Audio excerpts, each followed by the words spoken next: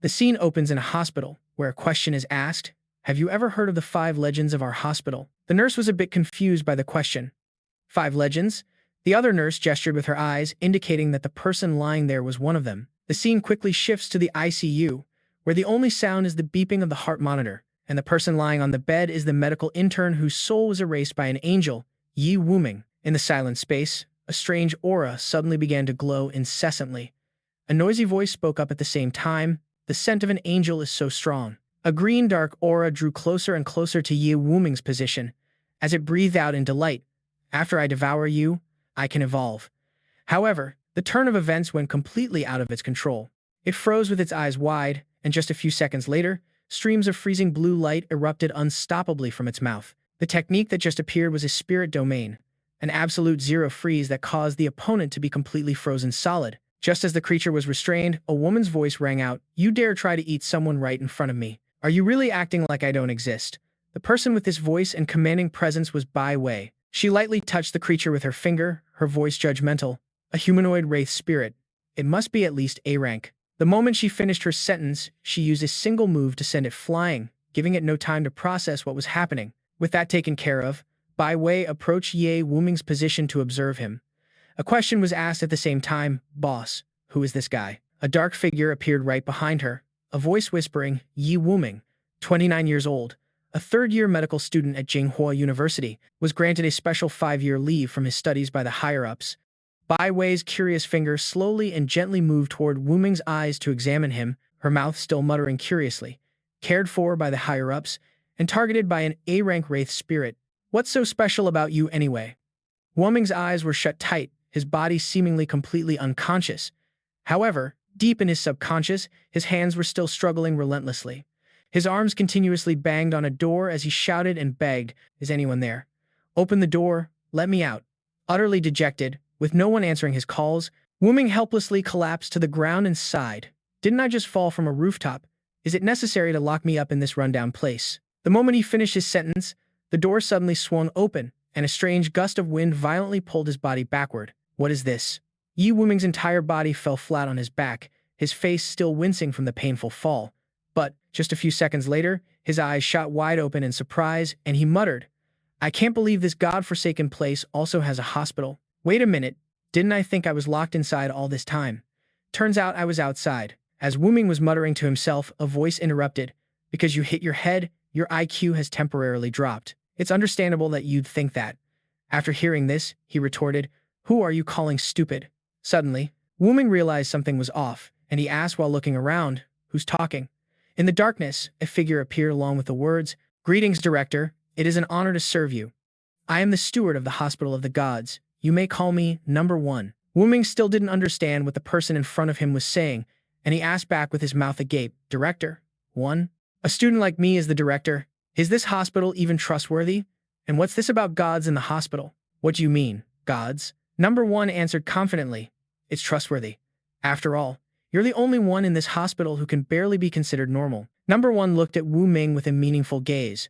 "As for the gods, you'll find out once you're inside." The hospital door slowly swung open, revealing a scene full of surprises. Number 1 led Wuming inside, announcing, "Welcome to the Hospital of the Gods." The moment he stepped inside, a thought crossed his mind. Why does this place look exactly like the hospital where I did my internship? A statue in the center of the hospital piqued Wuming's curiosity. "Who is this?" Number 1 quickly explained, "The previous director. Once you officially take over the hospital, this will be replaced with your likeness." He looked around, rubbing his chin in confusion. "If I take over the hospital, does that mean I can leave?" Number 1 confirmed. "That's right. Just sign here, and you will officially be in charge of the hospital." A contract for the appointment of the director of the Hospital of the Gods, an indenture agreement for the director of the Hospital of the Gods, was presented to Wuming by Number 1. Without hesitation, he immediately put his pen to the signature line. This made Number 1 raise an eyebrow in curiosity. "Aren't you going to read the contract?" Wuming replied with a grim expression. "I've looked at it. If I don't sign, can I leave?" Number 1 shook his head. "In that case, no." Precisely because of that answer, he finished signing and handed the contract back to Number 1, saying calmly, "Then reading it or not makes no difference." As soon as the contract took effect, a system notification appeared. "Congratulations on signing the director's contract. You have received a reward, Flame Emperor's Book +1. The Flame Emperor's book has detected brain damage in the director and has activated treatment mode. However, something felt very wrong. Wuming's body was being forcefully pulled by something. He muttered in a daze, "I'm being." But before he could finish, his entire figure vanished. He was no longer standing with number one. Wuming's eyes glowed an eerie blue as his body was dragged to a different location. Unlike his posture from moments ago, he now stood imposingly on a high dais. Number one sounded slightly surprised. "So, it was you?" His eyes narrowed as he observed the situation, identifying the figure before him as the Archangel Michael. The scene then shifts to 3 days later. An interrogating voice is heard. "Do you have any explanation?" Yi Wuming, with a determined look in his eyes, replied, "There's nothing more to say.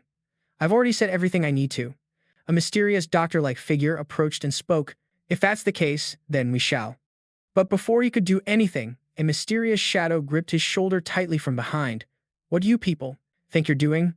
The situation grew increasingly chaotic, and objects clattered to the floor, their lonely sounds echoing in the night. The lights in the dark room flickered on. As soon as it was bright, a tray piled high with food was revealed. The doctor sighed in exasperation. "Real clever. I told you to stick to your diet, but here you are sneaking snacks in the middle of the night, right?" Wu Ming and Nan Cheng were holding food in their hands, trying to sweet-talk him. "Oh, come on, doctor, don't be mad. How about this? Why don't you join us?" Yes, good food is meant to be shared." However, the doctor was adamant, snatching the food away as he gave an order. "It's all confiscated."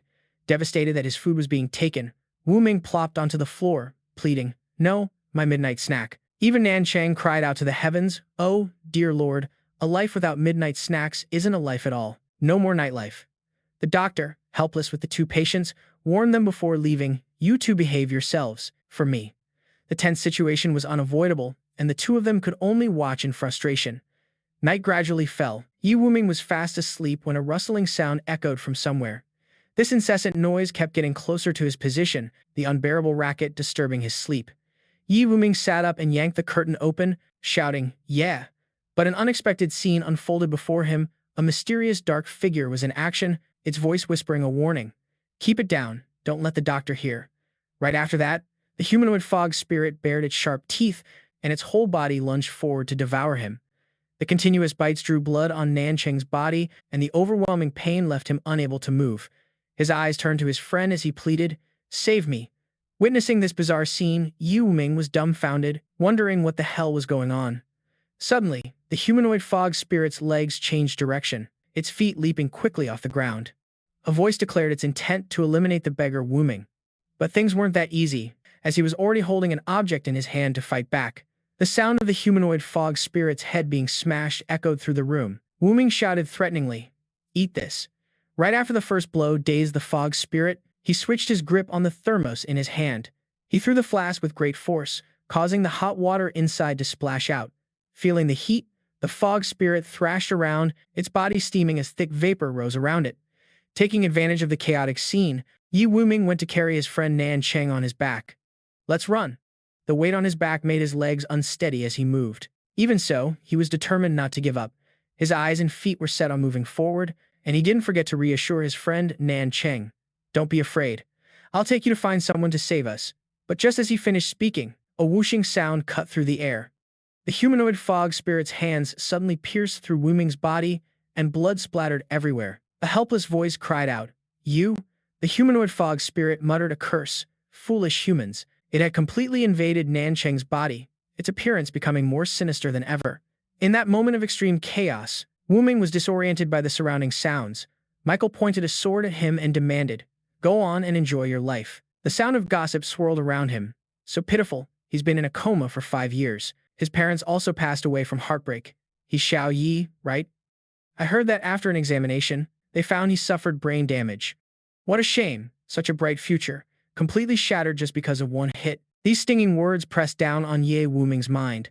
Unable to bear it any longer, he was determined to break his body free from its restraints. Michael was still giving orders, "Kid, just accept reality. This is a gift that fate has bestowed upon you." However, Michael had to stop mid-sentence, stunned by the violent development before him. Wuming was charging forward with his fist at incredible speed, shouting, "Here's a gift for your head." Just like that, nothing could stop him. The powerful punch landed squarely on Michael's nose. All of Wuming's long-suppressed frustration was unleashed. A scream that could pierce the heavens erupted. Just go die. Raging flames engulf everything. For him, a life like this. His voice trailed off. With a deafening roar, his body went berserk, his shirt ripping to shreds and revealing his rippling muscles. All his pent-up frustration exploded outwards. I'd had enough.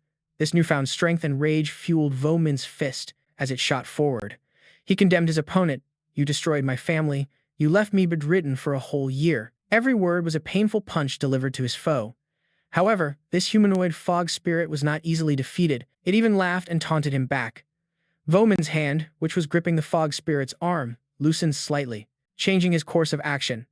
His eyes burned with hatred as he drew his right arm back to summon his weapon, making a steely declaration. Take this. A fiery roar accompanied the brilliant golden light of his summoned sword as Wuming swung the blade down with immense force, slamming it into the ground and declaring, "You all deserve to die." All the resentment he had bottled up until now was being unleashed. At this very moment, Wuming was overflowing with power, determined to fight to the very end. His technique was illuminating an entire section of the city, so brightly that even Bai Wei, who was taking a sip of water, choked when she saw the intense light. Her eyes looked up as she remarked, "This spiritual domain power, it has to be at least S rank, right?" A voice replied, stating that within that golden light was the shadow of a god, a divine domain. The Archangel of Divine Domain number 003, Goyu. The person who made this firm assertion was Liu Bai, a Siep Nan from Kinhua City and the captain of Squad 114. Faced with this unexpected situation, Bai Wei's eyes widened as she said, "Big bro, we have to find this person quickly. A divine domain this powerful absolutely cannot be allowed to fall into the wrong hands." Liu Bai calmly reassured her, "Don't worry." A knowing smile appeared on his face as he said that someone would definitely go find him. The scene shifts to another grand hall, where an irritated voice rang out, "Damn it, this guy is a true genius, but we can't let someone else snatch him up." The character muttering angrily was Shu Qin's son, a Siep Nan from Kinhua City, and a member of Squad 114, Division 3. After a long struggle with the humanoid fog spirit, Wuming's tired hands dropped his sword. He looked exhausted, his eyes fixed on his ill-fated male friend lying pitifully on the ground. His friend's eyes couldn't even close in peace, his body stained with the surrounding blood, so helpless. Wuming spoke, "I'm sorry, I couldn't save you." Right after he said this, another sinister voice cut in mockingly, "You can't even save yourself." Startled and curious, he whipped his head around. "Who's there?" It turned out the fight wasn't over yet. The humanoid fog spirit was still alive and completely intact. A light shove from it was enough to make Wuming stagger and lose his footing. The humanoid fog spirit used its massive body to lift him up, ignoring his loud shout, "Let go." Wuming's hand tried desperately to summon his sword, but he felt powerless moments later. "It's no use, the sword won't materialize." The fog spirit continued to squeeze Wuming's neck tightly, its dark voice speaking, "The scent of an angel is so fragrant. After I devour you, I'm sure I can evolve." Just as the situation turned critical, a technique appeared just in time, speeding towards the fog spirit's arm. Just like that, Wuming was dropped. After struggling against the monster for so long, he finally landed safely on the ground. Shu Qin-san looked at the current situation and breathed a sigh of relief. That was close, so close. However, it was too soon to celebrate. Before long, Qin-san had to shout angrily, "Hey, I'm talking to you. Put him down now." The humanoid fog spirit's form didn't disappear or weaken at all. Instead, it was gradually splitting into two. One side continued to grip Wuming's neck tightly, while the other lunged forward, growling threateningly at Qin-san. Seeing the events unfold before him, he realized, so it's a creature that can split, huh? "Isn't that quite a coincidence?" He said this with a cryptic smile, his voice full of confident assertion. "I'm also someone who can split, you know." Right after he split, Qin Lan appeared, but she didn't yet understand what was going on and complained, "This is so annoying, I was in the middle of my beauty sleep. Couldn't you have called someone else?" He tried to persuade her. "Come on, sis, this is an emergency. Lend me a hand." Qin Lan didn't hesitate at all. Despite her sleepiness, she rushed forward quickly. "All right, fine, I'll help you just this once."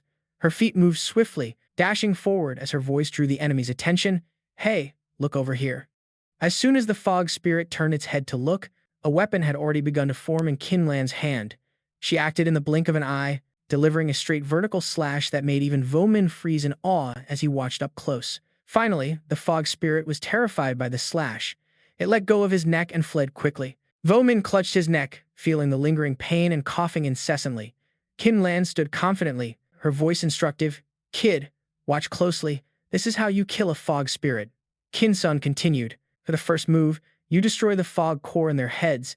Then for the finishing blow, Kin-lan strikes with full force. Only then can you completely destroy them. The final result was truly astonishing. The humanoid fog spirit that had been so persistent moments ago was now just tiny fragments, and the surrounding scenery had also changed significantly. Everything seemed to be gradually returning to normal. Wuming still didn't understand what had happened, muttering, "This is..." Not wanting to leave him too confused, Kin-sun explained, "This is a barrier. After the fog spirit dies, the barrier automatically disappears, and everything around will return to how it was before." Hearing this, Wuming became overjoyed and hopeful. "So is my friend still alive?" Kin-sun replied hesitantly, "Not necessarily." The quiet scene suddenly became unusually noisy. Doctors were rushing to give first aid to Nam-than. "Hurry up, is anyone there?" Looking at the current situation, Kin-sun predicted, "It looks like your friend didn't make it." Wuming was still shaken, but his curiosity grew. What on earth was that thing, anyway? Kin-sun thoughtfully took out a cigarette and began to speak. "Do you know about the great fog that appeared 100 years ago?" Wuming gave him an annoyed look and reminded him, "Smoking is prohibited in the hospital." Kin-sun nodded, "I know, but I haven't been able to smoke for a long time now. I just want to smell it a little." Getting back to the main topic, he explained to Wuming that the great fog appeared very suddenly, quickly enveloping the entire world. At first, everyone thought that it was just a rare weather phenomenon, but soon, everyone realized they were wrong. Cities covered by the great fog began to disappear, and people were also swallowed by the fog. But for some reason, in the entire world, only Huaxia was not eroded. That massive fog was stopped outside its borders, unable to advance a single step. Just when everyone thought they could rest easy, they discovered that within the fog, create life. Those things are called mist spirits. They can leave the mist and invade Huaxia. They feed on humans. Mist spirits are ranked by power from lowest to highest, F, B, A, S, and SS.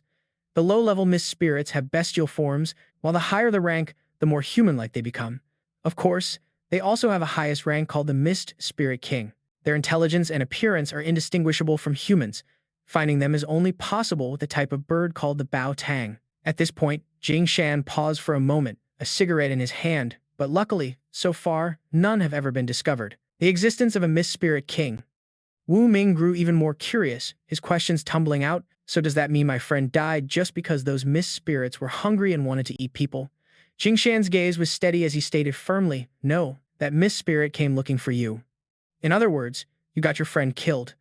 The accusation made him break out in a sweat, unable to accept it. You're talking nonsense." Despite this, Jing Shan pointed out the truth behind it. "Because you are a spirit contractor, a human chosen by the gods. If a mist spirit eats you, it will evolve. Admit it, you're the one who got your friend killed." The face of Wuming was completely helpless and defeated, sweat pouring down his face. He muttered self-reproachfully, It was me again." His arm came up to his face to hold back his sorrow. Fortunately, a supportive hand was placed on his shoulder as Jing Shan advised him earnestly, "So you don't want anyone else to die because of you, right? Instead, come with me. Allow me to introduce myself. I am Su Jing Shan, a member of Squad 114 of the Huaxia CA-Ren. In the CA-Ren, everyone is just like you. So, how about joining the CA-Ren and leaving the world of ordinary people behind?" Wuming immediately slapped Jing Shan's hand away. He said defensively, "So you're just a scammer. I almost believe you." He chuckled. "Why use such harsh words? Who's a scammer?" The CA-Ren is an organization established by the state that recruits people like us who can use spirit domains, or like you, who can use a divine domain. The purpose of the CA-Ren is, on one hand, to eliminate mist spirits, and on the other, because we are too dangerous and need to be monitored by the state. He clearly didn't believe it. "Are you done? If you're done, you can leave now, right?" Jing Shan tugged at Wuming's shirt, shaking it. "Aren't you tempted? Don't you want to join? You really won't even consider it." Wuming replied with an incredibly determined look, "Don't bring it up again. I just want to be a normal person." He frowned and reminded him, "From the moment you were chosen by the gods, you were no longer a normal person." The footsteps of Wuming, who was walking away, suddenly stopped. He clenched his fists, thinking to himself, "I know, that's why I just want to be a normal person." Wuming returned to his hospital room. It was well past midnight, and he was still tossing and turning, unable to sleep. Should I listen to that guy or not? Wuming's expression was tense as he tried to close his eyes. Maybe staying away from normal people is the right thing to do. Suddenly, he woke up as if his soul was being pulled away. Wuming stared blankly at the large hospital gate. How did I get back here? Suddenly, someone abruptly appeared. My dear director. He bowed politely and respectfully. It's a pleasure to see you again, sir. He immediately retreated. Stay away from me. I think you're a bad person. Number 2, being overly dramatic, dropped to his knees, taking out a handkerchief to wipe his tears. I knew it. It turns out I've misplaced my affections. Wuming was suspicious. You weren't like this the last time I saw you. Hey, you better act a little more normal. Then suddenly, Number 2 stood up. My dear director, I'm afraid you've misunderstood. The person you met last time was my brother, Number 1, and I am Number 2. He asked the critical question, Are you kidding me? You two look exactly alike, he pointed out indignantly. How can we be the same? I have a noble ahoj. Wuming ignored the nonsense. So where is your brother? Number 2 opened the large gate. My brother is resting. We work in shifts. I work on Mondays, Wednesdays, and Fridays, while he works on Tuesdays, Thursdays, and Saturdays. As for the weekend, director, you are on your own. He was still suspicious. Why am I back here? He replied with an obvious tone. This is your hospital. Of course you would return here. But most importantly, you've just unlocked a divine domain, and the hospital has helped you unlock the first patient ward, so you were forcibly pulled in here. Wuming was curious. The first patient ward? Are there patients in the hospital? Number 2 explained. That's right, and there's more than just one. He looked at the statue of himself, feeling it was very strange. He praised, It's very handsome. It's meant to commemorate the director from that day. Wuming said helplessly. You don't have to say it like I'm already dead. Number 2 said excitedly. Actually, you left in such a hurry last time that my brother didn't get a chance to introduce the hospital's layout to you. The hospital has a total of 8 floors. The first floor is the main lobby, the pharmacy, the cafeteria, and the staff dormitories. He led him to a separate area, along with a fully furnished room with luxurious interiors, your office. Wuming couldn't help but look around curiously. So many books. He went to a shelf to take a look but couldn't pull one out. Number 2 then explained, My dear director, don't waste your energy. You can't touch these books yet. Wuming was confused. Why? Isn't this my office? He raised an eyebrow while sipping his tea. It's not like that. Because you are too weak, and the content within them is too powerful, the hospital has placed a restriction on them to protect you from an early demise. All right, my dear director, stop looking. We should go see the patient ward. I don't know where the key to the basement door was thrown, so be confident. He was startled and displeased. Can you guys be a little less irresponsible? Number 2 even shamelessly smiled and replied, Director, you understand. My brother and I looked untrustworthy from the very beginning. But it's okay. Below is a prison, and there's probably no one inside. Wuming didn't know that where he was walking, a dense black smoke was hidden. He continued to ask, What about the stairs to the 3rd floor? He explained, You need to meet certain conditions to unlock the 3rd floor. Before that, there are no stairs leading up. Wuming felt it was complicated. Is this a seal? Number 2 laughed cheerfully. That's right. After all, our patients are all very dangerous. He hesitated a little in front of the ward door. So, should I open it? Unexpectedly, Wuming heard no reply. When he turned to look, the man had already vanished, leaving behind a faint laugh. Director, good luck. This attitude really shocked him. In the end, he could only face the patient ward alone. Wuming's hand slowly reached out to touch the doorknob. His bewildered eyes scanned the surroundings, searching for something. After searching for a while, he helplessly wondered, Is no one here? Right after that question, a rattling sound echoed from outside. It caught Wuming's attention, but no matter how hard he tried, he couldn't open the door. What's going on? Why won't the door open? Just as he was getting confused, a notification panel appeared. After the patient's file is created, the room door will automatically open. He still didn't understand the problem, muttering to himself, There's no one here. How am I supposed to create a file? Searching around, he found nothing, not even under the bed. A look of annoyance started to cross Wuming's face. How can there be no one here? The words had barely left his mouth when a woman with disheveled hair appeared before him, but just as quickly, the scene became empty again, leaving only an indescribable feeling of frustration. Meanwhile, Number 2 was sipping tea and breathing a sigh of relief. Good thing I ran fast. Just listen to that sound. How tragic. Hearing this, Number 1 asked skeptically, Is the new patient that scary? Number 2 casually shook his head. Who knows? The director hasn't even created the medical file yet, so we can't look up any patient information. Number 1 calmly recounted, I just went to check, on the bookshelf, the few books related to this patient are all pitch black. Upon hearing this, Number 2 was so shocked, he spat his tea all over his brother's face.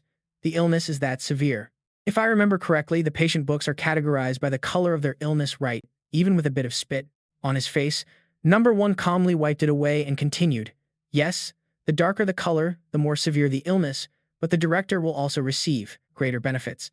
Number 2, still very cautious, reminded his brother, that's only if they can be cured. Remember, the previous director's cases were all light gray, and it still took them several years to cure just one person. As soon as he heard this, Number 1's usual calm expression changed. He spoke hastily. I just remembered, only when a serious problem occurs in this world do patients with such severe conditions appear, right? Number 2's mood also grew somber, nodding in agreement.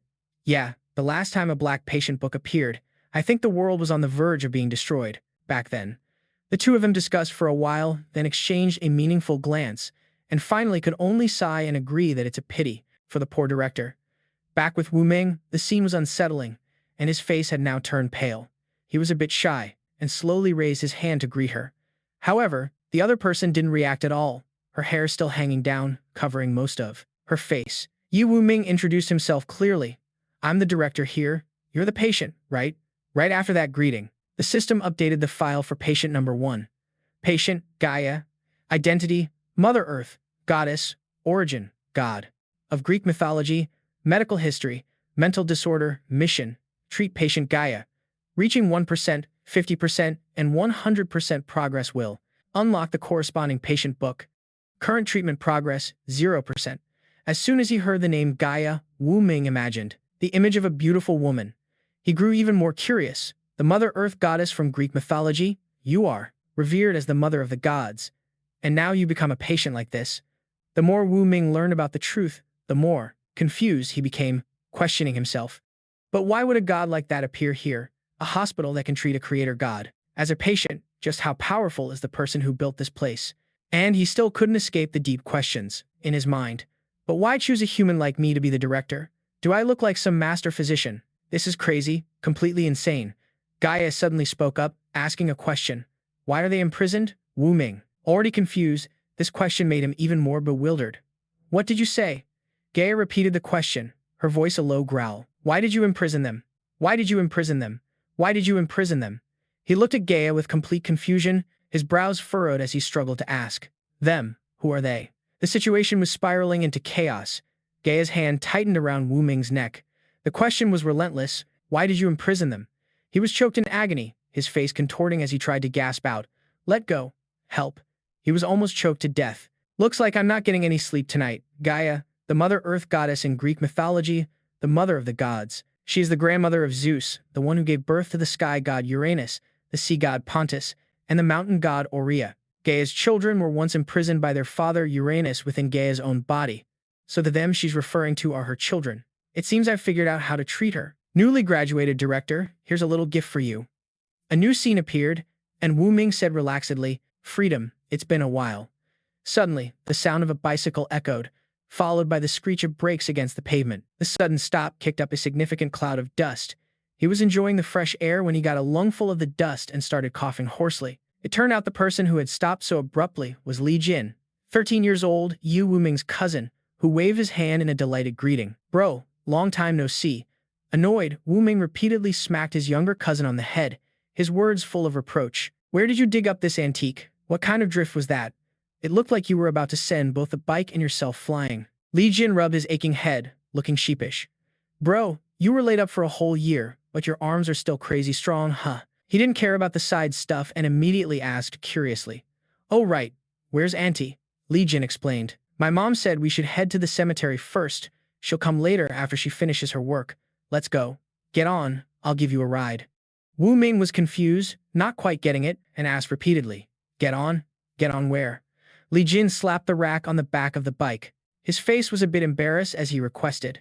Just make do with this for now. It was rush hour, and a tiny bicycle was struggling to carry the weight of 2 grown men. He shouted enthusiastically. Let's roll. And so, the bicycle creaked along, with Wuming's large frame perched bizarrely on the front.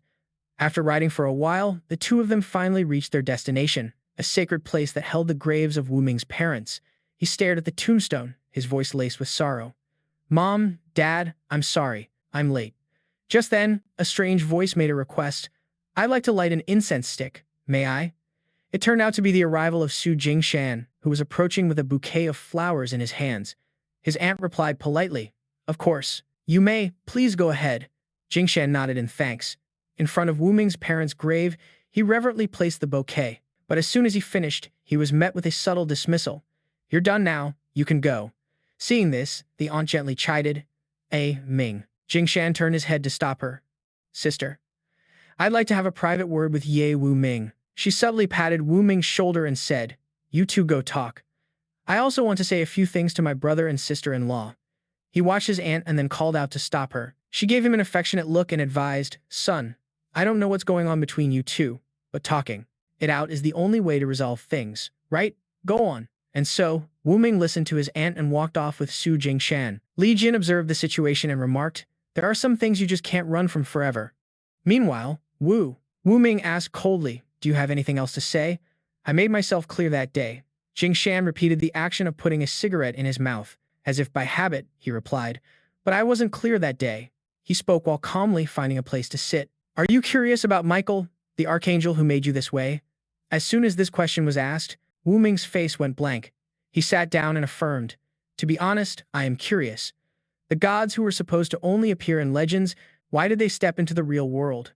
Jingshan began to explain in detail. This story has to start from the year 1902. At that time, the Great Fog Screen had not yet descended, which would still be the Qing dynasty. Right in the capital, there were 3 people traveling at night. To save time, they took a shortcut through the mountain forest. Halfway through their journey, it started to rain heavily. The 3 of them sought shelter and entered a nearby cave. Unexpectedly, as soon as they got inside, a bolt of golden lightning struck down, and then something fell to the ground with a thunder, creating a deep pit. Those 3 people were quite bold, so they went closer to take a look.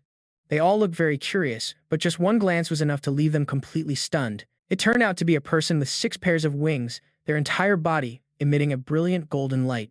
That was the 3rd god discovered in Huaxia, Archangel number 003, Michael.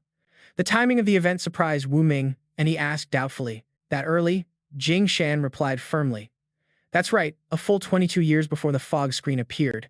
That's why we're still speculating whether the gods brought the fog screen or the fog screen summoned the gods. The reason the theory that the fog screen summoned the gods still exists is because someone once spoke with a god. That god said the fog screen appeared a very long time ago, but it gradually became uncontrollable." The deeper he got into the story, the more Wuming realized the issue. He pressed with a question, "Uncontrollable, does that mean someone used to control the fog screen?" The question made Jingshan hesitate and shake his head. Who knows? These gods always speak in riddles.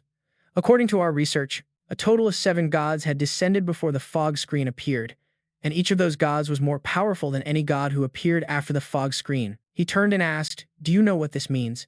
The stronger the god, the more terrifying the abilities of the one who forms a pact with them.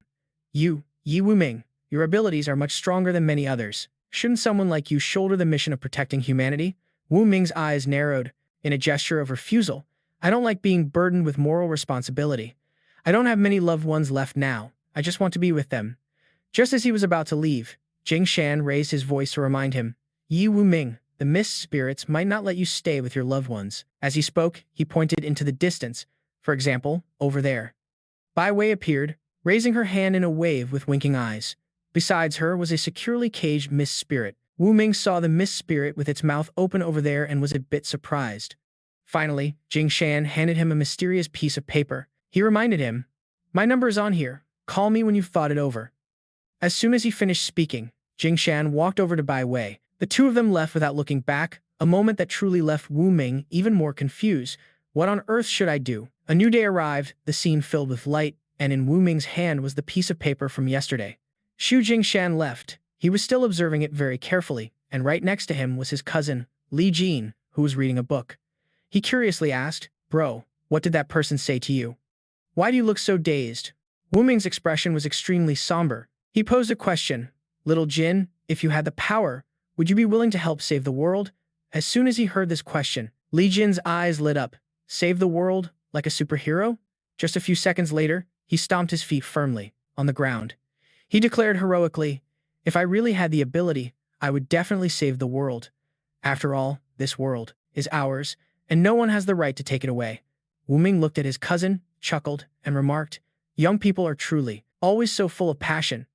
You keep that passion going. I'm going to go catch up on some sleep. And just like that, he moved quickly outside, leaving Li Jin inside staring after him. A thought sparking in his mind. Passion? Perhaps. We simply don't want to see this world destroyed before our very eyes. The plot thickens. Another scene unfolds. Wuming is doing something incredibly mysterious. Just then, the sound of footsteps was heard, and his eyes followed the sound as he asked, "No need to knock this time." Number one appeared with a respectful posture. "Welcome home, Director." Wuming's eyes suddenly widened as he noticed the lack of a cowlick. "You're number one?" Number one nodded in confirmation. "Yes, Director." Getting straight to the point, number one addressed the issue. "Director, the medical file for patient number one has been placed on the desk in your office. You can review it at any time." Hearing this, he replied, "All right, I got it. You can go back to your work. I'll call if I need anything." Number one bowed and obeyed. "Understood. Director, number one is always at your service." Wuming had an expression of praise. Number one is still the reliable one, that useless. Number two only knows how to sell out his boss. As soon as he left, a voice spoke up as a reminder. "Hospital of the Gods, June 20th, 2006. Number two was diligently recording the events. The new director arrived and called me useless, and also said my brother is better than me." Seeing this, number one asked curiously, "What are you doing?" Number two replied succinctly, "Recording grudges." Number one looked at the situation and broke out in a cold sweat. "Why does this notebook look so familiar to me?" Number two didn't let him wonder, explaining, "Of course it does. I have a dozen or so more boxes of notebooks just like this, but they're all about the previous directors. This one is a grudge notebook specifically for the new director." In another dark room, Wuming was intently reading some notes.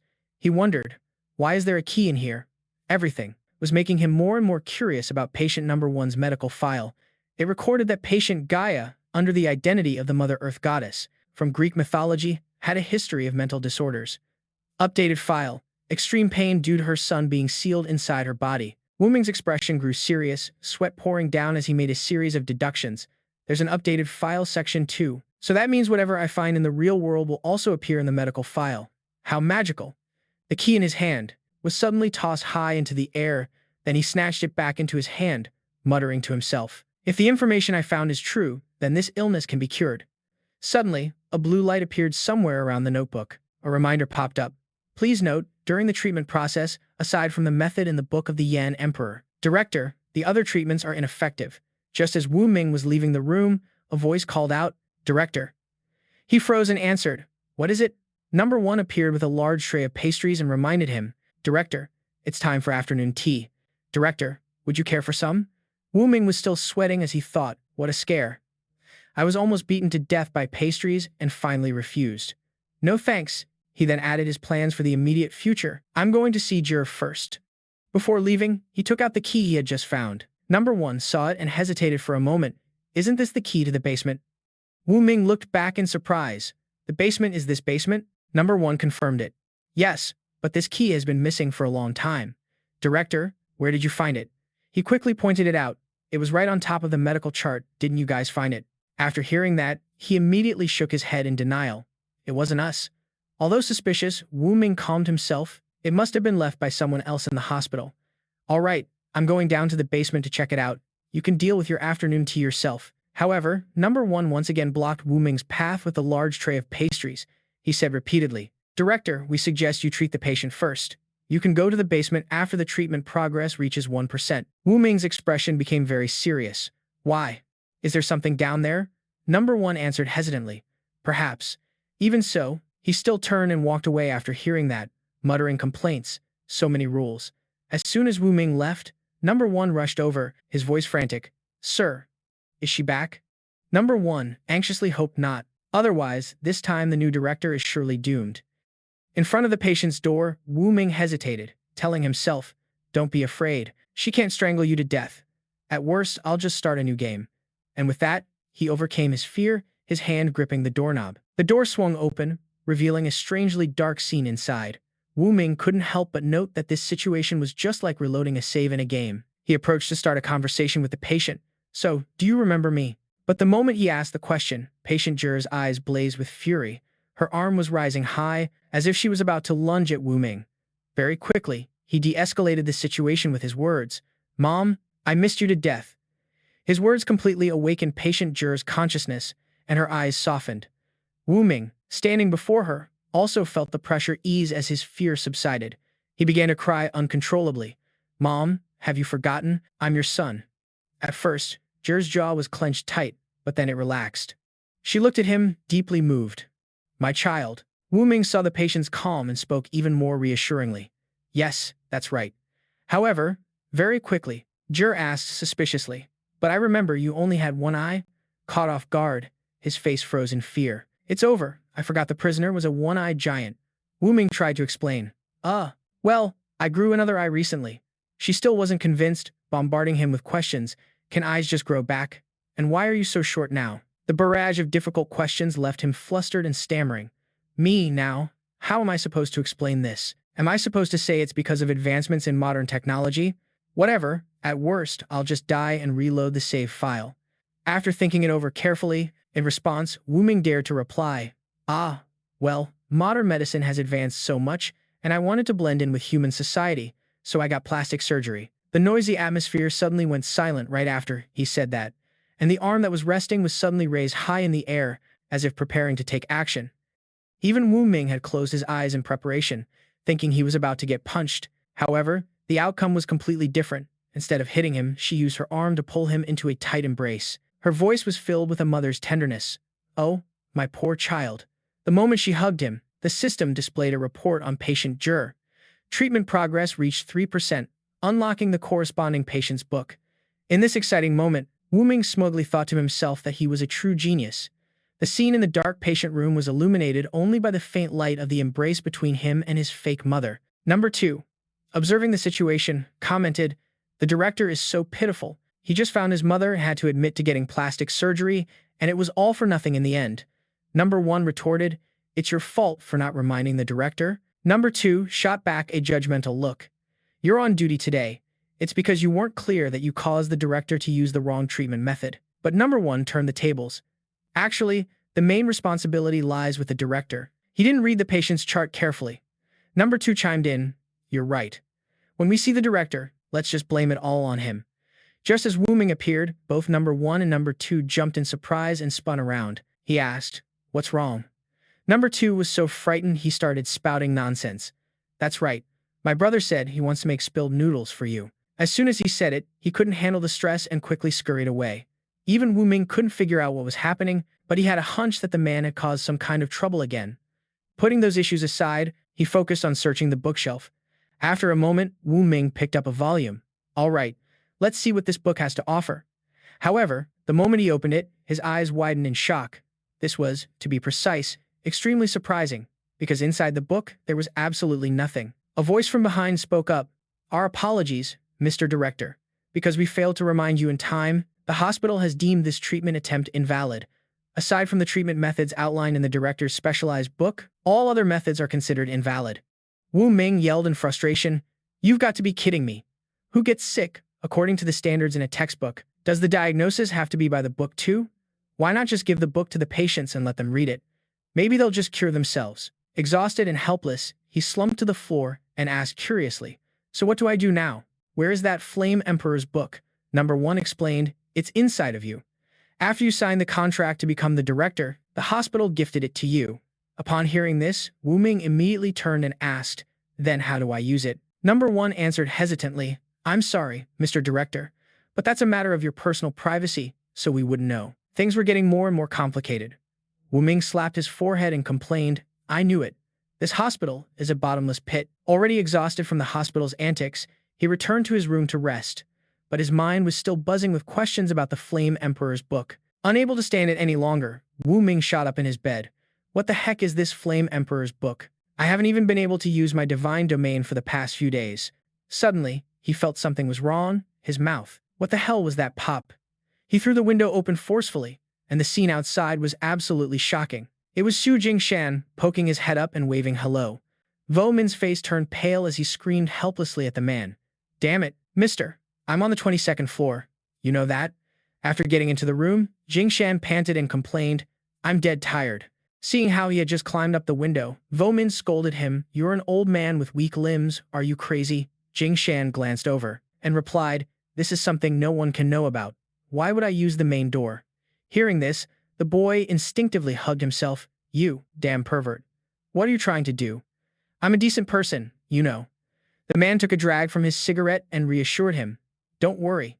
Even if I wasn't decent, I wouldn't be interested in a weak little brat like you. As he spoke, the old man slowly pulled a piece of paper from his pocket. Wuming looked at it, completely confused about what he meant.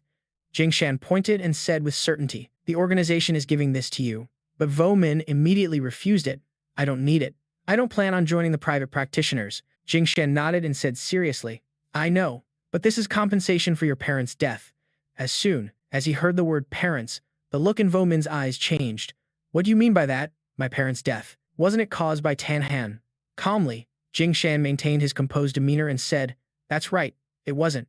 This morning, the captain received a file from the higher-ups stating that your parents' death might be related to File C. Hearing, this made Wuming even more curious about what File C was. Jingshan's eyes grew more mysterious as he recounted the story. It's one of the top secret cases of the private practitioners. The private practitioners have 3 types of secret cases: File A, File B, and File C. Among them, File A pertains to unsolved domestic cases. For example, the red-eyed spirit murder case from a few years ago.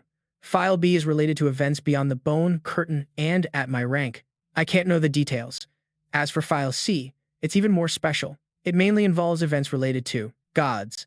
For example, the Meiji Pit incident of 1902 was a File C case, but it was only declassified after your divine domain appeared. Wuming's expression grew darker and darker. He asked curiously, How can I find out about my parents' case? Jingshan shot up and said bluntly, Normally, a File C is only declassified when the related god reappears. Of course, there is another way. He approached and patted Wuming's shoulder reassuringly, his words a constant reminder. Within the private practitioners, you just need to reach a certain rank to be able to view all 3 types of files.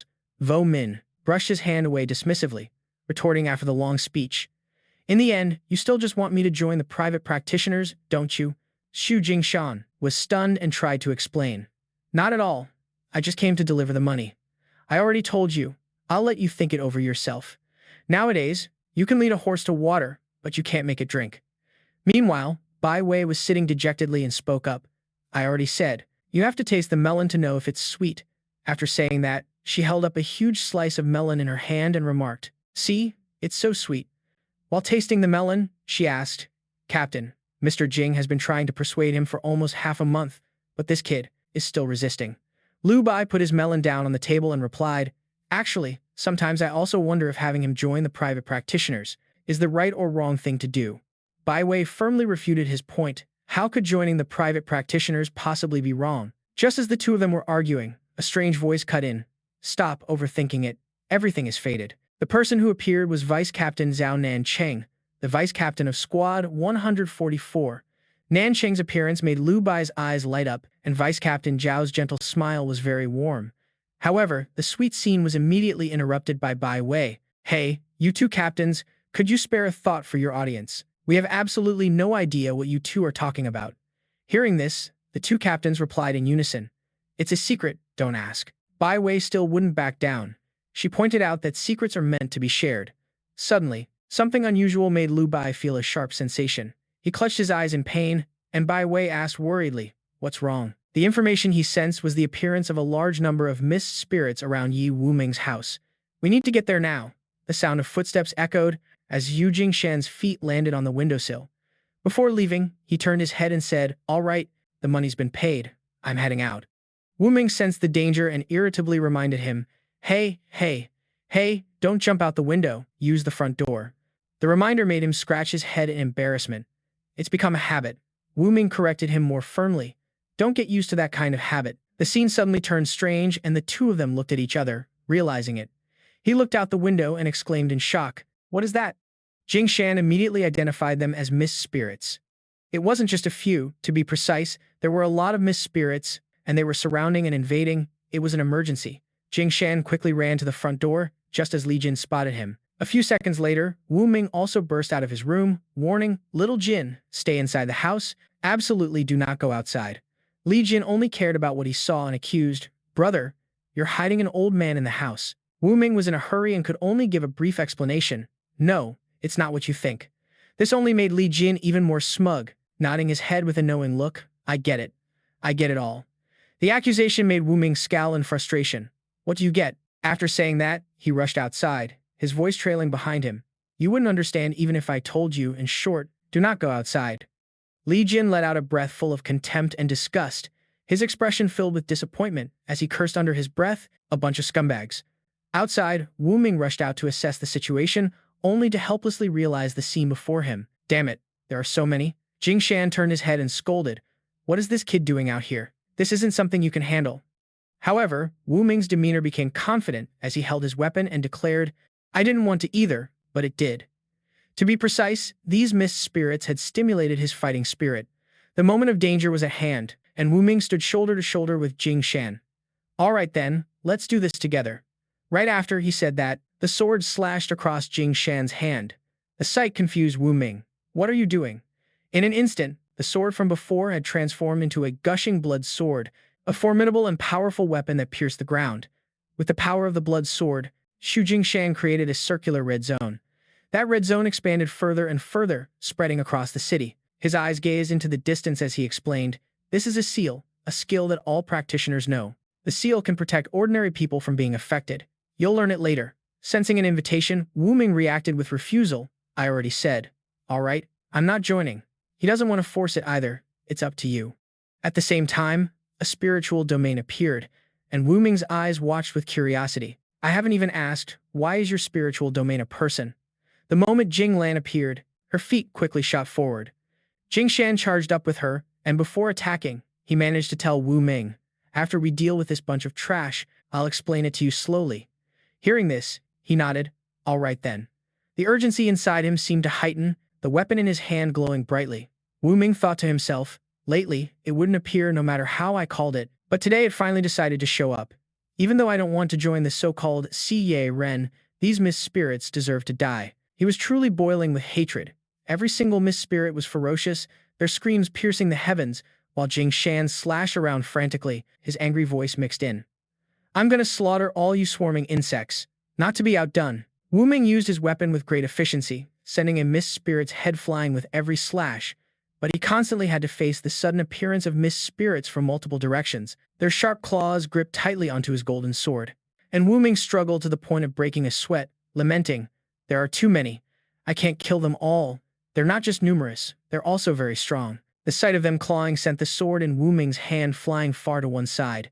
The situation grew more and more critical as a mist spirit's mouth gradually opened wide, threatening Wuming's life. But fortunately, just then, a sword slashed across its mouth, and the mist spirit couldn't withstand it, its entire body collapsing helplessly. It turned out to be the power of Xu Jingshan. His voice rose threateningly. Damn it, I'm still here. He not only pinned down the mist spirit but also redirected his sword for a new attack with great agility. He glanced over, expressing, It's a shame I don't have a spiritual domain. Otherwise, I wouldn't have to cut them down one by one. Wuming was a bit surprised to hear this. You don't have a spiritual domain. Despite not having a spiritual domain, Xu Jingshan was still cheerfully shouting, Let's talk after we finish this. On the other side, Wuming's sword was being retrieved. Jing Lan had instantly pulled the sword from the ground, her hands swiftly and strongly gripping it. From a distance, he didn't hesitate to reach out his hand to grasp his weapon, his eyes filled with a growing determination to wipe out the mist spirits before him. Every single slash of his sword left a trail of blood on the ground. The three of them, Jing Lan, Jing Shan, and Wuming, stood firm in three directions, each one determined to fight. He seemed to be getting tired, sighing. Are these mist spirits weeds or something? No matter how many I cut down, they just keep sprouting up. Jing Shan observed the situation closely and realized, damn it, something's not right. The mist spirits suddenly started laughing in a maniacal way, their quality also seeming to change. They began to part to the sides, as if welcoming the arrival of someone. A mist spirit with 5-toed feet appeared, making Wuming guess, a human? A mist spirit completely different from the ones that had appeared before emerged, its form and movement style mutated. Jing Shan shouted with certainty, That's not right, that's a mist spirit. A humanoid mist spirit of S rank or higher.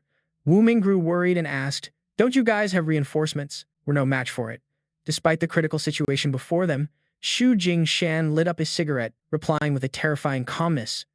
Of course we do, but they haven't shown up after all this time, so maybe they ran into trouble too. The scene shifts to outside the controlled red zone created by Jing Shan, where a car is on the move, quickly then suddenly stopped. Bai Wei observed the situation and wondered, why are so many mist spirits gathered here? Chiang Ningning, a member of Squad 144, panicked and added, is this Ye Wuming guy the reincarnation of Tang Sanzang or something? Why do they keep chasing him relentlessly? She then asked, if I take a bite of his flesh, will I become immortal? Shi Rui, another member of Squad 144, propped up her chin and replied listlessly, I don't know. Ningning was still excitedly expressing her thoughts. If we meet him later, I'll take a bite and see. What if I really become immortal? However, an unexpected situation was rapidly approaching, causing the faces of both Ningning and Shi Rui to tense up. The massive legs of a huge mist spirit were stomping right on the hood of their car, and in truth, it wasn't just one, but many of them surrounding the vehicle. Ningning screamed in terror without stopping. The car could no longer stay still and immediately accelerated, ignoring the mist spirits harassing them from outside as Bai Wei focused on driving forward. After a while, they were finally able to step out of the pursued vehicle. Ningning praised her profusely. Sister Wei, your ice sculpting technique has improved again. Crack. Bai Wei froze the group of mist spirits, then directly made them explode in midair. Lu Bai used his reconnaissance skill, 5S-Rank mist spirits. Ningning was startled. 5 of them. Did we stumble upon the mist spirit's nest? She dropped into her spirit domain, spinning around amidst so many mist spirits. Then, Ningning leaped forward, swiftly drawing her guns with both hands, intending to fight directly in midair. Her face couldn't hide her frenzy. She was having the time of her life killing, and in the blink of an eye, she had slaughtered all the surrounding mist spirits. Bai Wei was nearly blown away by the dust and yelled, this damn brat is going crazy again. Lu Bai gave an order. Shi Rui, find a sniping position. Bai Wei, the far section over there is yours. The two of them immediately acknowledged in unison, got it. She then swiftly grabbed the other person and flew up. Let's go. Shi Rui. Bai Wei directly stepped onto the car roof to gain momentum, then used that to launch herself higher into the air. She turned her head and asked her teammate, where to? Shi Rui pointed ahead, that high-rise building over there. So Bai Wei created an ice staircase to get there and playfully teased her by tossing Shi Rui off. Nancheng jumped, his little Wei planning to let Shi Rui free fall. However, she didn't show any sign of panic, using her spirit domain to land gently on the ground. Lu Bai sighed. The fact that Shi Rui is still alive proves she's really got a tough life. He glanced meaningfully at Ningning. I think my life is pretty tough too. He then reminded, Old Zhao, keep an eye on her. Don't let her actually go crazy from all the killing. Nancheng pointed to himself doubtfully. Me? Then, he helplessly accepted. Casually swatting away a charging mist spirit, I'll do my best. Kids these days are getting harder and harder to manage. Lu Bai knelt on one knee, covering his right eye as spiritual energy leaked through his fingers, while his other hand touched the ground as if transferring power. Instantly, the space around him transformed. A barrier opened, and in front of Lu Bai, strange, dark figures appeared. They seemed to be transmitting some kind of information. Lu Bai listened and then fell into deep thought. Red-eyed mist spirit. Earlier, when he arrived at the CE headquarters building, Lu Bai had been speculating while waiting. Have you heard? Something happened in Jinghua. They're not looking for us because of that, are they? Another team captain agreed. Probably. He even managed to joke. If that's really the case, I'm afraid we'll have to write our wills. Just then, the door to the meeting room. The screen turned on, and the superior assigned the mission. Has everyone heard about the incident in Jinghua City? Lu Bai, you'll handle the situation in Jinghua City. Qin Dao, this is related to the red-eyed mist spirits. Take your team and investigate. Try to contain those things outside the mist. The man replied resolutely, Commander, rest assured. Unless I die, I will not let a single red-eyed mist spirit appear again. Remembering the look in his eyes now, his gaze darkened. With so many red-eyed mist spirits, could he really be? The spirit domain erupted further with Lu Bai's emotions, and finally, the divine eye appeared as he raged. All you pieces of trash are going to die. Elsewhere, the 3 members of Jing Shan's group were on guard, ready for battle. A tense Wuming asked, aren't you not supposed to smoke? He held a cigarette in his mouth and smiled reassuringly. Just this last time, you can only pick up the holy sword. All right, then let's fight together. In the blink of an eye, the 2 of them shot forward like lightning, charging to attack the mist spirit. But then, Jing Shan's move was blocked. Their attacks couldn't even touch it, shocking all 3 of them and making their faces turn pale. The mist spirit sneered at them, like an egg hitting a rock. Jing Shan gripped his blade tightly and shouted, slash. However, his strike caused no damage at all. At the same time, the mist spirit pulled back its fist and then gathered its power into its other hand. With a single move, it swept all three of them away, and Jing Shan's group was knocked down, unable to withstand the blow. Wuming sat up in disbelief. How can it be this strong? He frowned, looking at his two struggling teammates. What do we do now? Suddenly, Jing Shan lit a cigarette, took a drag, and then threw it away. This is the only way. He took out something and dripped his blood on it, then suddenly began to explain. Yi, you asked me before why my spirit domain is in human form. The truth is, it's not a spirit domain at all, but my older sister. A power erupted around Jing Lan, similar to her younger brothers. Jing Shan continued, my sister was killed by a mist spirit, and her lingering obsession caused the two of us to share the same body. A sword hilt appeared in his hand, and now both siblings had summoned their weapons. This is my true spirit domain. This sight left Wuming wide-eyed. Jing Shan turned his head slightly to remind him, watch closely, kid. Instantly, the figures of the two siblings charged forward together. They rushed towards the mist spirit, shouting in unison, go to hell. In a flash, they were right on top of it. The two of them split up to surround the monster. But the mist spirit showed no signs of faltering, looking at them coldly. Then, a powerful wave of blood-red light swept past it. Jing Shan went first, striking a heavy blow against the enemy. His eyes also shone with an unusual light, spirit domain. As the two siblings passed through simultaneously, the mist spirit took double the damage from the blazing flame slash. Instantly, its entire body was so damaged that blood spurted out. Unexpectedly, at that moment, Jing Shan stumbled and fell from the aftershock. The vicious mist spirit immediately seized this rare opportunity. It lunged towards him, aiming for a fatal blow. But Wuming rushed forward to block it, yelling, you bastard, I'm still here. He held up a brick and gave a thumbs up. Mr. Jing, you're awesome. Meanwhile, the mist spirit was now being incinerated by the blazing fire, and it could be seen struggling within the flames. Jing Shan, in a daze, smirked. In my entire life, this is the first time I've used my spirit domain. I didn't expect it to be this overpowered. Unexpectedly, his vision then went dark, and his body. He couldn't hold on and staggered to his knees. Wuming dazedly turned his head to call for Chu Jing, then snapped out of it and rushed over. Uncle Jing. He hugged the man tightly. Uncle Jing. Uncle Jing. The man forced a smile. See, I killed an S-rank mist spirit. Wuming couldn't hold back his tears. I see it. I see it. You're so amazing, Uncle Jing. Jing Shan weakly lamented that it was a shame the captains couldn't witness it. At that moment, he seemed to feel someone take his hand. It was the spirit of his late sister, smiling gently. Her body, like wisps of smoke, was slowly fading away. Jing Shan closed his eyes with a contented smile, thinking that he could finally go find his sister. At last, his hand quietly went limp. Wuming's tears fell uncontrollably as he choked back sobs. Uncle Jing. Wuming threw his head back and screamed, wanting to release all his anguish. A golden light suddenly enveloped his body.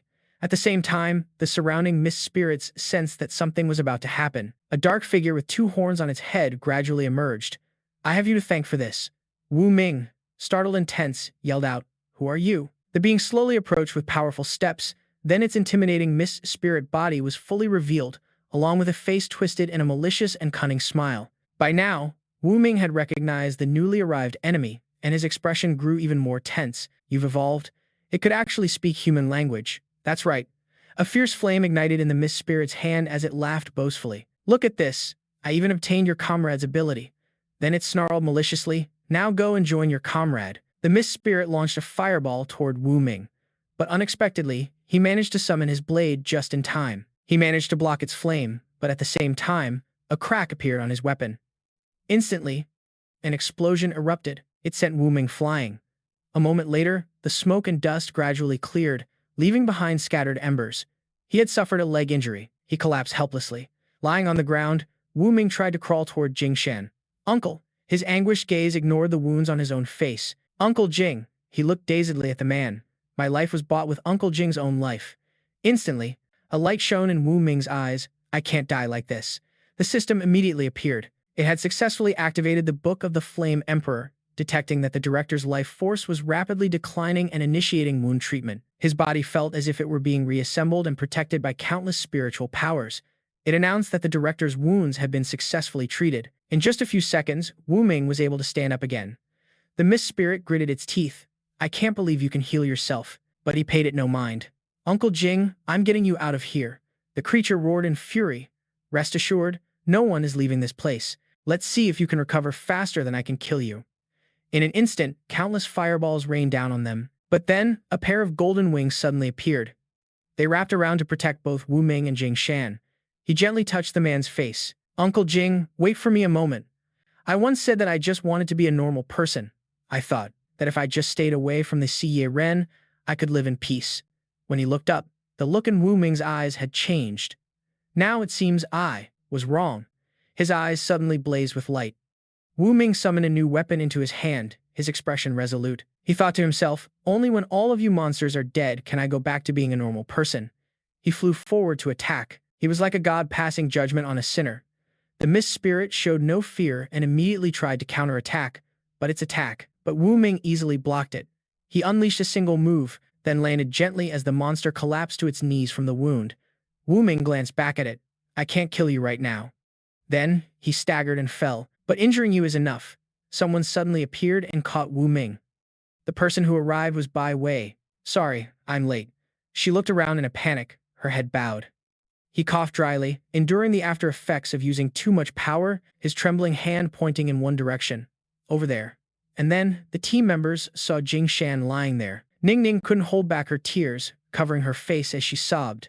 Bai Wei was stunned in disbelief. How could this happen? Man Chang lowered his head in despair. "I was a step too late again."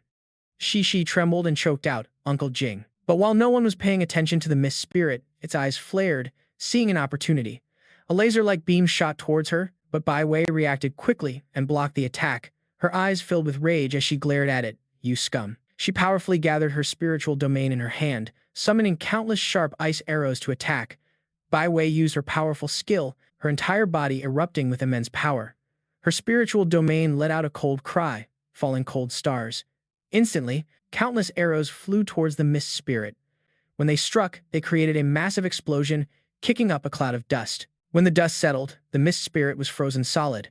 Bai Wei didn't stop there, shouting, "Bone Dragon's breath." Then a massive dragon appeared, easily encircling the block of ice. Filled with hatred, she charged forward with an ice spear, instantly creating a shocking, cold explosion. Finally, Bai Wei slowly emerged from the dust cloud. Behind her, the result of her finishing blow on the evil S-rank mist spirit. She let out a sigh after the one-sided battle, the hatred in her eyes fading, leaving only sadness and relief. Bai Wei approached Jing Shan and her teammates, softly saying, "Uncle Jing, rest in peace." 1 week later, his funeral was held. The team members all gathered in front of Jing Shan's gravestone. Wuming gently placed a brand new pack of cigarettes down, whispering sadly, "Uncle Jing, this time you can smoke in peace," Lu Bai said slowly. Old Shu was a heavy smoker. The doctor never let him smoke before, but now there's nothing to worry about. Then he placed something else on the pack of cigarettes, trying to make a joke. "See, I'm the one who treats you the best. I even remembered to leave you a lighter." "Old Shu, that's a whole pack. So don't be stingy. Remember to share with the brothers down there. If it's not enough, just visit me in a dream, and I'll buy you more." Wuming asked curiously, "Was Uncle Jing that stingy?" Lu Bai replied nostalgically, "You bet he was." All the brothers knew that whenever we visited graves, he was the stingiest one. Those words startled him. "All the people lying here." His voice rang out slowly. "The people resting here are all the brothers who have sacrificed themselves in Jinghua over the years." The smiles of his old comrades were still vivid in Lu Bai's memory. He sighed softly. "Who knows? One day, there might be a few more gravestones here. And when that time comes, I wonder who will be left to pay their respects to us." Then Lu Bai turned to leave. "Let's go." Wuming suddenly spoke up. "Captain Lu, I want to join the private operatives." He was a bit surprised and didn't agree immediately. "Is it because of Old Shu?" "There's no need for that. Old Shu sacrificed himself for all of humanity, not just for you." But he lowered his voice and denied it. "Accepted." "Not exactly. I've thought it through. In these chaotic times, being an ordinary person is the hardest thing, because ordinary people have to spend their whole lives remembering the fallen heroes, and that's too exhausting." It seems those words surprised Lu Bak, so he didn't hesitate to extend his hand, calmly accepting. "All right, welcome to the special operatives." Wuming smiled in relief and shook Lu Bak's hand. Afterward, he arrived at the headquarters of the special operatives, and Wuming looked up with a dazed and slightly flustered expression.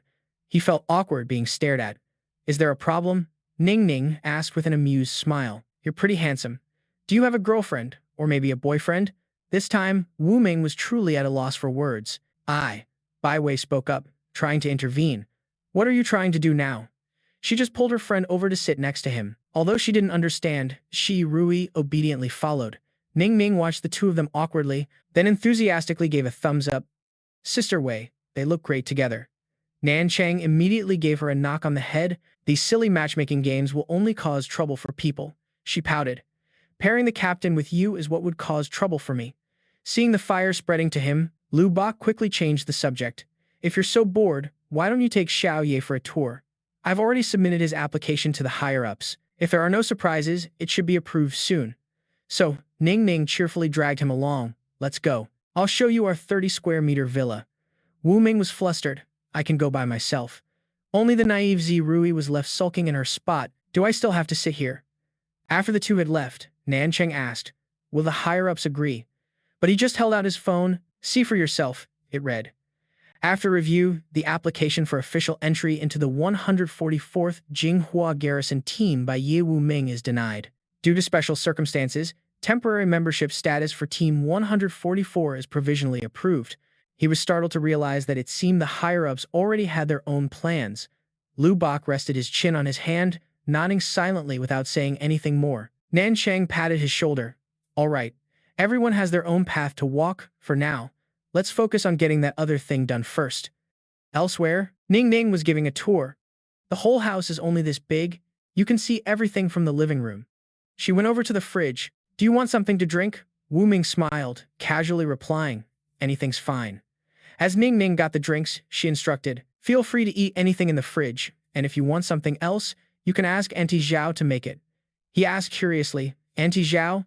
She handed him a can. Zhao Nan Cheng, our vice captain. But he acts like a nagging old mother managing me all day, so I call him Auntie Zhao. Suddenly, Ning Ning remembered. Oh, right, as a rookie, regulations say you have to go through a year of training. This caught Wu Ming's attention. Training? She explained. The Special Operatives is a disciplined organization. Besides learning how to use the spirit domain, you also have to go through basic training courses. Ning Ning leaned back on the sofa to drink, then continued. For example, close combat, firearms, tactics, and how to open barriers. But this kind of paramilitary training won't start for at least another half a month, mainly to give hot-blooded young men like you time to reconsider. This statement felt like a threat to Wu Ming. Her expression turned grim. After all, I've met quite a few young people like that who talk about protecting their homeland, but turn around and run for their lives at the sight of a spirit plume. He asserted without hesitation, don't worry, this isn't my first time seeing a spirit plume. I'm not afraid. Ning Ning's mood brightened. Well, that's good. Also, we don't have housing for new members. But before you start training, you might have to go through the captain's special training course. This made Wuming wonder, what kind of special training does Captain Lu Ya have? Just then, Lu Bai appeared. Let me give you a heads up so you're not caught off guard. The people participating in the reserve training, more or less have some background in close combat and shooting. If you just charge in like this, you'll easily get beaten to death. Nan Cheng laughed reassuringly. Don't listen to him trying to scare you. It's not like you'll die. At worst, you'll just get your arms and legs broken. But that tone of voice only made him more worried. Suddenly, Bai Wei also came over and joined the conversation, disagreeing. What an unreliable bunch. All you know is how to bully a kid.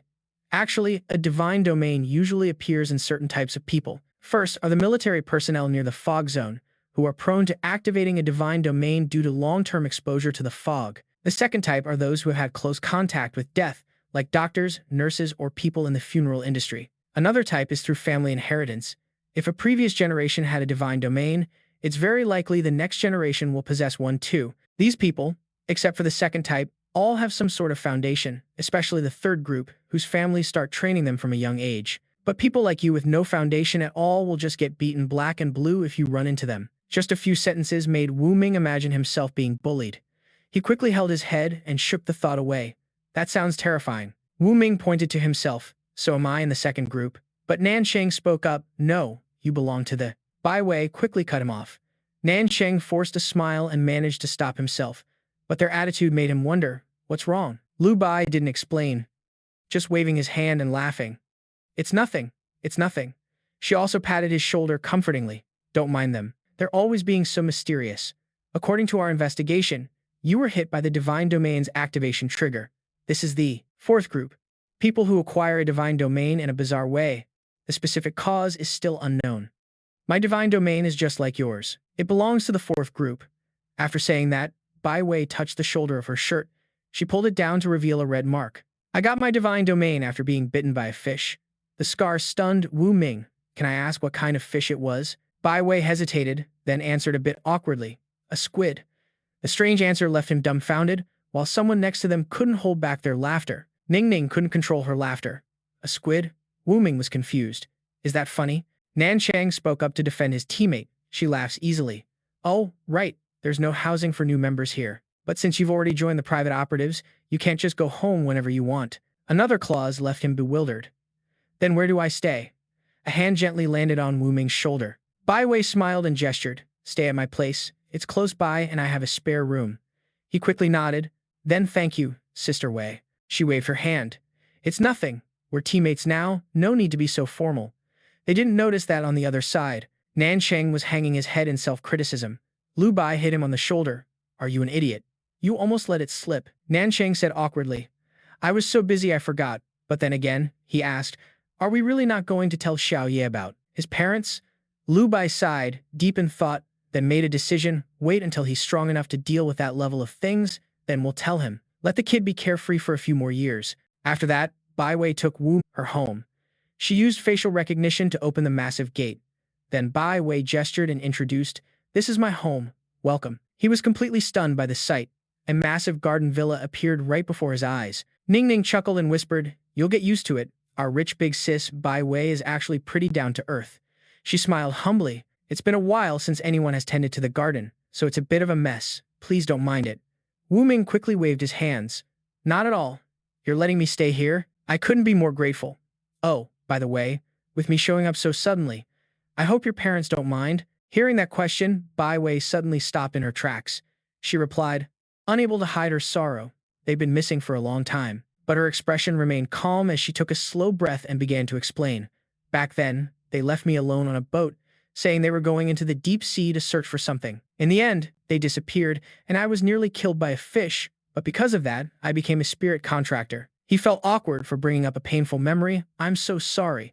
But Bai Wei didn't seem to mind, smiling as she said, it's all right, it's all in the past. She led them to the front door, opening it as she added, besides, I'm doing just fine now. That evening, at the headquarters of the SSS-Rank, someone was speaking via a large screen. It was Zhao Yu, the current director of the SSS-Rank Action Department. I've reviewed your report. Lu Bai immediately got straight to the point. Director Zhao, the red-eyed mist spirits shouldn't be appearing in Jinghua. Is this Qin Ye's doing? She reassured him. Rest assured, Qin Ye is fine. The reason so many red-eyed mist spirits are appearing is because Jinghua has become unstable. Nan Cheng appeared with a broom. Didn't you hear Du Ya's warning signal? Zhao Yu nodded a greeting. It's been a while, hasn't it? He smiled back, Director Zhao. She gave him a satisfied smile and a nod. Then she explained, it's merely unstable. It's not on the verge of collapse. But Nan Cheng was insistent. What's the source? If we eliminate it, can we restore stability? Zhao Yu then pointed towards Lu Bai. Shouldn't you be asking him that question? Lu Bai's expression darkened. As of now, everything is still normal. I haven't noticed anything out of the ordinary. She pressed. Are you certain? He reported. After exterminating the horde of red-eyed mist spirits, I kept a close watch for several days. Other than a few stray mist spirits still within Jinghua City, I haven't seen any large-scale gatherings of mist spirits, but there is one small issue. Lu Bai recalled the sight of the trembling mist spirit. Sensing this was important, Zhao Yu frowned and listened intently. He pointed out the anomaly. It seems these mist spirits are all somewhat afraid. Nan Cheng stroked his chin and murmured, something that can frighten low-level mist spirits. It could only be a high-level mist spirit or a god. Lu Bai looked up and asked, Director Zhao, could a god have appeared? She immediately denied it. Impossible. A god will not appear in Jinghua again. That means it can only be a high-level mist spirit. Afterward, Zhao Yu checked recent reports on her computer. She projected an image and said, not necessarily. Recently, various locations have reported a new type of creature. Upon seeing it, Lu Bai exclaimed in shock, Nuwa? Zhao Yu shook her head. No, but it is indeed a creature from mythology. According to our initial analysis, it's most likely a Lamia. He and Nan Cheng exchanged a meaningful glance. She read from the compiled data, Lamia, a monster from ancient Greek mythology, half woman, half serpent, who preys on children. He asked tensely, does that mean there's a chance that monster could appear here too, similar to sugarcane? Zhao Yu asserted it wasn't just similar, it was very likely sugarcane leaves. Reports from various places all confirmed it was indeed sugarcane leaves. Lu Bai's expression turned grim. This thing has multiple bodies. She smiled and raised a finger up. Not just one, but 17. Lu Bai voiced his suspicion, meaning this creature had already caused trouble in several cities. Zhao Yu rested his chin on his hand and nodded. Although he didn't want to admit it, it was true. Nansheng was confused, so why haven't they caught it? Surrounding a group is hard, but isn't surrounding a single one easy? She sighed and replied, if only it were that simple. The problem is, this sugarcane leaf creature has many clones. Right now, we've only managed to capture its clones, and according to the information we gathered, it's very likely the sugarcane leaf is right here in Jinghua. After all, your place has him, who's full of disgust and attracts all sorts of strange things. Zhao Yu didn't pay it any mind. All right, there's nothing else, I'm hanging up. As soon as the screen went dark, the room fell silent again. Nansheng pulled out his chair. Well, if there's nothing else, I'll be going too. Lu Bai was still busy turning off the screen, but then he suddenly froze. Nansheng turned back, having just remembered something. He was confused. What is it? He gave a wry smile. We forgot to ask where that thing appeared. And so, both of them were caught up in their own mistake. Night fell, and Wuming entered the hospital again. He sighed as he looked at Gayer lying on the bed. Number 2 bowed politely. My dear director, you really don't need to bring me along. But Wuming smiled and said, how could I not?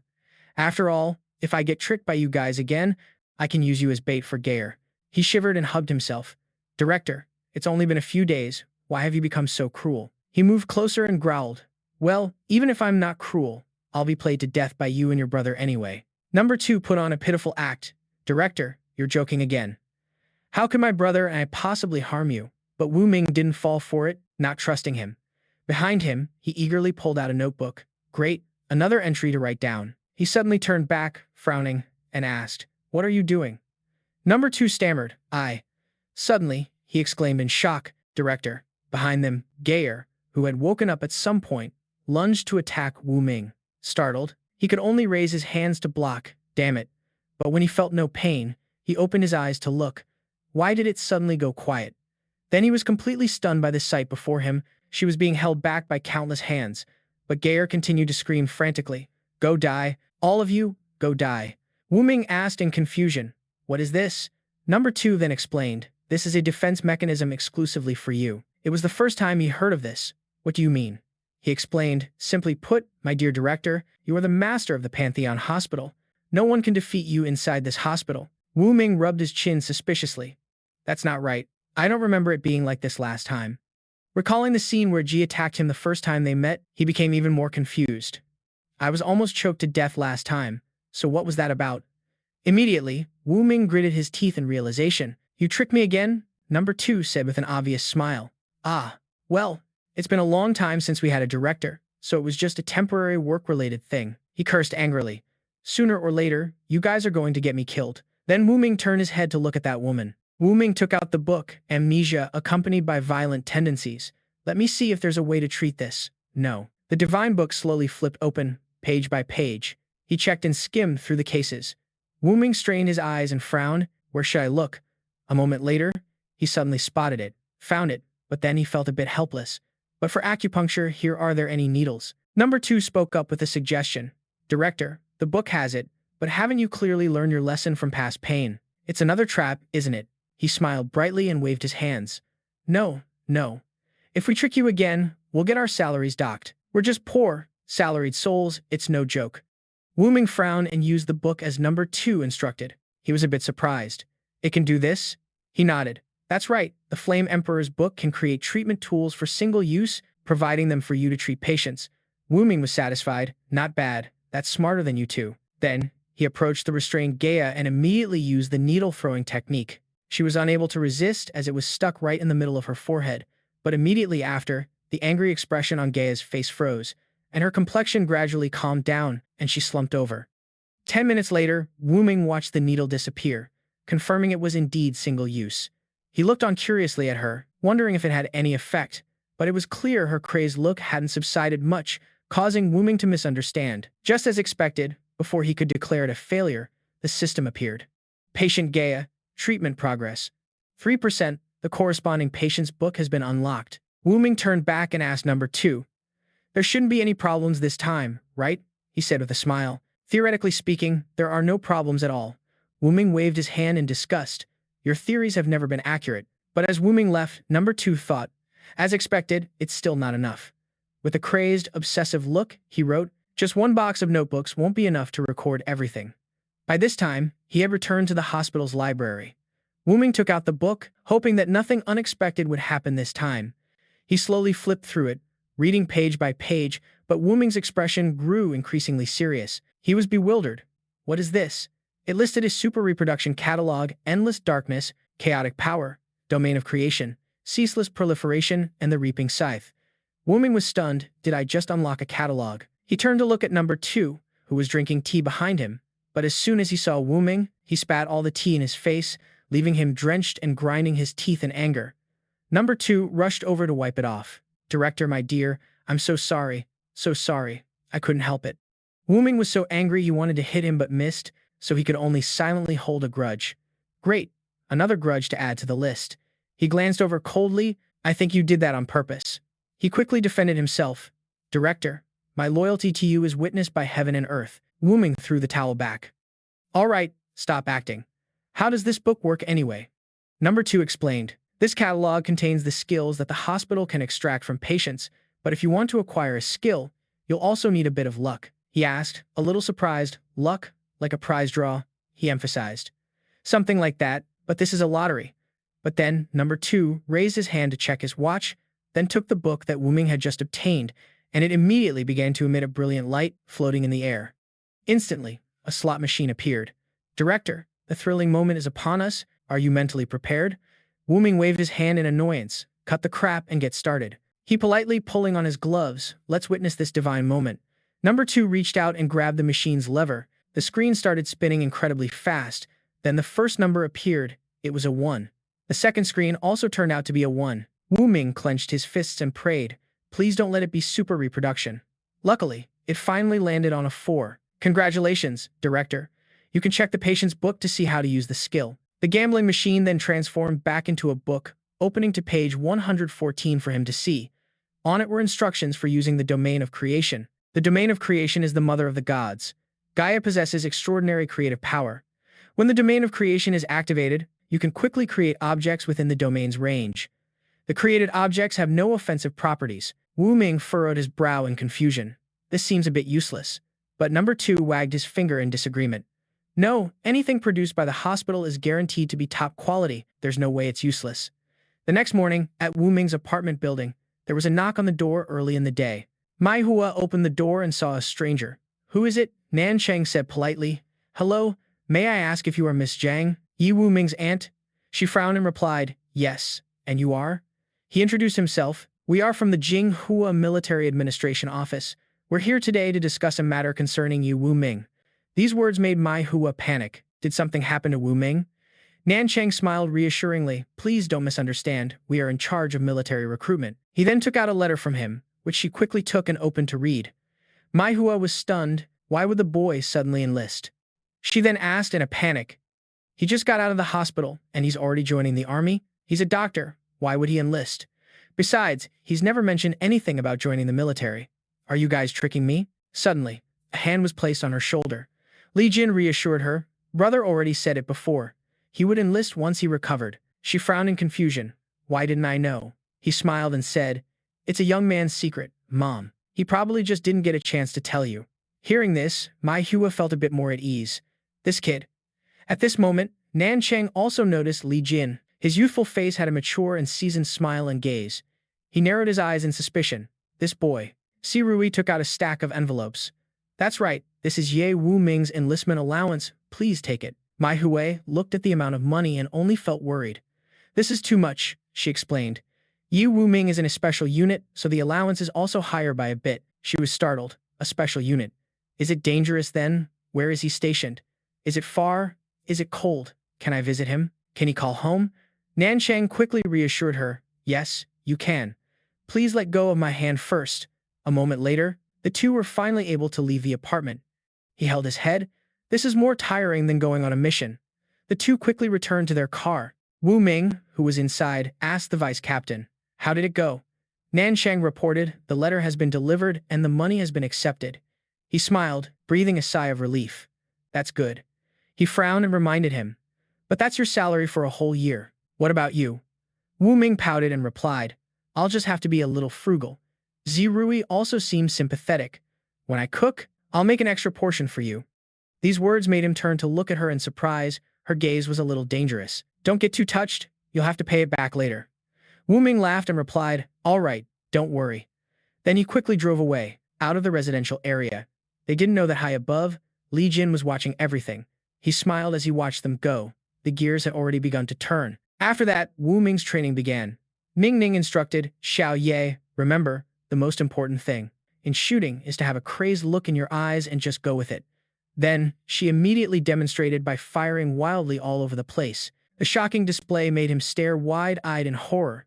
Ning Ning, however, was having the time of her life, shooting at everything in sight. Wu Ming scrambled to dodge the relentless barrage of bullets.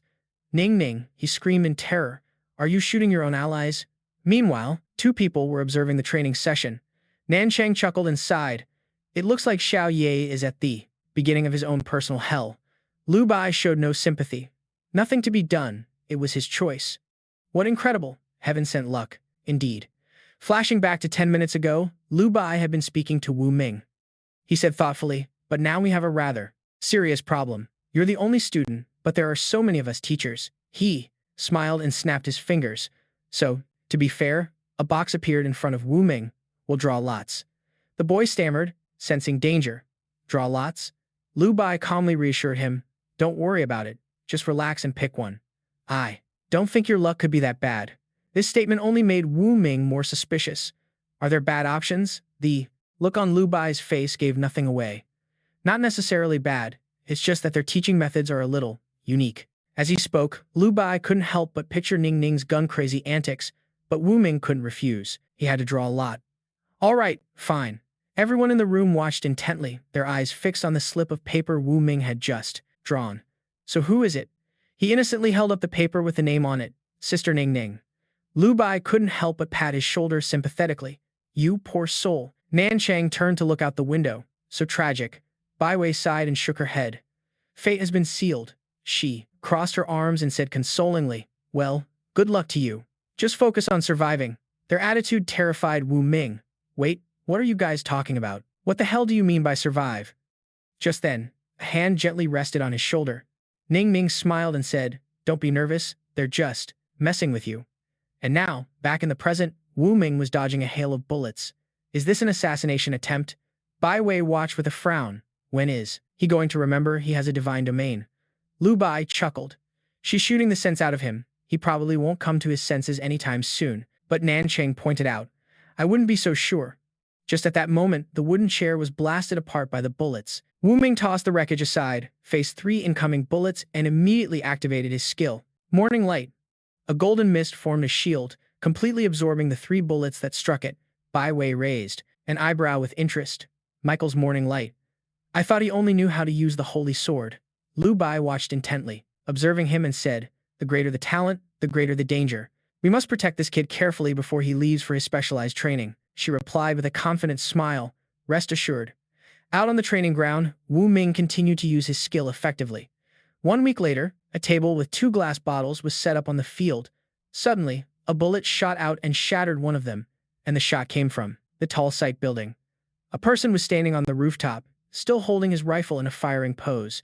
He asked, How was that? Shirui, wearing a headset, approached the table and replied calmly, You just killed an innocent bystander, Wu Ming. He scratched his head in embarrassment. I'll definitely aim better next time.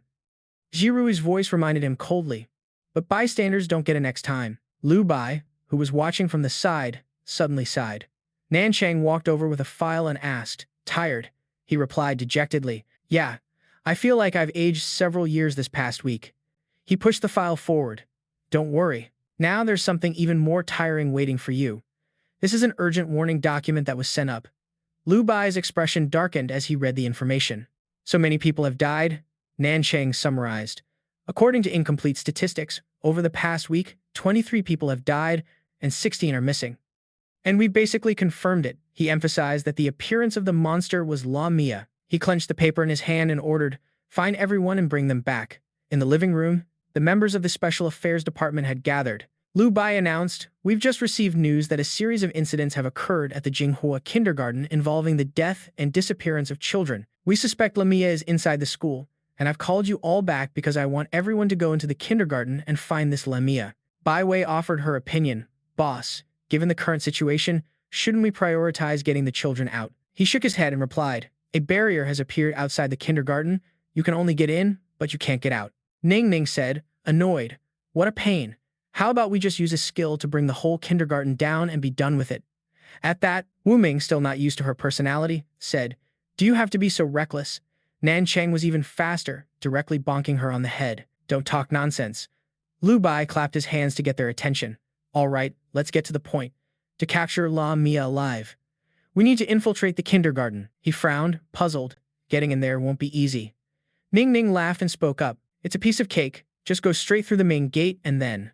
Clearly not giving up on her idea, she added, "Grab our guns and blast them all." And so, she got hit by Nan Cheng again. Ning Ning held her head and protested. "Don't hit my head. It'll make me stupid." He snorted coldly. "It's not like you're a genius now, are you?" Bai Wei nodded in agreement. Auntie Zhao is right. She pretended to be wronged and pounced. "Sister Wei, you're bullying me too?" Only he remained silent, watching his team's antics, unable to help but facepalm in helplessness. A team where he couldn't find a single reliable person. At this moment, everyone turned to look at Lu Bai. He gently exhaled a hazy white mist, then activated a skill on everyone in the room. Instantly, the mist enveloped them all. Whether it was Ning Ning teasing Nan Cheng or Wuming trying to intervene, it was as if time had stopped for them. Lu Bai looked at them with satisfaction. This is much better. Then he revealed his plan.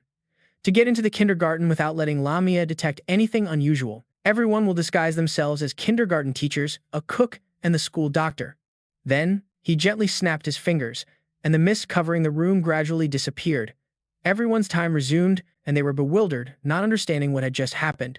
Wuming asked in shock, "Vice Captain, did the captain just use a spirit domain?" He nodded and replied, "Spirit domain and divine domain are terms for special abilities a person possesses, but what the captain just used, as well as your morning light power, is called a spirit skill.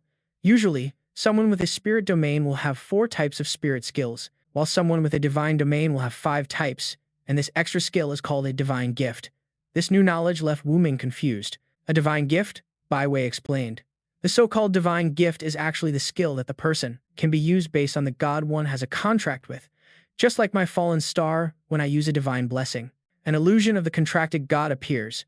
After saying that, she turned to size him up. "But you're a bit strange." Wu Ming quickly waved his hands. "How am I strange?" Bai Wei frowned and said, "Your holy sword and the power of dawn should theoretically both be skills belonging to Michael, but no divine illusion appears. If it's not a divine blessing, then how can you use a god's skill?" This seemed to be a revelation for Nan Cheng, who laughed it off. "Probably a high-quality knockoff." "All right then, let's first discuss who will apply to be the chef." Both Wu Ming and Bai Wei answered, "Of course, it's you." Nan Cheng stared at them blankly. "What is this?" And so, that morning, in front of the school's gate, Chu Xie's group appeared. Ning Ning was unhappy. "Why do I have to be a kindergarten teacher?" She looked resentfully at the other two across the street. "Why doesn't Shi Rui have to go?" Nan Cheng replied matter-of-factly, "After all, what kind of kindergarten teacher doesn't know how to smile?" Shi Rui looked amusedly at Ning Ning in her kindergarten teacher outfit, as she could only sigh in resignation. "You're going to give the kids nightmares." Nan Cheng took a deep breath, trying to steady himself before this unstable team. He then waved at them. "All right, let's go in." On the other side, Zirui suddenly spoke up. "Captain, I have a bad feeling." Lu Bai raised an eyebrow. "What's wrong? You think they're going to run into trouble?" She glanced over. "They won't, but you will." Hearing this made him panic, letting out a gasp, and he thought with some anxiety, Shirui's premonitions have always been accurate. Could it be that these unreliable people are going to cause trouble for me? In the principal's office, he was reviewing the files of the 4 individuals. He pushed up his glasses. Miss Bai and Miss Jiang, the 2 who were named, raised their hands in greeting. The principal then looked sharply at Nan Cheng. "And looking at your face, you must be the chef." He forced a smile, appearing as friendly as possible. "That's right." He then turned to look at the last person in the room. The young man had shed his youthful look and was wearing a neat suit. Dr. Ye Wuming. "All right, let me show you all around the kindergarten." The principal, supporting his hunchback, walked out of the room. Outside in the yard, children were happily playing together. Their cheerful laughter echoed everywhere. He introduced, "These are all the kids from the junior class, normally looked after by teacher Zhang." The person he mentioned was a young woman with a radiant smile. Then, the principal pointed to another room. "The classes on the first floor are for the senior students." Behind the glass door was another group of kids chatting happily. Suddenly, a woman's face pressed against the glass, causing Ning Ning to cry out in alarm. "Oh my God." The principal reassured them, "Don't be scared, that's Teacher Liu. She doesn't like people peeking in while she's teaching." Sure enough, as soon as they turned away, she closed the curtains. Bai Wei frowned. She must scare the children to death. He waved his hand dismissively. "Not at all, she just looks a bit fierce." Ning Ning whispered to Wuming, "I think she's the most suspicious." Before he could reply, he was bumped into by a child. Who knew? The little girl sat on the ground in a daze, holding her head after the impact. Wuming quickly turned around, his voice gentle, and asked, "Little one, are you hurt?" But unexpectedly, when the child looked up, she had two empty eye sockets. He was shocked, and quickly backed away to look at her. Huh! But in an instant, the little girl was back to normal, smiling sweetly. "I'm okay." Leaving Wuming just suspiciously watched the child leave. Nam Fan came over and asked quietly, "Is something wrong?" He answered tensely, "That child is full of a deathly aura." Ning Ning crossed her arms, puzzled. "That's impossible. The kid looks perfectly normal." "Maybe I was mistaken." But he replied, "Not necessarily. Xiao Ye is the one contracted to Michael. He can sense evil energy and signs of death more clearly than others." The four of them silently observed the seemingly normal children. Their cheerful laughter seemed to repeat in a chilling manner. Just then, the principal called out loudly, "You three." He then continued to lead everyone on a tour of the school. Heading towards a separate building, the cafeteria, the principal slowly hunched over as he approached it, taking out a key to unlock the unusually old, painted gate. Inside, tables and chairs were arranged in neat rows. He turned to Nam Fan and said, "Chef Zhao, please come in." Nam Fan proceeded into the cafeteria as directed. The principal stopped the others from entering. "Your office isn't here." He then immediately slammed the door shut, locking Nam Fan inside. Nam Fan was taken aback by the situation. He turned on his phone's flashlight to look around. Where's the light switch? But, as he touched the switch, Nam Fan felt something was wrong. Still, he quickly flipped it on to see what was going on. The moment the room lit up, he saw blood all around him. Nam Fan frowned as he looked at the red substance on his glove. "This is..." As realization dawned, he whispered in despair, "Blood." With this much blood, just how many people died here? Nam Fan followed the thick blood trail to a storage room door and opened it. A giant cocoon immediately appeared in his sight. Meanwhile, the principal led the way, saying, "This is the office for you two." Then he pointed to the door across the hall. "That's the infirmary. You all can just get familiar with the surroundings for now. I'll be leaving." The three of them put on friendly smiles as the principal strolled away, watching him until he was far away. Bai Wei spoke first. "This entire preschool is just so weird." Ning Ning agreed. Outside, on the wall, she had climbed down one level. "Everyone, come take a look." She then signaled for them to look at the lawn on the other side. Wuming also agreed. She sighed and decided to open their office door first. Inside, two other people were already working at their desks. A pair of identical twins smiled and said, "Hello, ladies." Staying in character, Bai Wei replied warmly, "Hello to you too." She then immediately shut the door and told her teammates, "They look like a pair of dolls." Wuming also turned curiously toward his own office. He looked at the empty desk and said, "There's no one here for me." So, the two women went inside to discuss their plan. Ning Ning ran out to the balcony, saying, "I just remembered. I wonder how Chef Xiao is doing." Bai Wei wasn't too concerned. "Our vice captain is probably a little safer by himself." Hearing this, Wuming asked curiously, "Why would you say that?" She explained, "Normally, the vice captain's main job is to watch over Ning Ning. By now, she had already climbed outside, and when Ning Ning loses control, she even attacks her own teammates, and the vice captain is the one who gets beaten up the most." Wuming couldn't help but feel a sense of helplessness. If that's true, then the vice captain's power must be pretty impressive, considering how brutal her attacks are. Bai Wei laughed in agreement. "That's right, our vice captain is actually incredibly strong." Outside on the wall, she had climbed down one story. "Everyone, come take a look," she called out, signaling towards the lawn on the other side. They stared in shock at a bunch of symbols drawn in a circle. "What is all this?" Ning Ning frowned and replied, I have no idea. Just a moment ago, the children suddenly grabbed wooden sticks and drew on the ground. Suddenly, Bai Wei spoke up. I think these might be. Wuming turned to her curiously. Wuming looked at her. What is it? Bai Wei thought for a moment. I remember now. This is an ancient Greek magic circle. Ningning again chimed in, asking, what do these magic circles mean? She shook her head regretfully. I'm not sure. It's just that when I made a contract with a god, I saw similar magic circles. Wu Ming immediately had an idea. Sister Wei, do you two want to go check on the two teachers in the office? Unexpectedly, as soon as he said that, Bai Wei's face turned bright red. He scratched his cheek in confusion and called out to her, Sister Wei. Bai Wei, as if heading into battle, dragged Ning Ning away. All right, let's go take a look. Wu Ming watched their figures as they left the room. Suddenly, she turned back, smiled, and said, Don't disappoint me. Wu Ming nodded firmly. Don't worry, Sister Wei. After that, the two girls closed the door and left. He sighed tiredly, leaned back in his chair, and his spirit once again entered the hospital. Number 1 politely welcomed the esteemed headmaster. Wu Ming asked for information. Ancient Greek magic circles. Does the hospital have any? He shook his head and replied, No, but there are related books. He eagerly wanted to go check on it. Where?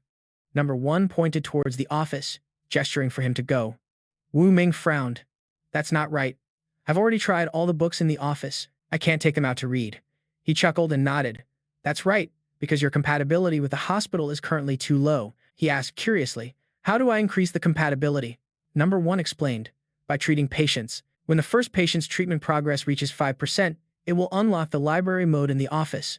Wu Ming's expression suddenly soured. Thanks a lot, you blockheads. He looked bewildered. I don't understand what you mean. He snorted angrily. You only answer one question at a time. Are you afraid you won't earn your keep if you say one extra word? These words made Number 1 break out in a cold sweat. Thank you for your understanding and support. This shameless refusal to admit fault infuriated Wu Ming. You've got some nerve. After that, he didn't bother responding and went straight upstairs. Just then, Wu Ming decided, No, wait, I should check the treatment method first. He summoned the Flame Emperor's book, and after reading for a while, he exclaimed, It also needs to be combined with medicine too. It's almost like treating a human, huh? Wu Ming opened the storage room and was astonished. With so many medicines, is there a note of their locations? The system panel popped up. Please enter the serial number of the medicine you need. He immediately looked at the name of the medicine in the book and entered it. The one Wu Ming needed was medicine number 20. Instantly, something flew extremely fast towards him. Startled, Wu Ming only had time to let out a curse and tried to raise his hand to catch it. But as it got closer, he saw that there was a vial of medicine on it. Wu Ming sighed in relief. I was about to cause a murder case in the pharmacy. Finally, he left, satisfied. With the box of medicine in hand, Wu Ming took a deep breath in front of Zhi's room. Inside, the woman was standing by the window. Hearing the noise, she turned around. You're here, my child.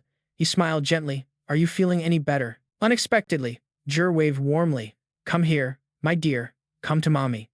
It was then that Wu Ming realized something was wrong. She looked at him with some curiosity. What's the matter? My child.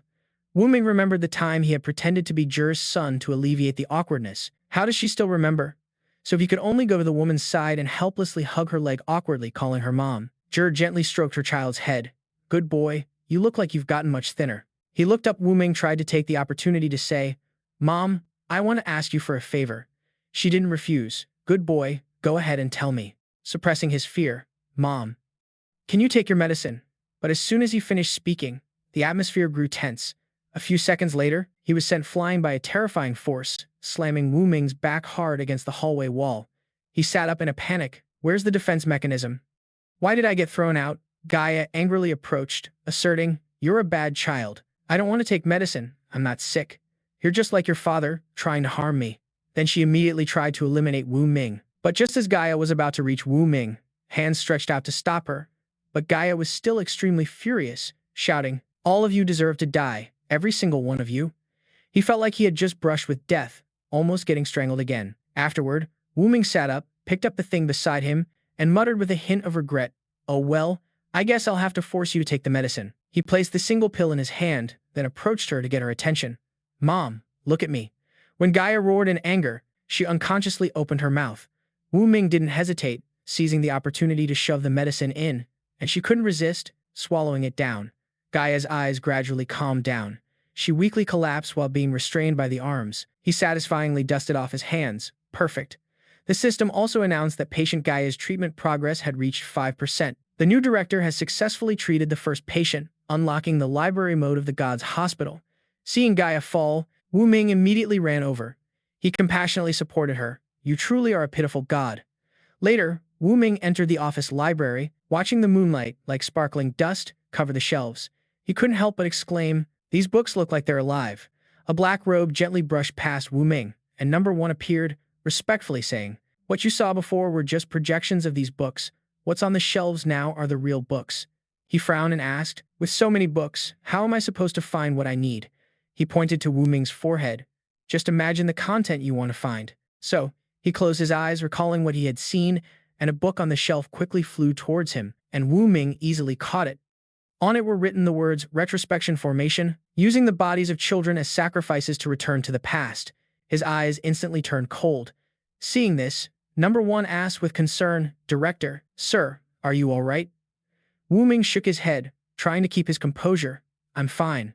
Then his body vanished from the hospital space. When he regained consciousness, he heard someone say, "You're awake." Wuming was startled by the voice and turned around. "Bai Wei. When did Bai Wei get here?" She reassuringly replied, "Everyone has their own secrets. I won't ask." He let out a sigh of relief and smiled faintly. "Thank you." Bai Wei immediately asked, "So what's that formation downstairs?" Wuming told her what he knew. A time retrospection. Lamia plans to use the bodies of children to turn back time. She frowned, speculating. What does it want to do, and why choose Jinghua City? Then she turned to the empty space beside her and asked, "Boss, are you there?" A blue eye was peeking out from a shattered piece of space. Bai Wei was a bit surprised. "Boss, why is your eye so tiny?" Lu Bai said, "Seriously, the barrier is too strong. I can't tear through it, but I heard everything you two just said. I'll report this to the higher-ups. You all should break the formation as soon as possible." They replied in unison, "Got it." The spatial rift then seemed to disappear completely. Outside, Captain Lu Bai was waiting by the car, muttering thoughtfully, "Time rewind." Lu Bai sighed worriedly, "I hope it's just a coincidence." Shi Rui, sitting in the car, asked, "Captain, is something wrong? Do you need me to make a move?" But he raised a hand, signaling him not to act rashly. A skills light emanated from his other eye to check out the situation first. At this moment inside the dining hall, Nan Cheng was assessing the situation. He used a cleaver to slice open the cocoon, not knowing what was inside. From within the slit, a tentacle emerged and wiggled. Nan Cheng frowned in disgust. "What is this disgusting thing?" After that, he swung the cleaver faster to cut the cocoon completely open, and a creature with a human torso and a snake's tail fell out. It lay writhing motionless on the ground. Nan Cheng was startled by the bizarre creature, then ran over and grabbed a broom. He poked at the creature. Is it alive or dead? Its face was pale, and it reacted by flicking out its forked tongue. The monster slithered up the broom handle, growling and baring its fangs to threaten Nan Cheng. It snapped the broom in one bite and crawled towards him, then lunged with its mouth full of sharp teeth. Nan Cheng didn't flinch and immediately took action. A wave of white, living bone enveloped the monster, completely imprisoning it in a sturdy cage. He figured he should just lock it up for now. What if it was a person? Even so, the monster continued to struggle as if it had lost all reason. After that, Nan Cheng paid it no mind and turned to the side. The storage room was filled with countless hanging cocoons, swarming with so many monsters. If all of these monsters escaped, the entire Jinghua city would be destroyed. Just then, suddenly there was a knock on the door. He cautiously approached the dining hall's iron gate and pulled it open with surprising ease, nothing like when he had been trapped. Outside were Wuming and Bai Wei. She gestured to the person beside her. "Go ahead and speak." Then he pointed towards the lawn to show Nan Cheng what they had discovered. He frowned. "What is this?" Wuming answered concisely, "A time rewind formation." These words horrified Nan Cheng. "Time rewind?" Bai Wei approached and asked, "Do you know something about it?" He hesitated, unsure of what to say.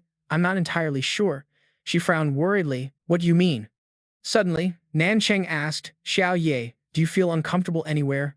Wuming shook his head. "No, I just feel a heavy death energy in here." He let out a sigh of relief. Thank goodness. Then he turned back into the dining hall, leaving them with just a smile and a single sentence. "It's fine. Everything will be resolved. At worst, we'll all just die here." That attitude left Wuming and the others speechless. Nan Cheng urged, gesturing for them to come closer. Then he used his skill to summon something from the storage room. and the cage he had just formed shot towards them. He looked at the monster curiously. "What is it?" "It's Mia." He shook his head and replied, "It's probably not Mia. She was a demoness with a human torso and a snake's tail, while this thing is, at best, a monster with a snake's body and a child's head." Bai Wei frowned in disgust. "So disgusting. Why not just kill it already?" She then raised her hand, about to use her spiritual domain skill. But Nanchang immediately stopped her. "Don't. What if it's a child?" She froze. "A child? You mean the missing children?" He nodded. "There are quite a few more in the kitchen, but the number seems to be higher than the number of reported missing children." This reminded Wuming of the formation outside in the yard. He voiced his speculation. Could the number actually be correct? These children seem very sinister. When will there be real children in the kitchen? Wuming wondered, thinking about the appearance of that childlike monster as he muttered to himself. The formation requires children's bodies for a ritual sacrifice, so is it these kids or? He was horrified by what he had witnessed. Looking at the two groups of children, Bai Wei stepped forward. "Regardless of which group it is, let's just freeze this entire area first." An ice wall instantly materialized, encasing the kitchen. Nanchang also placed the monster inside. Bai Wei was right. There was no telling when it would break out of its shell, so freezing it solid was the safer option. Then, they all looked at the frigid room. Countless cocoons were now suspended behind the layer of frost. The three of them went outside with brooms to sweep the grass. Bai Wei grumbled as she looked at the array, which they had been trying to wipe away for over 10 minutes, but as soon as it faded, it would quickly reappear. She couldn't help but slam her broom down in anger, sighing as she looked at it. A complete waste of time. Wuming was also at a loss. "Sister Wei, doesn't our profession have a more advanced way to erase a formation?" Bai Wei stubbornly replied, embarrassed, "No. We always follow the principle of brute force destruction." Nanchang approached with his hands in his pockets. "Don't listen to her nonsense. There's definitely a way. It's just that we don't have time to request permission right now." Bai Wei sulked and snorted coldly. "That's as good as useless." Wuming suddenly had an idea.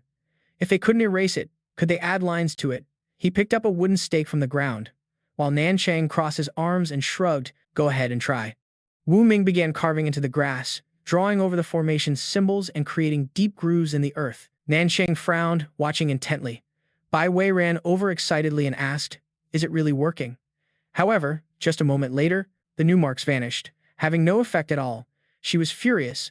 They couldn't wipe it clean, and they couldn't alter it either. Wuming sighed in frustration, wondering what on earth they were supposed to do to get rid of this thing. Just then, someone walked over. "What are you guys doing?" It was Ning Ning, munching on a piece of fruit. Bai Wei was still trying to figure out how to make the symbols disappear. Ning Ning, while eating an apple, thoughtfully studied the formation, then suggested they try digging it up. Hearing this, Bai Wei didn't hesitate to use her skill, but the head of her broom was blocked as if by a protective barrier. Ning Ning was startled.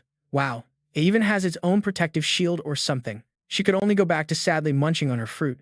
Nanchang suddenly asked, "Where did you get that apple?" Ning Ning pointed toward the building. "A teacher in the office gave it to me." Wuming chimed in, "Sister Ning, we just saw that teacher, and she didn't look normal. How can you dare to eat their food?" Ning Ning shrugged. "What's there to be afraid of? Even if it were full of worms, I wouldn't be able to see them. I call it out of sight, out of mind. Even if I did eat a worm, I'd just consider it extra protein." Wuming could only feel helpless hearing that. "You're unbelievable." Nanchang poked her on the forehead and scolded, "Aren't you afraid you'll eat something poisonous one day?" But Ning Ning just smiled confidently and waved her apple. "If it really is poison, then I can only blame it on my bad luck. You guys said this was drawn by kids, right? So maybe it has to be erased by kids too?" Her words suddenly made everyone turn to look at her. Ning Ning hesitated and asked nervously, "Did I say something wrong?" Nanchang patted her shoulder. "Not at all, it's just that you seem to have gotten a lot smarter lately." His clearly backhanded compliment made the whole group snicker, and she could only stomp her foot in frustration. "You make it sound like I'm usually brainless." Wuming volunteered, "I'll go find a child and bring them over." Sure enough, when he went looking, he found a child drawing something strange. He didn't notice the mirror. Wuming called out softly to its expressionless face, "Little one." But to his shock, it twisted its head around several times to look at him. Before he could react, the child transformed into a monster with freakishly long limbs. He panicked as it grabbed him, not letting go. Bai Wei watched them struggle, a little worried, wondering if she should help. Nanchang, however, chuckled in amusement. The kid's all grown up now. It's time for him to solve his own problems. A brilliant aura erupted from Wuming's body as he charged forward and decisively attacked the monster, sending it flying backward. Nanchang raised an eyebrow. "I'll give him that." Ning Ning nodded. He's got my style. Bai Wei, however, didn't seem very satisfied. It was all right, I guess. But the monster was down. An unusual silence fell over the grassy field. Just when it seemed the monster was defeated, a thick cloud of dust erupted. The child's head transformed into a snake's mouth and lunged at Wuming, threatening to devour him. Nansheng observed it. This thing is similar to the one in the kitchen, but it's also a bit different. Bai Wei also found it strange. That's not a human head. He shook his head. No, this snake looks like it hasn't finished evolving. I have a feeling the one in the kitchen is much more dangerous than this one. Just as the snake was about to lunge and bite Wuming, he unhesitatingly summoned his holy sword. And then, just as the monster got close, Wuming swung his sword and sliced its body, causing the snake to split into two pieces. He landed lightly after dealing with the monster. He let out a sigh of relief and was about to rejoin his teammates, but it was clear from their expressions that something was very wrong. Wuming frowned at them in confusion. What's wrong? Nansheng immediately raised his hand and pointed stiffly behind him. Only then did Wuming notice that a whole horde of children had appeared. He couldn't help but turn back in bewilderment to look at them, a cold sweat breaking out on his back. Before Wuming could even turn to run, the children all tilted their heads to follow him. It was as if they would attack the moment he moved. The sight of an entire crowd of children staring at him was undeniably horrifying. He couldn't help but sigh warily. What in the world is going on? Wuming turned to ask his teammates for advice. What should I do? But to his surprise, he saw the three of them had already run away. What now? They gave him a thumbs up, as if to say, "You got this. We believe in you." Wuming almost lost his composure. I thought we were looking for a clog. How am I supposed to find it alone? Just then, a sound from behind caught his attention. Wuming was startled to see how much closer they were. Damn it, when did they get here? He gritted his teeth in frustration. Are these things kids or snakes? Wuming raised his holy sword. Should I attack? He turned to look again at his three teammates to ask, but saw they were frantically signaling him. What does that mean? Wuming suddenly realized something and felt a chill run down his spine. Those long, stretched-out heads were already right next to him. He quickly swiped his sword, knocking them away. Bai Wei frowned as she observed, those kids aren't normal. Nansheng agreed. The moment Xiaoye looked back, they instantly appeared right behind him. Ning Ming, still eating an apple, commented, "It's like a game of red light, green light." She frowned and asked, "Hey everyone, what do you think would have happened if Xiaoye hadn't turned around just now?" She laughed and suggested, "That's simple. Just have Xiaoye test it and we'll find out." She was immediately bonked on the head by him. Nansheng looked at her with disgust. It's a good thing that was just a thought. What if the test went wrong? Ning Ming shrugged. If that's his fate, you can't blame anyone else. He glanced at her. You believe in fate so much. Be careful it doesn't get you killed one day. Okay? She giggled nonchalantly, sure that it would. Bai Wei overheard and asked, "What did you say?" Ning Ming laughed evasively. "I didn't say anything. You must have misheard." Nansheng got them to focus. "Stop with the useless chatter. Don't you two realize there's a problem?" The two of them curiously turned to Dong Qing. "What is it?" He pointed in the direction of Wuming, who was fighting, and then voiced his suspicion. "It's gotten so noisy over there, so why hasn't the sugarcane leaf monster made a move?" Inside an empty classroom, through a frosted glass window, a hand with long claws scraped against the wall. The sugarcane leaf monster whispered, "What a disgusting scent." It swung its massive snake-like tail, then slammed it down violently, shaking everything in the room. Sugarcane leaf seemed to be suppressing its rage, pounding on the wall as its forked tongue flicked out with desire and fury, and its target was Wuming, out in the courtyard. As he was fighting, he suddenly felt like he was being watched, turning toward the strange gaze, but he didn't quite trust his senses. Was it just an illusion? At that moment, Nansheng was still observing Wuming. Bai Wei came up beside him and asked, "What are you looking at?"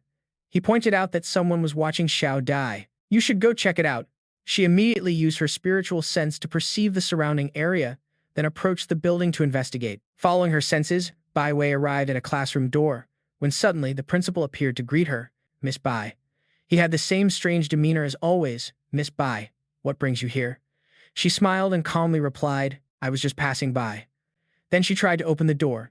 Suddenly, the principal grabbed Bai Wei's hand to stop her. She glanced at him suspiciously. "What do you think you're doing?" He pushed up his glasses. "Miss Bai, don't misunderstand. This classroom is haunted. It's best not to go in." But Bai Wei just grinned brightly. "Is that so? Even better. I happen to love ghosts." Then, she pulled her hand away from the suspicious man and directly opened the door to the room. The principal still tried to stop her. "Wait, Miss Bai, don't." But inside, it was a complete mess, with desks, chairs, and scrap paper everywhere. Yet it was empty, with no one in sight. He hunched over gloomily, sighing at Bai Wei's actions. She questioned him in a cold voice. "Principal, this place doesn't look haunted. It looks more like someone was being held captive here." He pushed up his glasses and replied, "That's all in the past now." Bai Wei wasn't about to give up. "Then tell me what happened, Principal." He laughed and quickly waved his hands. "It's over and done with. No need to bring it up. There's nothing here, Miss Bai. Please come with me." At this point, there was nothing else she could do. "All right then." Before leaving, Bai Wei glanced back at the room one last time, and as she closed the door, she casually tossed a small ice crystal inside, leaving it behind in the strange classroom. The principal seemed to be in a hurry, urging, "Miss Bai, let's go." "On the way," he said. "Miss Bai, let's head back to the office." She suddenly asked, "Principal, it's so noisy downstairs. Aren't you going to check it out?" He just gave a carefree smile. "Noisy? Not at all." Bai Wei walked to the window. "Isn't that?" To her surprise, the scene below was just a group of normal children, playing innocently as if no fight had ever happened. The principal nodded as he looked on. "See, I told you there was nothing." She didn't press the issue. "I guess I was mistaken." But downstairs, Nancheng was still waiting. "Why is Bai Wei taking so long?" Ningning spoke up. "Nancheng, maybe I should go check." He shook his head and replied, "Let's wait a little longer." Just then, she suddenly realized something was wrong. Ningning was horrified, shouted, "Wait a minute, where's Xiao Ye? My big disciple has vanished." By now, the courtyard outside was completely empty. Meanwhile, Nancheng was using his sword to send a monster flying. However, an entire horde still stood before him. Wuming was furious. "You can't be serious. Are you guys really going to stand by and watch me die? Fighting in waves like this, even the most skilled person wouldn't be able to handle it." But when he turned around, he froze. There was absolutely no one in sight. Where did they go? Before Wuming could even think, the monsters lunged at him. He cursed in frustration. "This is such a pain in the neck. When will this ever end?" He then unleashed a powerful move, sending the entire horde flying, but unexpectedly, the golden spirit domain of Wuming actually restrained them. "What is this?" Wuming realized a giant totem had formed beneath his feet. He remembered the thing that Jing Shan had used before, a barrier. Suddenly, Wuming realized he had read about it in the Pantheon Hospital. It was a new skill from Jur. The user guide for Creation Domain 114 states that the Mother of the Gods, Gaia, possesses the power of creation extraordinary. After activating the Creation Domain, one can quickly generate items within its range. The items have no offensive properties. He was a little surprised. Could this be the Creation Domain? So, Wuming decided to test it. "Get me a glass of wine." Instantly, a glass of wine appeared in his hand. He took a satisfied sip. If he ever got stranded on a deserted island, he wouldn't have to worry about food or drink. But the monsters seized the opportunity to leap and attack. Wuming spat out his wine and quickly wiped his mouth. "I almost forgot about these guys. Give me a cage that can hold them back." In an instant, the entire horde of monsters was trapped inside a cage, which made them so furious they could only roar in rage. He looked at the scene with a bit of pity, but he wasn't about to treat himself poorly. He snapped his fingers, and a lounge chair appeared out of thin air. Wuming blissfully leaned back, truly pitiful. Now I get why number 1 and number 2 spend all day just sitting around drinking tea, watching a show while sipping tea. This is the life. Meanwhile, Nanchang and were still looking for him. Ning Ding ran around anxiously. "You're kidding me. Is Ma Zhao really a goner?" He then touched the barrier surrounding them. The atmosphere seemed to be shrouded in a gloomy mist. She waited for a moment before asking in bewilderment, "How is it?" Nanchang sighed. "They vanished. Bai Wei's presence is gone too." At that, Ning Ding took a deep breath and then yelled at the top of her lungs, "Big bro, you've disappeared." A familiar rift quickly tore open in the space, and out came Lu Bai. "Stop shouting. They're still in the daycare, just not in the same dimension as us." Nanching immediately guessed. "So the dimensions are overlapping?" He confirmed. "Yes. It seems Bai Wei discovered something that I couldn't see clearly." He pondered the situation.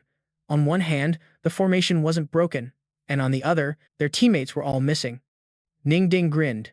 "Basically, our luck has hit rock bottom." She immediately received a withering glare, forcing her to shrug. "I'm just telling it like it is." Lu Bai concluded. "In any case, we first need to find the gap between the dimensions. That's the only way to bring Xiao Ye and Bai Wei back." He nodded and added, "All right, you guys be careful too." Meanwhile, Bai Wei waited for the principal to leave before trying to exit the office. She reached for the door to try and get out, but it wouldn't budge. Bai Wei kicked it in frustration. "Damn it, the door is locked from the outside." Outside. Then she turned back to look at her enemies with a provocative gaze, asking in a cold voice, If I run, will you guys even try to stop me? The twin female teachers then revealed their true faces, charging forward to attack in unison, but Bai Wei dodged behind them. As if under some compulsion, they roared, "Don't run." She calmly turned around, preparing to use her spirit field. The two man sisters leaped onto a desk to attack Bai Wei, but she just scoffed coldly, saying, "Who says I can't?" Then she easily dodged past both of them. In the blink of an eye, Bai Wei's figure vanished into thin air. At that moment, inside the previously empty classroom, frost had spread everywhere. Her figure, after using her teleportation skill, appeared here. Bai Wei gently shattered the ice around her to break free.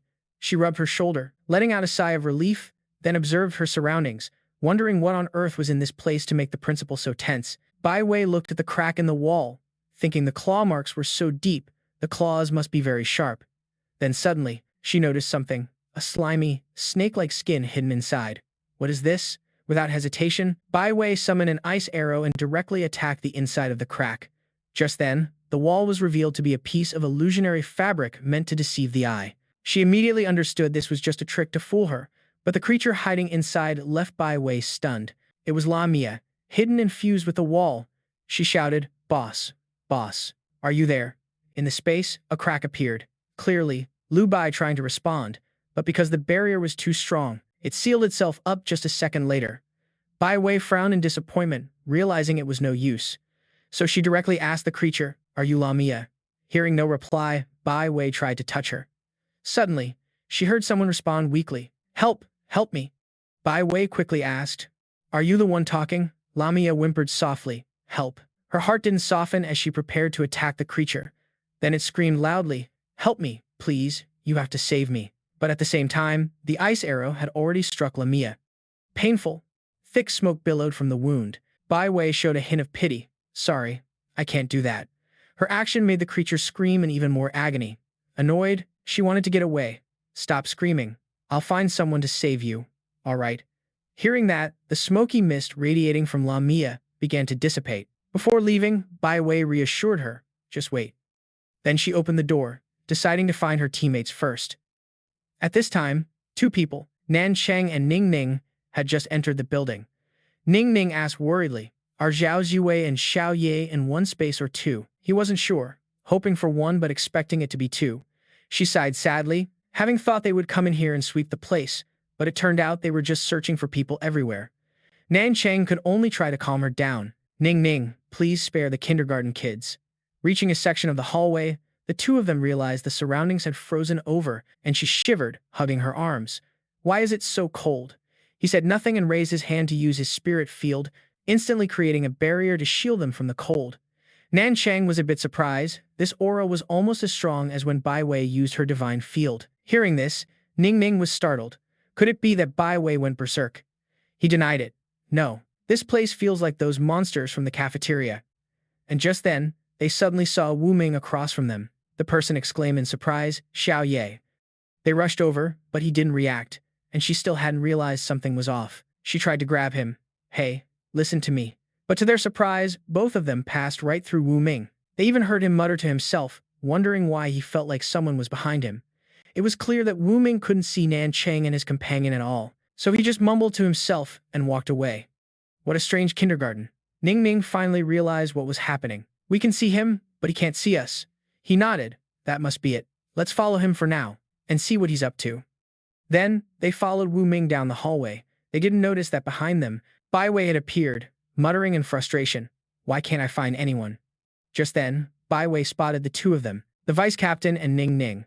She quickly chased after them, shouting, "Wait for me." But just as she reached out to touch Ning Ning's shoulder, Bai Wei realized she couldn't touch her. Her eyes widened in shock. Is this an illusion? Her hand passed right through them, both of them. Ning Ning then asked, "I wonder where Bai Wei went?" Nan Cheng replied confidently, "With Bai Wei's skills, she should be fine. All we need to do now is follow Xiao Ye. We'll take what we can get for now." She urged, "Zhao Ma, hurry up. Xiao Ye is going upstairs." Bai Wei overheard their conversation and frowned. "Xiao Ye? Is Ye Wuming here?" Meanwhile, he was confused as to why there wasn't a single person upstairs. Just then, Wuming turned to look behind him, his gaze freezing as it focused on the floor below. He actually saw her coming up the stairs. Wuming called out happily, "Wei." He had finally found someone. But to his surprise, Bai Wei walked right past him. Wuming was stunned. He couldn't even touch her, while Ning Ning and her companion noticed something strange. Can Xiaoye see Sister Wei? She ran up, looking around cheerfully. What are you talking about? Sister Wei is here too. Hearing this, Bai Wei understood.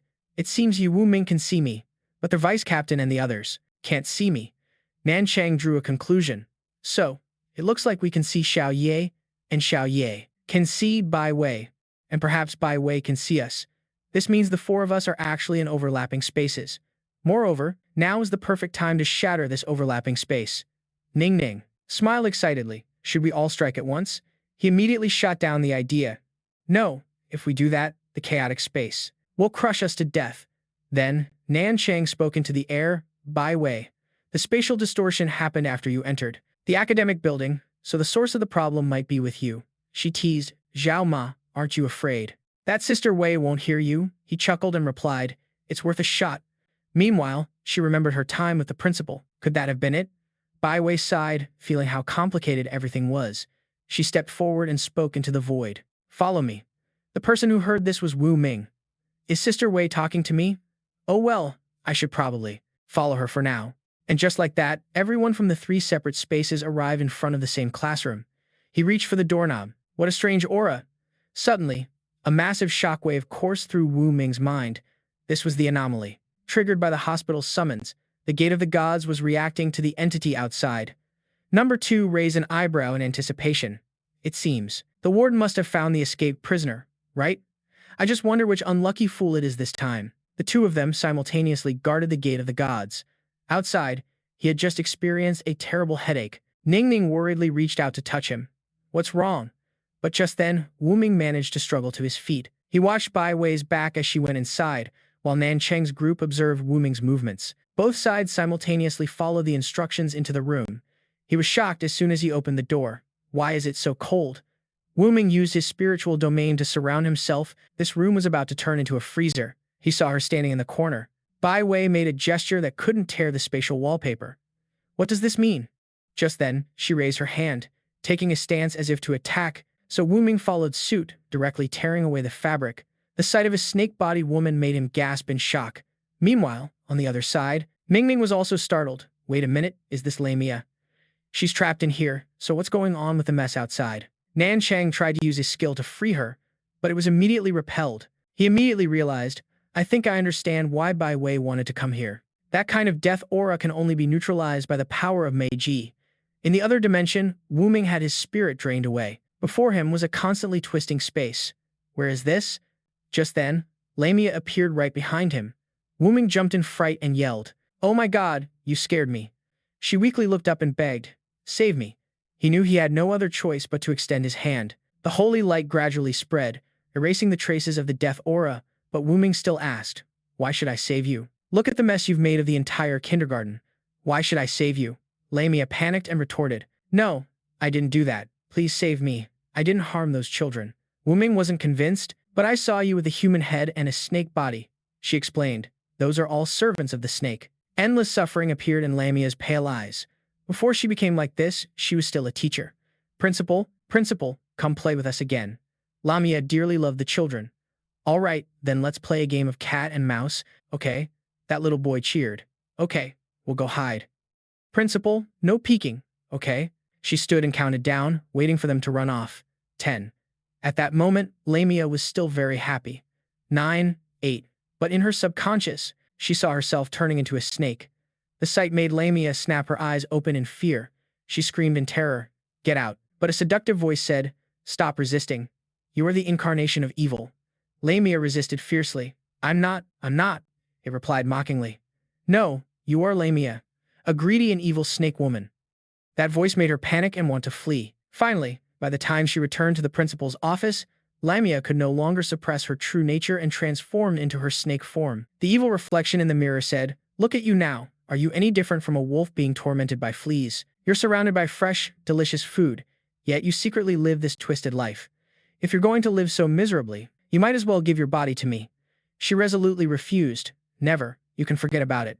Ah, you have provoked my wrath. You think I'm negotiating with you? You're just a stupid, useless piece of trash. Then, the evil reflection reached out. reaching out as if to pull Lamia into the abyss. "You," she reached out, grabbing the kind woman by the hair and pulling her into the mirror. Then, the evil consciousness, having swapped places, stepped out with a wicked smile. "You useless piece of trash, what right do you have to be the great and noble Lamia? Don't worry, I'll find a nice place for you, so you don't need to rush. But first, I must invite you to watch a fun little game. Here, I'll hold up the large mirror. Now be good and watch." The evil consciousness held it up so Lamia could see the children in the yard, then went outside wearing the original principal's face, smiling as she told the little ones, "All right, children, I'm going to start catching you now." When an adorable little girl thought it was still her beloved teacher, the evil consciousness revealed its true face. "Got you." She opened her mouth, full of sharp teeth, and devoured her prey, then satisfyingly wiped the blood away. Absolutely delicious. Who should I catch next? Meanwhile, the real Lamia could only witness the horrific scene through the mirror. She screamed in horror, "Stop it right now, stop." After finishing her story, Lamia sobbed to Wuming, "I'm the one who harmed those children." He finally made his decision. "I don't know if I can trust what you're saying, but I'm going to save you." She was stunned. "If you don't believe me, then why do you want to save me?" Wuming stated firmly, "Because you're a kind person." Though he honestly thought to himself, "Nonsense, if I can't save this strange child, I won't be able to escape either." At that moment, his holy light failed to sever a piece of the binding rope, which made him pause in surprise. "Why isn't it melting?" Wuming pushed more power into it. "I refuse to believe it." A massive torrent of holy light surged forward, and to break through the evil binding, Wuming was finally forced to use his entire spiritual domain. Then, as he succeeded in freeing Lamia, the entire space began to collapse. He staggered, nearly falling down, while in Bai Wei's space. They also witnessed the collapse. What is this kid trying to do? Nanchang watched in horror as Wuming fell. Xiao Ye and Ningming panicked. Damn it, is he going to die? The two of them ran over in a panic, not noticing that their own space was also starting to show cracks. But before they could get close, they screeched to a halt, because the entire building in front of them was collapsing. She trembled slightly. "Xiao Ye probably isn't dead, right?"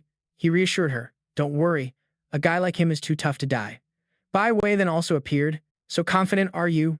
Nanchang hesitated. "About that. If he's already dead, then we." Seeing him trail off, Ning Ning grew impatient. "What happens next, Zhao Ma? What's going to happen to us?" Nanchang avoided the question. "It's nothing, nothing at all. I was just spouting nonsense." Bai Wei spoke up, annoyed. "Have you really gotten used to treating us like fools?" Just then, a hand emerged from the rubble. "Stop your blabbering. There's still one more person here." Ning Ning jumped. "Oh shoot, we forgot about Xiao Yi." So the three of them rushed over to dig him out. Wuming coughed as he sat up, his mouth full of rocks. She laughed. "Not bad. You don't even have a single scratch on you." "You're one tough kid," he replied cheerfully. "Thanks for the compliment." Nanchang helped him up. "The thing that was in there, did you release it?" Wuming explained. "She said she's the real Lamia. The one outside is the incarnation of her evil consciousness." Bai Wei asked, a bit surprised. "The incarnation of her evil consciousness?" Ning Ning was skeptical. "Can we really trust her? What if the one you release is even more terrifying? We'd be in huge trouble then." He shrugged. "I don't know, but if I hadn't released her, we would have been stuck. I can't just wait in that space forever." She raised an eyebrow teasingly. "You figured it out." Wuming was not happy. "I'm not an idiot. You guys have been talking a lot during this time, so I could guess a little." Nanchang patted his shoulder and asked, "So where is he?" He suddenly realized and exclaimed, "Oh no, he's still pinned down below." And so, the whole group had to start digging through the dirt and rocks again. After a while, they found the body, and Ning Ning sighed, "How immoral, who seals someone inside a wall? But then again, is he dead? Why isn't he moving at all?" He turned and asked, "All right, based on what you just said, is this Yamian a good person? Then what about the cases in the previous cities?" She was also confused. "That's right, we only just discovered the evil incarnation. So what about the cases from the previous cities? Were they just appetizers?" Bai Wei stated firmly, "That means you were tricked." Wuming shrugged helplessly. "So, if that's not it, what do we do now? If we don't release him, we'll still be trapped inside that loop. For now, let's not worry about that. This floor has already collapsed like this, so why hasn't anything appeared? Don't you guys feel like something's wrong?" Indeed, the space around them was unusually quiet. She volunteered, "I'll check it out." Shards of ice immediately split off to investigate the situation. Bai Wei frowned. "I can't detect any life forms whatsoever. Is it possible we can't return to the original space anymore?" Nanchang agreed, looking at the unconscious Yi Mian. "I'm afraid so." "All right, first, let's get up and see where he is in this space." At least for now, we're all in the same place. And so, the group gathered to discuss a plan. Suddenly, Wuming thought of something. He looked towards Ye Mian, vice captain. Can the person who drew the magic circle also destroy it? He replied, theoretically, yes. But it seems the person who drew it has to pay a very high price. Wu Ming immediately asked. For example, Nancheng hesitated, recalling, well, maybe blood from the heart or something related to life force. He then flashed a wicked grin. If that's the case, then that's great. He suddenly felt uneasy. You're not planning to do something, are you? They only saw Wu Ming directly pull out a holy sword, ready to cut open the stomach, draw blood, and remove an organ. I'm an expert at this. Even Ning Ning shivered a little. I always feel like little Yi has already graduated. Nancheng nodded. Looking at this, the student has surpassed the master. Bai Wei sighed. Such a good kid was finally corrupted by you. They saw him stab Ye Mian's heart without hesitation. At that moment, in another dimension, there were two people. The real Ye Mian's consciousness was scornful. This androgynous form of yours is truly disgusting. The gloomy principal took off his glasses. I really didn't expect you to be able to get out. Then his appearance immediately changed. Suddenly, Ye Mian asked, was this magic circle meant to save me? The evil incarnation sneered. Don't overthink it. You are no longer worth the risk for me. I just hope everything returns to how it was. She angrily retorted, this magic circle can't do that. Why are you deceiving yourself and others? It roared. Shut your mouth, you useless piece of trash, you idiot who could only be sealed in a wall. I tried in many cities, only here is there a miracle. I will definitely succeed.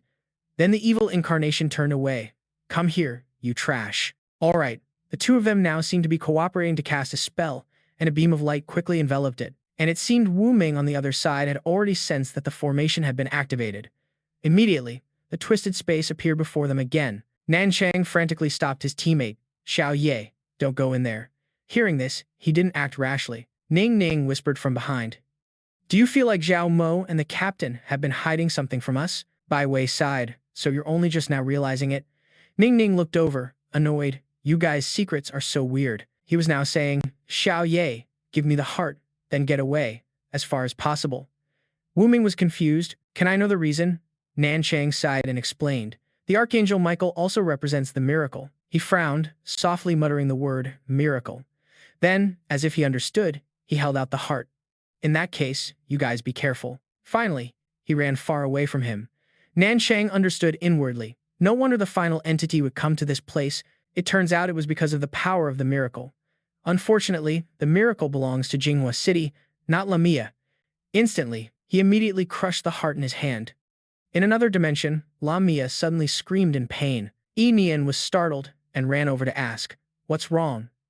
She said in terror, my heart, someone is destroying my heart. Yi Nian ground her teeth in shock. How can this be? Where is your heart? Lamia recounted with a tremble. In another dimension, I left my physical body there to come here. Yi Nian roared in fury. You are a complete and utter fool. Leaving your body with those humans, how could you come up with such a stupid idea?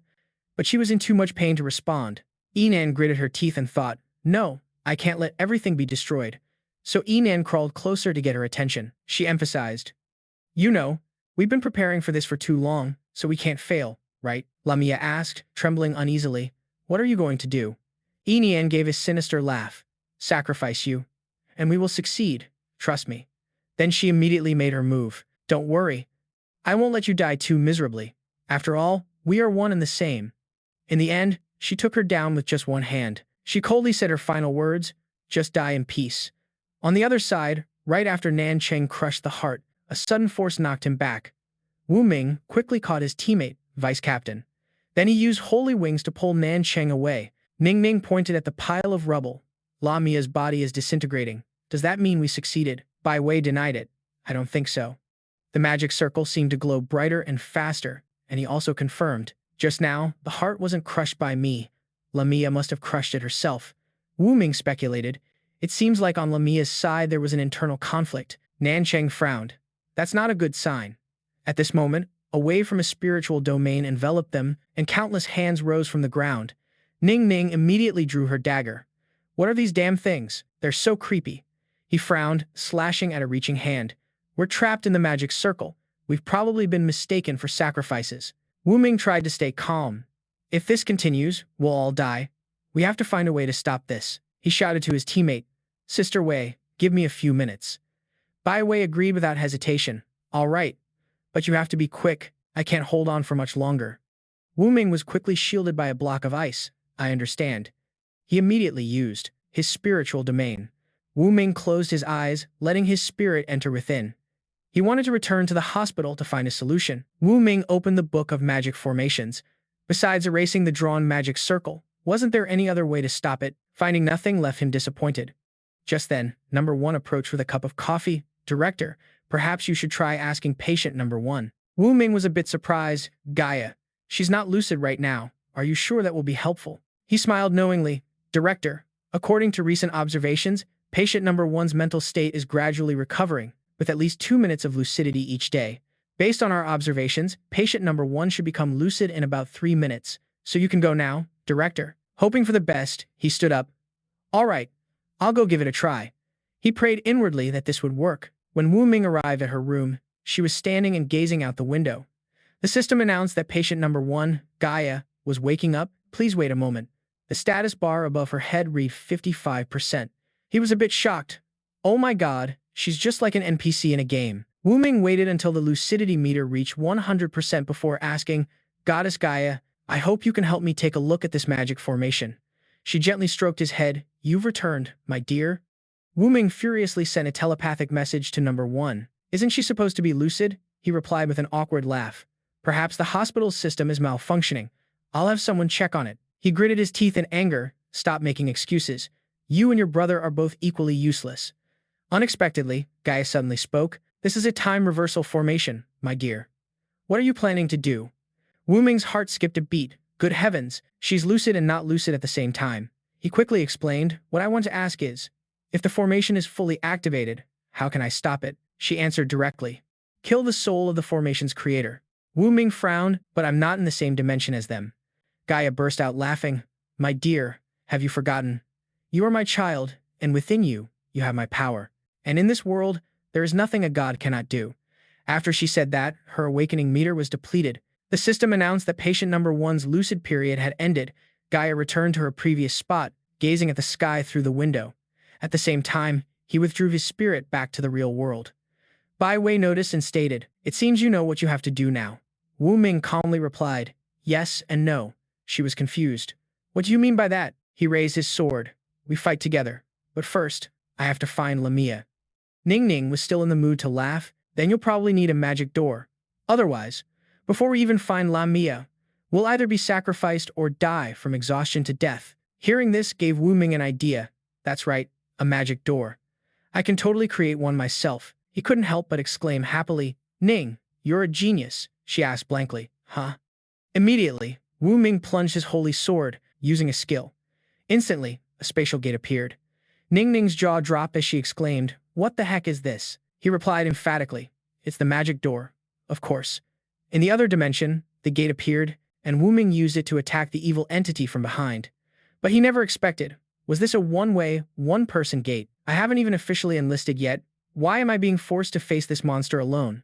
On the other side, Nan Cheng's group couldn't use it either. He was shocked. What the hell is going on? Ning Ning panicked.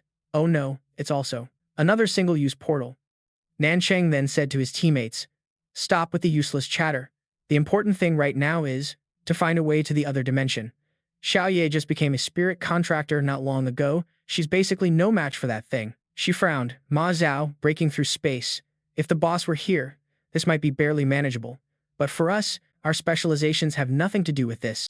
Bai Wei also agreed, saying that Vice Captain Xiao Ye has a few tricks up her sleeve to stay alive. Let's have a little faith in her. He couldn't help but feel helpless. It's precisely because we trusted her too much before that we're in this mess now. Nan Cheng immediately shouted, Lao Lu, are you there? Outside, Shi Rui was worried. Captain, one of your eyes has lost its sight, but Lu Bai reassured him, it's fine. In reality, he felt a bit of regret. If he had known there was a space overlapping, he would have charged in back then. Now look at this mess. This eye will take at least 10 to 15 days to see again. So, he finally deployed his spiritual domain. And on the other side, Wuming also made a decision. Screw it, I'll try a sneak attack.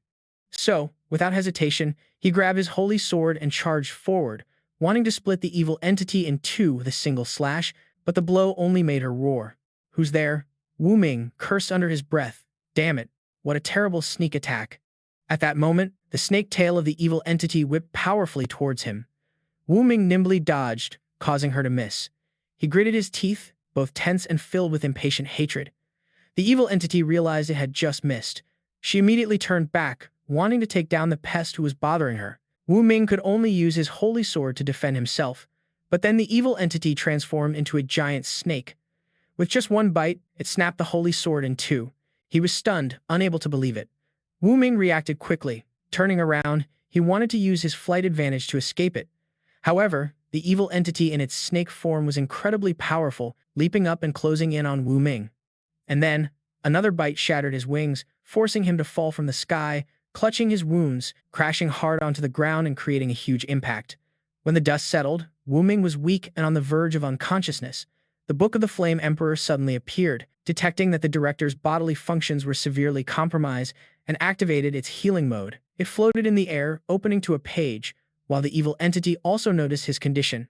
It swung its snake tail, landed nimbly on the ground, and transformed into its humanoid form, muttering, "Damn it! Why does the thing on this human make me feel so familiar yet so uncomfortable?" But she wasn't afraid of that power, wanting to approach, but as soon as she touched the holy light, it burned the evil entity's hand. She screamed and quickly retreated. "It hurts like hell." Then, she showed a covetous expression. "Such a good thing should belong to me." By then, the Book of the Flame Emperor had finished healing Wuming. He had just sat up when he noticed the enemy approaching. The evil entity was about to grab Wuming.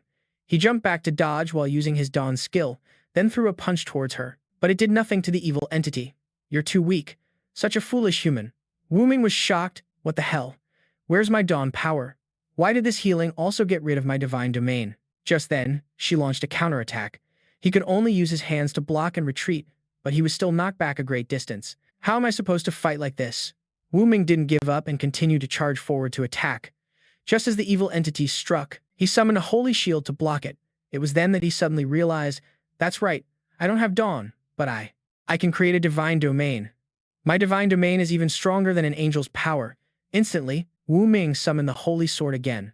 Seeing this, she gritted her teeth in hatred. The evil entity couldn't believe it. "Damn it, I can't believe this human could actually injure me." At that moment, Wuming charged forward to attack the evil entity. She furiously wanted to strike. "You damn bug." What she threw was Lamia's divine soul. However, he didn't hesitate to face it head-on, trying to use the holy shield to block the attacks, but it was quickly shattered by the evil entity.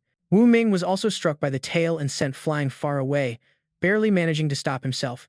Wuming didn't give up, tightening his grip on the holy sword. He slammed it into the ground to quickly stabilize himself. He wiped the blood from the corner of his mouth. "Damn it, I completely lost my cool.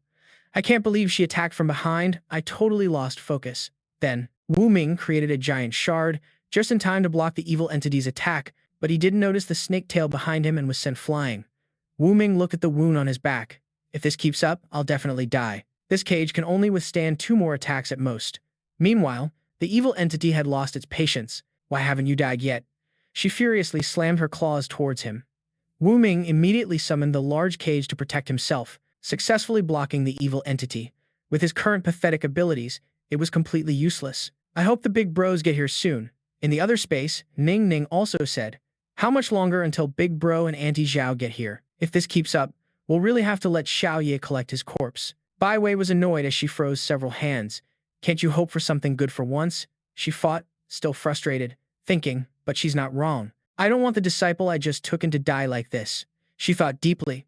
The crack on the other side had already been torn open, and Nanchang is trying to handle this space. "If I'd known, I should have let him go inside while I stayed out here." Through the opening was Lu Bai. "There's no medicine for regret in this world. If there were, I'd definitely be the first one to take it. My eyes hurt so much. I'll probably be blind for at least a month this time." He raised an eyebrow. "It's fine. After all, it's not the first time you've been blind." He paid no mind to the cold remark. "Get them over here. I can't hold this for much longer." So, Nanchang shouted, "You two, get over here." Bai Wei rushed over. "I'll go first and help." He urged, "Hurry up, the crack is shrinking." Without hesitation, she jumped inside. Nanchang called to the other one, "Ning Ning, hold on tight." He pushed her into the crack. "Go now."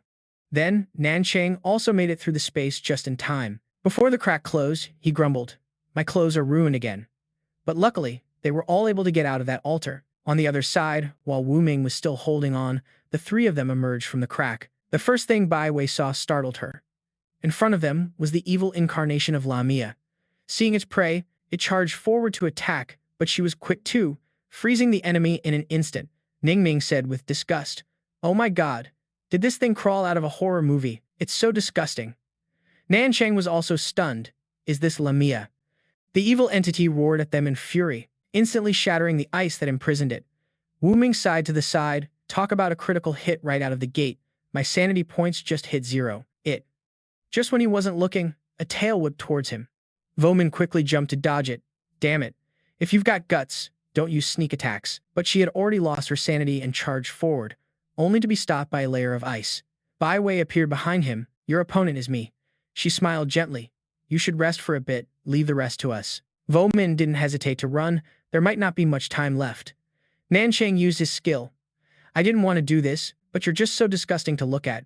He immediately summoned the Moon Echo Spirit Bow, releasing 3 arrows with a single shot. The attack dealt critical damage to the evil entity. A single move that left the entire lawn in ruins and the monster screaming in agony. Ningning laughed and said, surprising, isn't it? Wuming nodded nervously. I thought the deputy leader was in charge of defense. She glanced at him. That's just him now. But back in the day, Old Man Chang was a true weapon of destruction. Too bad those days are long gone. Lu Bai sat down warily in the car. Shi Rui was worried. Captain, he reassured her. It's nothing. I'm just blind now. Don't worry about me. You should go help them instead. She frowned. I'm not comfortable leaving you here alone, but Lu Bai stopped her. I'm only blind. I haven't lost my ability to move. Stop worrying and go. So Shi Rui could only obey to put her captain at ease. She glanced at him one last time and immediately turned to head towards the kindergarten. Meanwhile, inside the barrier, Bai Wei was fighting the evil entity. Nanchang had just used a critical move that resulted in internal injuries. He wiped the blood from his lips, as expected. I still can't just casually use my power. Ningning gently supported him. I thought you could pull off a few more of those moves. Nanchang gave a helpless smile. I'd like to, but my body won't let me. Wuming also ran over worriedly. Are you okay, deputy leader? He replied calmly. It's nothing serious, just an old ailment, but the two still helped Nanchang to a safe corner. He waved his hand. Stop worrying about me. Go help Bai Wei. That's right. According to previous intel from the organization, the weak point of the Lamia is its heart, but its soul is immortal, so it will continuously resurrect. Fortunately, each time it resurrects, it takes quite a long time, which at least gives us some time to prepare. Wuming gritted his teeth in anger. If the soul isn't destroyed, the spell won't end. It has to die. Nanchang carefully instructed, Xiao Ye, don't be too hasty. A soul isn't that easy to destroy. Wuming nodded. I know, but I have a way to destroy its soul.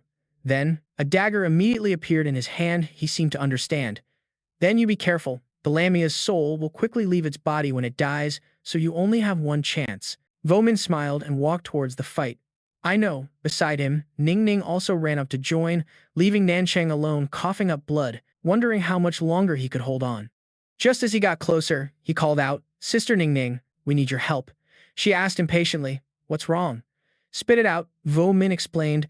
I don't have much strength left. I can only strike once, and I have to use it to destroy its soul. Therefore, hearing just this much, Ningning cut him off. Got it, you just wait here, don't get in our way. She directly drew her favorite weapon, a crazed smile spreading across her face that she couldn't hide as she used her skill. A brilliant flash of light appeared beside her. Ningning. She held the scythe in her hand and smiled. I hate having to open my spiritual domain this painfully. Seeing Wuming look surprised, she raised an eyebrow. Don't be so shocked. None of the teams stationed in Jinghua City are weak at all. Without another word, she immediately charged into the fight, quickly leaping in to help Bai Wei attack. She saw that and still had time to joke. I thought you were just going to stand there and watch the show. Ningning laughed and replied, I was thinking what a shame, she said, dodging the snake tail while provoking Bai Wei. You guys are too weak, she then said to the evil entity. What do you think would happen if I slice you at the waist? However, Ningming's cut was quickly regenerated by the creature, which even transformed into a serpentine form and roared as it attacked. A wave of ice formed a shield protecting her from the monster. But Ningning yelled at Bai Wei, Mind your own business. She taunted back, When you're being digested by its stomach acid, I won't care anymore. While the two were arguing, the evil entity roared again, but the spiritual domain around Ningning also reacted. It was as if she had evolved, handling the situation with ease. Not only that, but Bai Wei behind her also chanted a spell and used ice arrows. Instantly, both attacks dealt critical damage, hitting its vital point perfectly. The creature scornfully roared, "Foolish humans, how could my scales be harmed by these tiny ice shards?" Ning Ning laughed coldly and said provocatively, "Is that so?" Bai Wei sighed helplessly beside her. "That mouth of yours will get you killed sooner or later."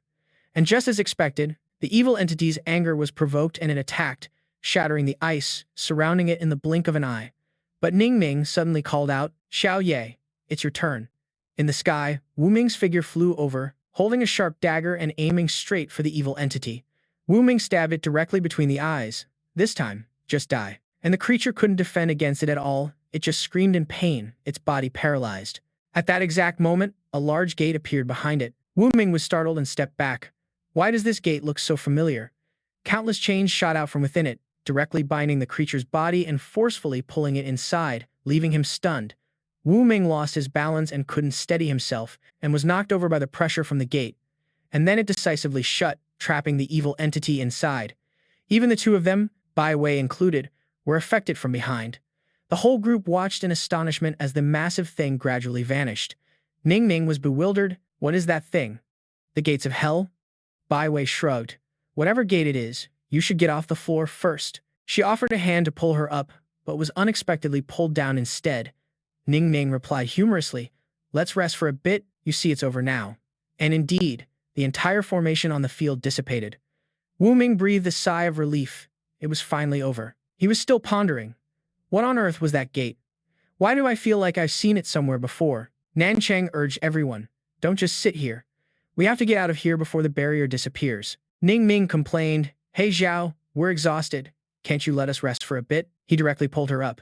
"When the barrier disappears, outsiders will only see death and destruction. If we just stand here, it'll be a huge hassle, you know?" She pouted sulkily. "If it were me, I'd shoot anyone who dared to say anything about me." Wuming broke out in a cold sweat and muttered, "Ning Ming's personality isn't very professional." Bai Wei felt a bit of sympathy. He looked like he had just escaped from prison. At that moment, the spatial gate opened, and she urged him to go, saying there were no survivors left here. Wuming could only sigh regretfully and follow his teammate into the portal. 1 week later, in the training yard of the investigation department, he was talking to himself and a bird perched on the fence. "Who are you?" Nanchang was so shocked by this sight that he spat out his tea, and he walked straight over and grabbed it by the neck. Wuming asked blankly, "Deputy Captain, are you okay?" Nanchang forced a laugh. It's nothing. Drink some more water and go relax outside." He pointed at the bird. "Deputy Captain, if you don't pay attention, it's going to die of suffocation." He was a bit stunned to hear this, and when he turned to look, he saw the little bird was on the verge of death. Nanchang quickly let it go and changed the subject. "All right, don't stay here any longer. You're heading to the military barracks tomorrow, so go back and pack your things." Wuming felt a little helpless at his awkward demeanor. "Deputy Captain, your excuse is ridiculous." However, he didn't ask any further and just left. Only then did he let out a sigh of relief. That was close. Just then, the blind Lu Bai approached. He looked like he had, "I have a lot of secrets to hide from you," written all over his face. Nanchang said with some disdain, "You're blind, yet you can still see, huh? It seems you're not blind enough." He chuckled. "Are you angry out of embarrassment?" He frowned. "Cut the crap. Why aren't you keeping an eye on him?" Lu Bai replied cryptically, "A bird with wings cannot be caged. How do you suppose I can keep an eye on him?" Nanchang sneered openly. "I think you're just clumsy, and anyway, there's not much time left. So why not just let go and enjoy life?" But his tone didn't show any intention of changing. "Old Zhao, if there's no chance to turn things around, then let's just leave it to fate for now. Maybe the kids can give us a surprise." He stood up dejectedly. "I don't like surprises. I just want them to be safe." Lu Bai helped him up. "What a pity. We can only hope." The night before he left, Wuming lay alone and thought. Feeling a bit down, he thought he could rest for a while after defeating the Blade Leaf. Speaking of which, where have I seen that door before? Wuming closed his eyes and tried to recall, but then he shot up in frustration. There were too many paths, I've really forgotten. Not giving up, Wuming tried to sense it again, entering the space of the Pantheon Hospital, and as soon as he arrived, he saw something familiar. Was this door here before? Number 2 appeared, smiling as he said, "My dear director, you are so clever. The last time you saw it was in the courtyard." Wuming was a little surprised. "So this door can move?" He hesitated before replying, "Not exactly." Before it awakened, it went to the wrong place. He suddenly felt helpless. Great. So even the door to this hospital can't be trusted. Number 2 stood before it. My dear director, would you like to go have a look? With his hands in his pockets, Wuming slowly approached. He ventured a question. I remember you didn't let me open the door before, he explained. That's because you hadn't fully unlocked the dungeon yet, but it's different now. Wuming was confused. How is it different? As he opened the door, Number 2 explained. Last week, you pulled the blade leaf in and can now control the dungeon. With that, he opened the gate and gestured politely. My dear director, please come in. Following Number 2's words, Wuming slowly stepped inside the gate, but he immediately closed it again, startling him into shouting, Number 2. Meanwhile, the other guy was leisurely sipping tea, wondering if his dear director would enjoy the surprise waiting below. At this point, Wuming had no choice but to move forward, walking down the long hallway and wondering if this path even had an end. 10+ minutes later, he complained that something was wrong. It felt like half a day had passed and there was still no end in sight.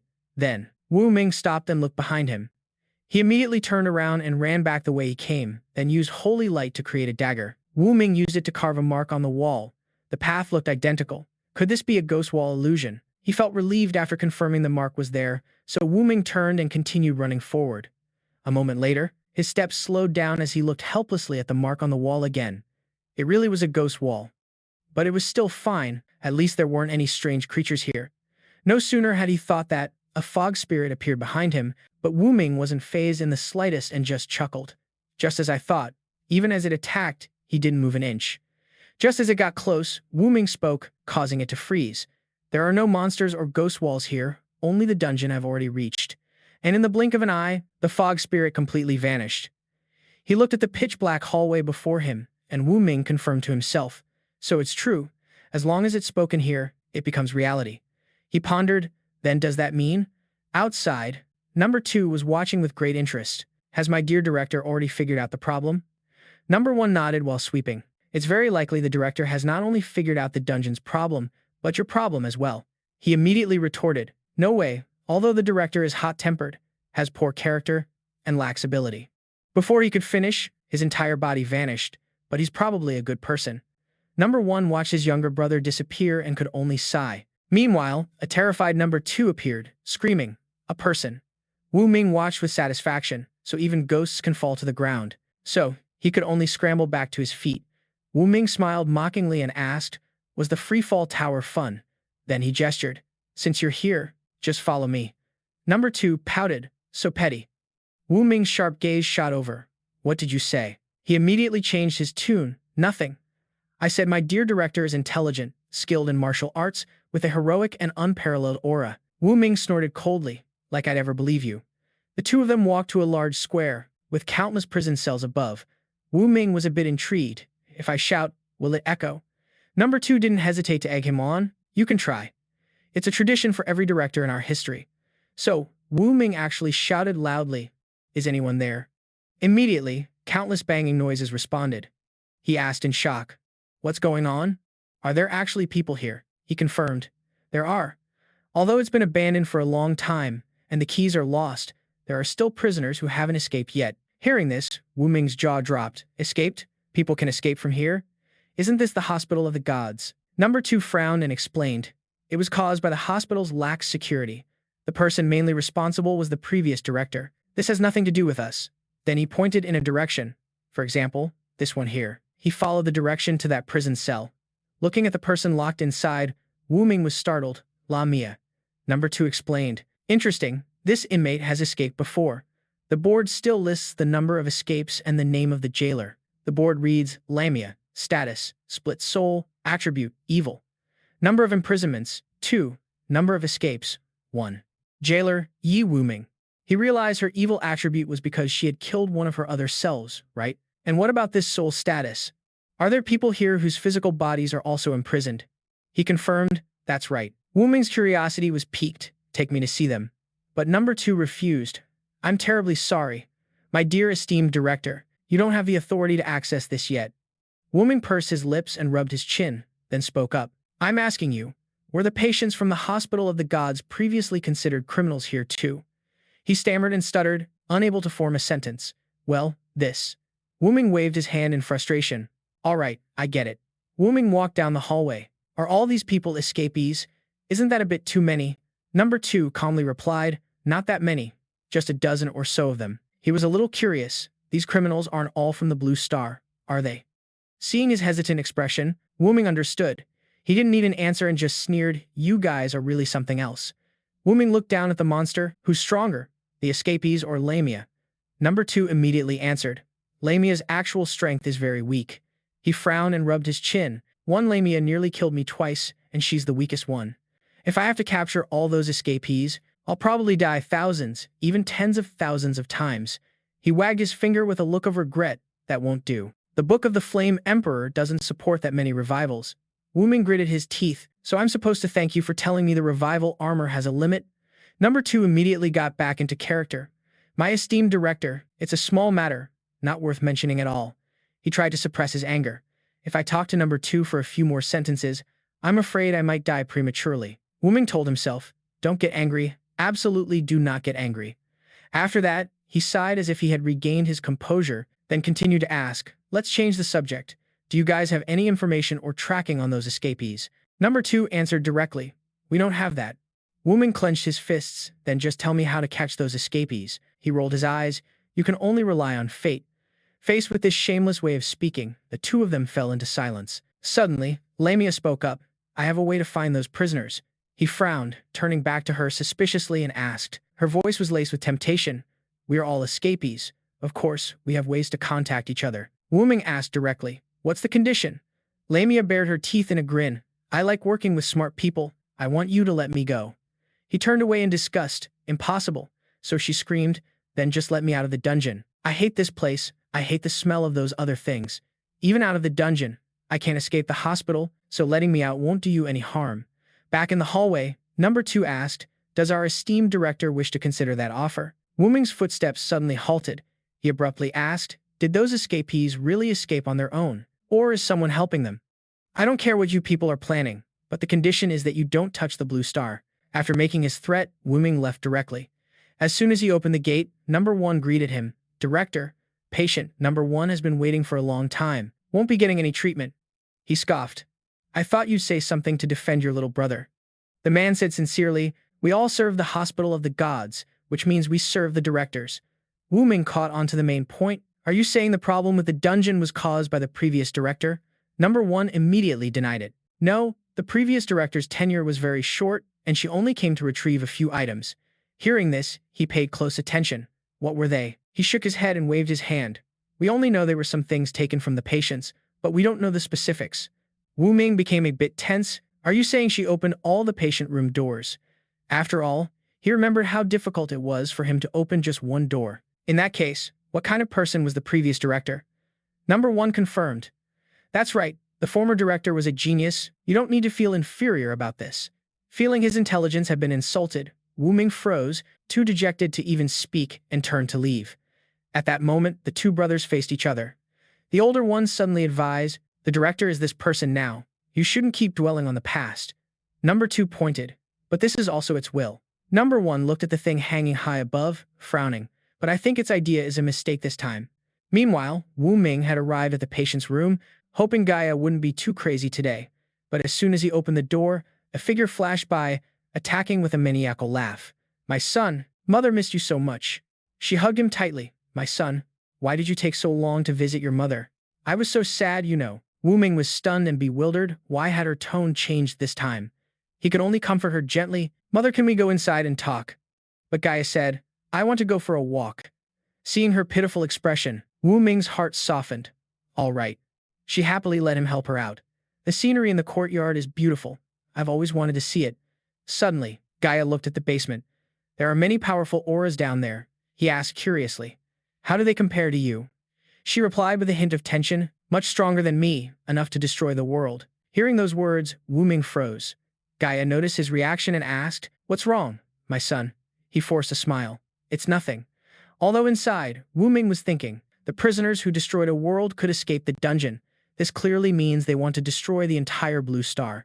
Behind them, number 1 stated, the director has figured it out. Number 2 wondered, will he kill us? The older brother patted his younger brother's shoulder. Don't worry, just as I said, even though the director has many issues, he's a good person. Wuming took Gaia to the pavilion to admire the garden scenery. He probed, "Mother, do you remember what the previous director took from you?" She mumbled. "What was it?" "She took something. It was that thing." As soon as this memory surfaced, Gaia's eyes blazed, and her expression turned frantic, but before she could have an episode, she fainted, allowing Wuming to breathe a sigh of relief. He almost got beaten up again. He then summoned the Flame Emperor's book to appear, checking the information. Acupuncture, combined with medicine, he wondered if he could meet the lottery standard before the military training began. A while later, as Wuming was waiting in the pavilion, he suddenly saw the two brothers approach. Wuming asked in a cold voice, ready to tell the truth. They remained evasive. "No, but please rest assured, Director. Right now, you are the one who hired us, and we will not betray you." "That's right. At least as long as you are still the director." He gave a meaningful smile. "All right then, help me go talk to Lamia. I'm sure you too have your ways, and make it help out obediently." The next day, the entire Xia division drove Wuming to his destination, and Nanchang advised, "Xiao Ye, you have to be obedient when you get in there. Got it?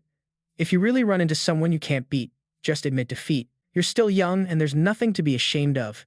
Ningming cut in irritably. "Don't listen to Zhao Ma. When you get in there, if you see anyone you don't like, just beat them up. It's fine even if you kill them. A life for a life is a fair trade. If you really can't beat them, then come find me." Bai Wei covered her mouth. "Listen, but not to everything. When it's time to act, you absolutely must not go soft. And when it's time to admit defeat, just do it honestly. In short, do your best to last until the very end. Only then can you officially join." He patted Wuming's shoulder reassuringly. "Xiao Ye, the rest of the journey will depend on you." Finally, the car stopped in front of the camp gate. Everyone helped him unload his things. The special gate opened to welcome the newcomer. Lu Bai turned his head to see who had appeared, and then he exclaimed in shock, "Xu Ying, you're the training camp instructor. It's been a long time." He asked curiously, "Are you here to send someone off?" Xu Ying replied, "I'm here to be the instructor." Lu Bai sighed to himself. This kid is so unlucky, running into this particular instructor. Nanchang stepped forward, confused. "These are all new recruits. Isn't this just letting you cause trouble? Have the higher-ups gone crazy, or are they planning to disband the C division?" Xu Ying smirked mockingly. "What's wrong? Are you thinking about the past?" Hearing those words, he panicked as dark memories from the camp resurfaced. Back then, she had told Nanchang that as long as the training didn't kill anyone, they should train to death. He broke out in a cold sweat just thinking about it. It was a total nightmare. Wuming curiously asked the person next to him, "Sister Ningning, who is this?" She turned and ran. "A demon. She's a demon. She's a real demon." Ningning immediately hid in the car and slammed the door shut. Bai Wei sighed and reminded him, "Pray for yourself, you unlucky kid. Everything I said before we got in the car, I can take it all back." He was even more confused. "What does that mean?" She emphasized. "It means that your instructor this time is someone that all the people in the CA division are afraid of." Even Bai Wei left, trembling slightly. Wuming turned to Shi Rui. "Can I ask a question about this person's background?" She explained briefly. "A godlike existence, only 27 years old, but has 20 years of experience as an instructor. Because her divine domain is very special, the Saya squad, no matter how long it's been established, has always been trained by her. And the higher-ups gave her a very nice title. A person trained by this instructor can fight 18 Wulings." He was shocked and couldn't believe it. "Isn't that a bit of an exaggeration?" But Shi Rui confirmed, "It is indeed an exaggeration, but fighting 3 of them is no problem." Wuming suddenly remembered something and asked in confusion, "That's not right. Before that bunch of Wulings, there was also Lamia. Our team had a really hard time fighting them." She didn't mind explaining, "Our team is a bit special." Wuming was bewildered. "Special in what way? Could you explain it a bit more clearly?" Si Rui turned away again, flatly refusing. "It's not convenient." On the other side, Xu Ying had noticed him. "Looks like you're not too bright, are you?" Lu Bai defended his subordinate. "You can't say that. He's young, so he doesn't understand many things. He's just a bit naive." She shrugged confidently. "It's fine. In my hands, he'll mature eventually." Then she urged him back to the barracks. "Let's go." Wuming followed behind with his luggage. Nanchang wiped away his sad tears. "Take care of yourself, Xiao Ye. You go on ahead." The door closed, but he still looked back at them fondly, then resolutely walked forward. At that moment, Ning Ning was still sneering. "Xiao Ye is so pathetic," Bai Wei advised. "Keep it down. Be careful or Xiao Ye will hear you." Inside the training area, surrounded by fences and electric wires. "I'm Xu Ying. I've read your resume. Your divine domain is very good, but your abilities are too weak. It took you half your life to fight a single leaf monster. According to the video your team sent, the ability you used doesn't seem to be Michael's Morningstar power. Can you explain that a little? Wuming was a bit defiant. What if I don't want to explain? She shrugged indifferently. Suit yourself, I was just asking casually. He couldn't help but wonder as he looked at the woman. Are all instructors this curious about everyone? Su Yang replied directly, no, I'm only curious about you. Then she pointed towards a building. That's the new recruit registration. Go on your own. Behind her, Wuming's face darkened. It seemed he had many secrets that even he himself didn't know about. He sighed helplessly, trying to suppress the urge to ask, and accepted it, heading towards the building. Forget it. Don't think about those things anymore. Just live in the present. Wuming filled out his paperwork very quickly, just filling in all the information and signing his name. The dorm manager gave him a key. Building 3, room 501. Go outside and turn right. That's building number 3. Wuming pushed the door open and entered the dorm room, looking at his roommate's name and thinking, Ji Xiaopang, that's a pretty unique name. Tossing his luggage aside, he lay down on the bed to rest. Wuming's consciousness entered the Hospital of the Gods. Number 1 greeted him, Director, you've returned. He looked over at the garden and asked, why is she in the courtyard? He gestured towards Gerer and explained, after her treatment ended a few days ago, her mental state has gradually stabilized. Getting some fresh air is beneficial for the patient's recovery, so I brought her outside. Wuming was pleased and asked, very good, but you and number 2 have to take turns managing the hospital. Can you handle it like this? Number 1 actually replied, I can't, so I found someone. A person with shackles on their legs appeared, and he turned to look, somewhat curious. The leaf monster. Number 1 bowed his head and said meaningfully, Director. Wuming was still surprised. This is your solution? Number 1 explained. That's right. This ensures someone will take care of Gerer, and it also gets the leaf monster to cooperate with us. This is killing 2 birds with 1 stone. It saves you a headache. That explanation isn't enough to convince me. A thing like that appearing in the courtyard. Isn't this just like putting a fox in the henhouse? He raised an eyebrow and replied, Director, you must have faith in patient number 1's abilities. She won't be afraid of the leaf monster. Wuming was exasperated. Am I worried she's afraid of the leaf monster? I'm afraid the leaf monster will cause trouble for me. Is that clear? She pushed up her glasses. Please rest assured, I am of a lower rank now, so I can't do anything. He clearly didn't believe her. Can't do anything? You used that same line to trick people back then. Number 1 spoke calmly. Actually, there is another way. Wuming. So he asked what the method was. Then the old man whispered into his ear. Wuming hesitated and frowned. Can this be trusted? Number 1 stated firmly, it's very reliable, because a former director has done this before. He was a little surprised and curious. Who was the target? Number 1 casually pointed to himself, me and my little brother. Wuming could only sigh after hearing that, and then made his decision. All right, take her over there first. With that, he turned and left, leaving number 1 and the other to handle the problem. He dragged Lamia along. Come with me, she protested. You broke your promise. But number 1 just scoffed coldly, and countless chains immediately flew out to restrain Lamia. He quietly chanted a short incantation, carrying her as he walked right through the wall. Meanwhile, Wuming had arrived in another room. He looked at the surgical equipment and muttered, I can't believe there's an operating room inside the statue. Wuming curiously walked over to the instrument table, a little confused. This doesn't look like something that belongs in an operating room. Just then, number 1 arrived. Only the hospital has these. Meanwhile, Lamia was screaming, You traitor, you deserve to die. Wuming frowned and looked over with his arms crossed. Betrayal? The old man had already pinned her to the operating table. I was never honest to begin with, let alone a traitor. Instantly, Lamia's body was restrained by iron shackles. Number 1 turned to ask, Director, would you like to perform the procedure yourself? Wuming declined. No, I'm just an intern. I have to consider my instructor's mood before I can perform surgery. He calmly looked over at her. I'll just watch from the sidelines. The old man then politely bowed, asking for permission to begin. He was instantly clad in green surgical scrubs. Number 1 even reassured her. Don't worry, it won't hurt. I'll give you some anesthesia. He then proceeded to perform surgery on Lamia's brain. Wuming watched this scene with a chill. This was definitely not a proper hospital. 10 minutes later, the old man tossed the scythe down. He reported back to him, Director, I have successfully severed Lamia's soul. She has been implanted with the goodwill collected within the hospital. Now, she won't pose any threat. This is the soul that was removed. You can investigate it using the patient number. Wuming was confused. What kind of patient number has a function like this? I don't think the game even had that. Number 1 shrugged. True, but most former patients can. Wuming felt helpless. Just tell me, how do I unlock this? The old man coughed, changed back to his normal appearance, and then explained, Patient 1's treatment progress has reached 30%. Of course, with the current treatment plan, I'm afraid you will have to return for treatment every night. It might be completed in about half a month. Hearing that, Wuming felt his body ache with exhaustion. I was born to be a workhorse. As he was resting, someone kicked the door open. An arrogant voice made Wuming jolt awake. This room is way too small. It's not even as big as my bathroom. It was a chubby kid who was wearing gold all over. He was Zhuji Xiaopan, the young master of the Zhuji family. He looked at Wuming and feigned surprise. Oh, someone's in here. I didn't scare you, did I? My apologies. My men are so impolite. Wuming shook his head, unconcerned. It's fine. The boy was very excited. So you're my roommate. My name is Zhuji Xiaopan, but you can just call me Xiaopan. Seeing his friendly demeanor, Wuming replied, Wuming, he said excitedly. Then I'll call you Old Yi. Sounds pretty friendly.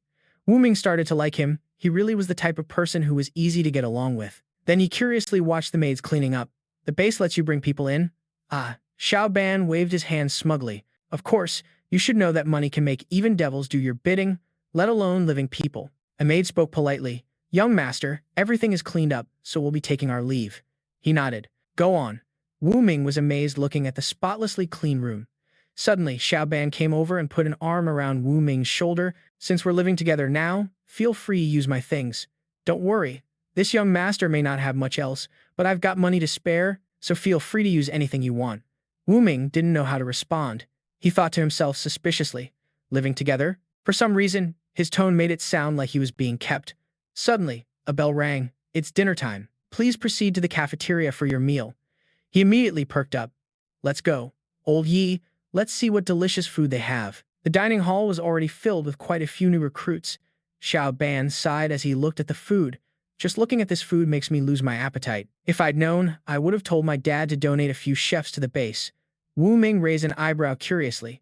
Your family is pretty impressive. Huh, he shrugged. It's just okay. After all, 3/4 of the tools and supplies for the SSS-Rank are provided by my family. Hearing that, he became even more confused. So why would a rich young master like you come all the way out here to suffer? Xiaoban just claimed it was for his ideals, a vague statement that left Wuming bewildered. He proudly puffed out his chest. Joining the SSS-Rank is my ideal. A life of wealth is just too dull and boring. Only adventure is my ultimate destination. He found it a bit funny. Your destination is certainly unique. Xiaoban, however, was very worked up. Of course it is, he suddenly whispered. By the way, I heard our instructor this time is Xu Ying, and according to a reliable source, her methods are pretty ruthless. I bet we're in for some hard times. Wuming sighed at the thought. Your source isn't wrong. She was the one who brought me here today. This statement made him choke and spit out his soup, nearly spraying it all over him. But unfortunately, Wuming dodged, and it hit someone else. The person who got hit, Bai Li, furiously yelled, Are you looking for death? He then impulsively activated his spirit domain, ready to fight, attacking Xiaoban without a second thought. But just then, he was stopped by another person. Wuming smiled and tried to make peace. It was just an accident. No need to get so angry. I'm sorry. That was our fault. We apologize to you. But he was clearly still furious. Sorry. He raised his fist to attack again. I want him dead. He easily blocked it with his hand. You're way too hot-headed. We already apologize. Why are you still pushing it? Xiaoban didn't just stand by and watch. You dare hit my bro? This young master will risk his life to fight you. In the blink of an eye, he summoned a giant hammer and swung, but suddenly both of them were sent flying by an external force.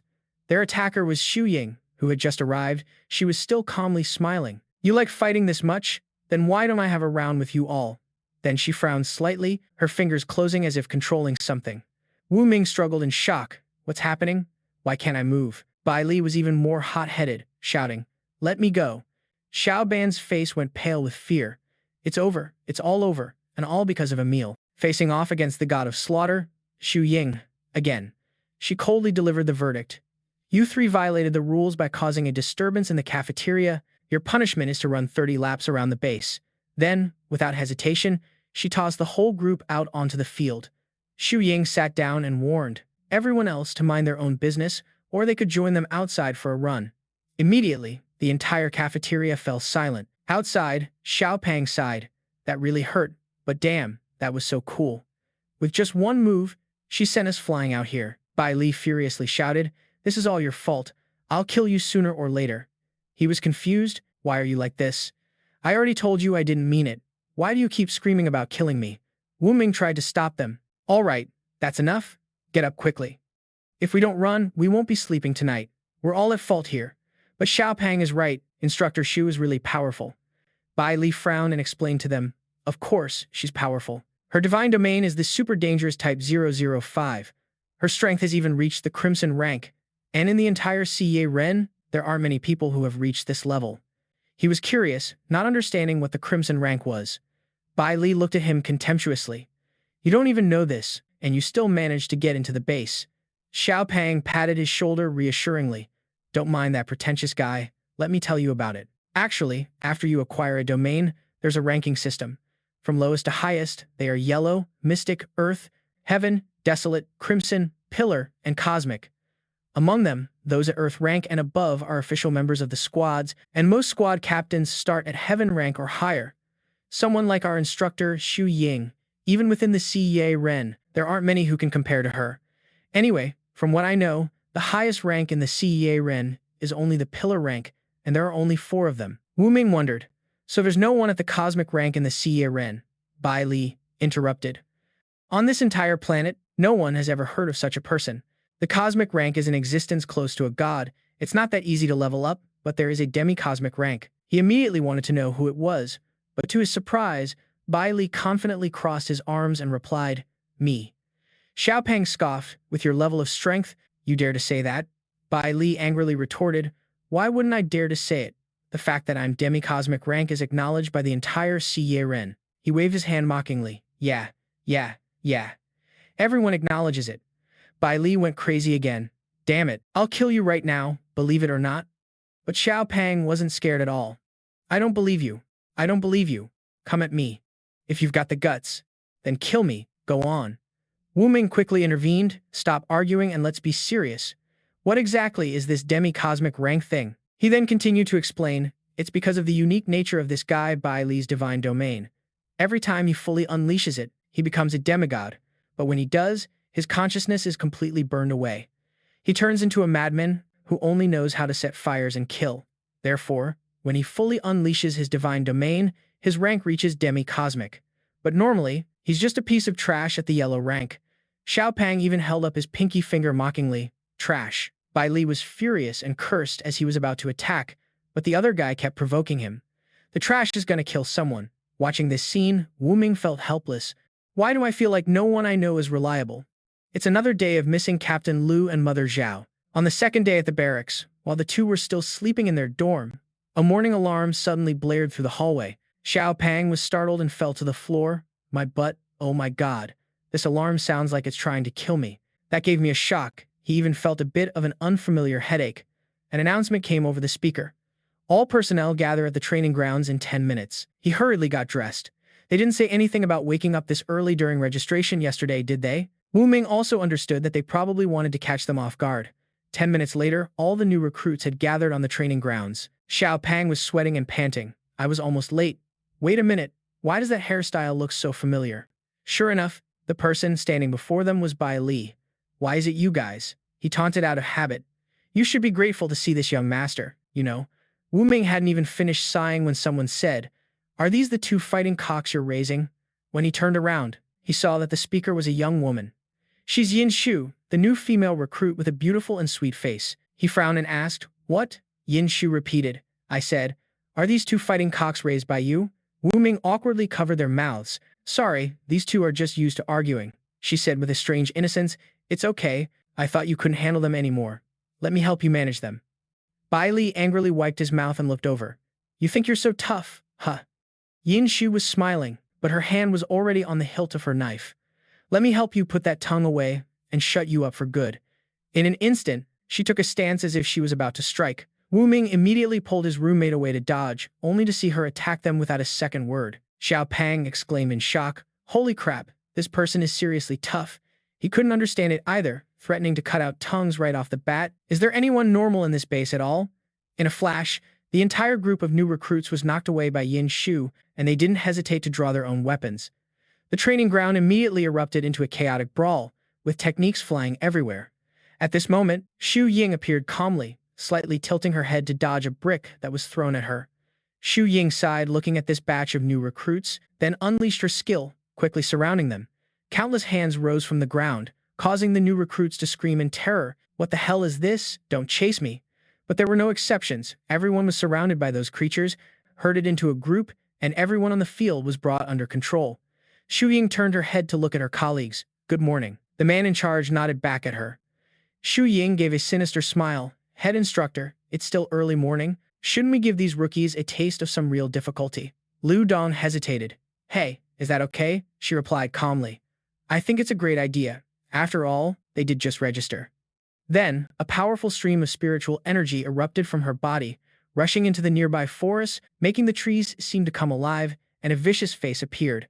As Xu Ying's spiritual energy penetrated the forest, dozens of large tree trunks seemed to gain life. The new recruits, including Wuming, were startled by this scene.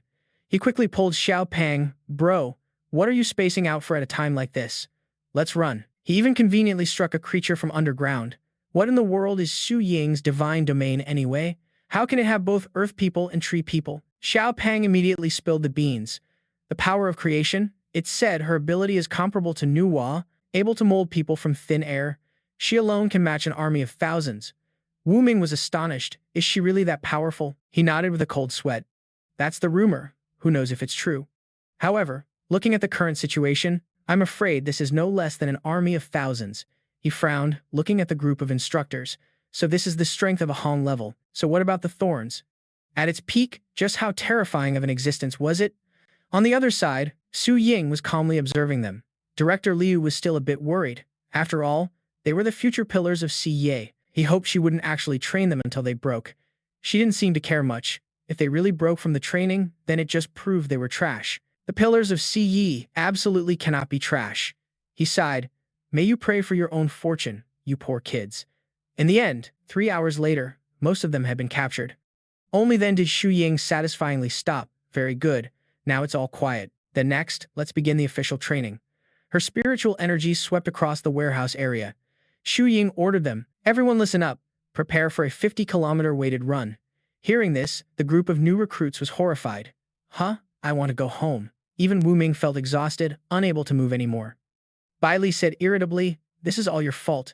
Yin Shu still replied as usual, if you say one more word, I'll cut out your tongue. She sat up with a gloomy expression. I will definitely cut out your tongue. He yelled, you were just threatening me before. Why do you suddenly want to do it for real? Are you insane?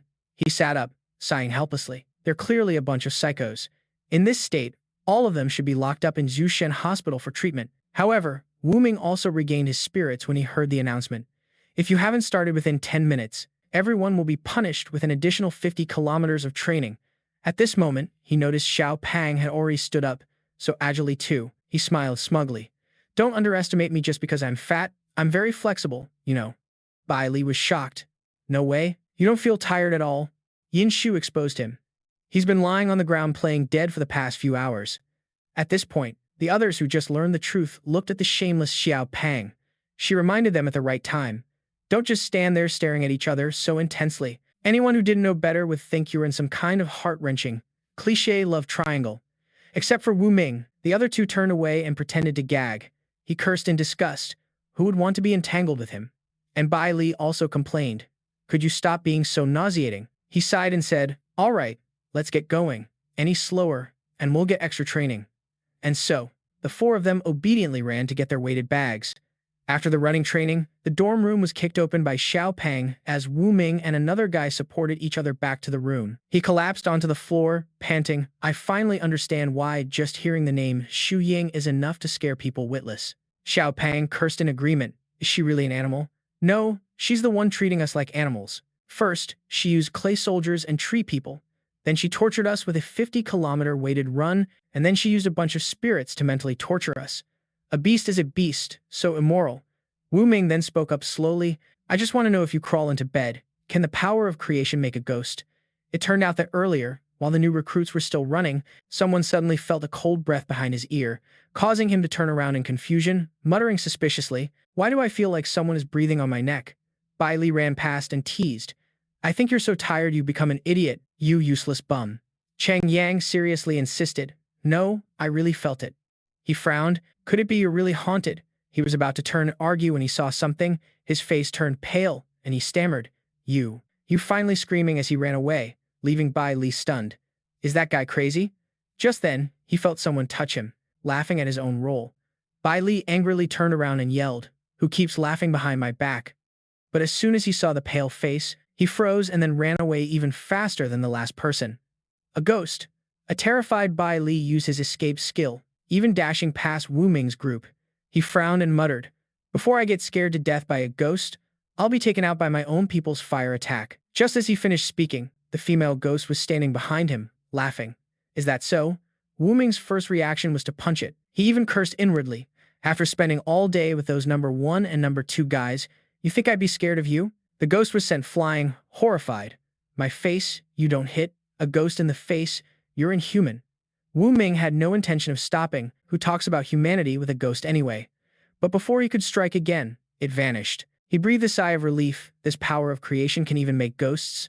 Xiao Pang recalled the moment, finding it hard to believe. No matter how miraculous the power of creation is, it can't create a ghost from thin air. Perhaps one of the instructors can control some kind of ghost's spiritual domain. Wuming stood up and asked, I want to ask something. Can we go eat dinner now? He was stunned, still thinking about eating. I can't even lift a finger right now. Suddenly, he heard him say, but I have a bad feeling. There are still 3 minutes left, and Instructor Shu might force us to go eat. Xiaopang refused. I'm not going. I'm dog-tired right now. Eating doesn't even matter anymore. Just then, the loudspeaker announced that it was dinner time. Everyone please proceed to the cafeteria in an orderly fashion to eat. The speaker was Xu Ying. Anyone not present will be considered in violation of the rules. For those who don't show up, she will let them have a taste of the night parade of 100 demons. Her subordinates were secretly terrified. This woman is always so scary. On the other side, Wuming felt it was obvious.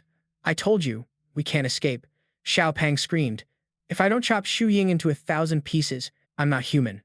Later, she stood with her arms crossed, looking at the crowd. What a pity. So you all came after all.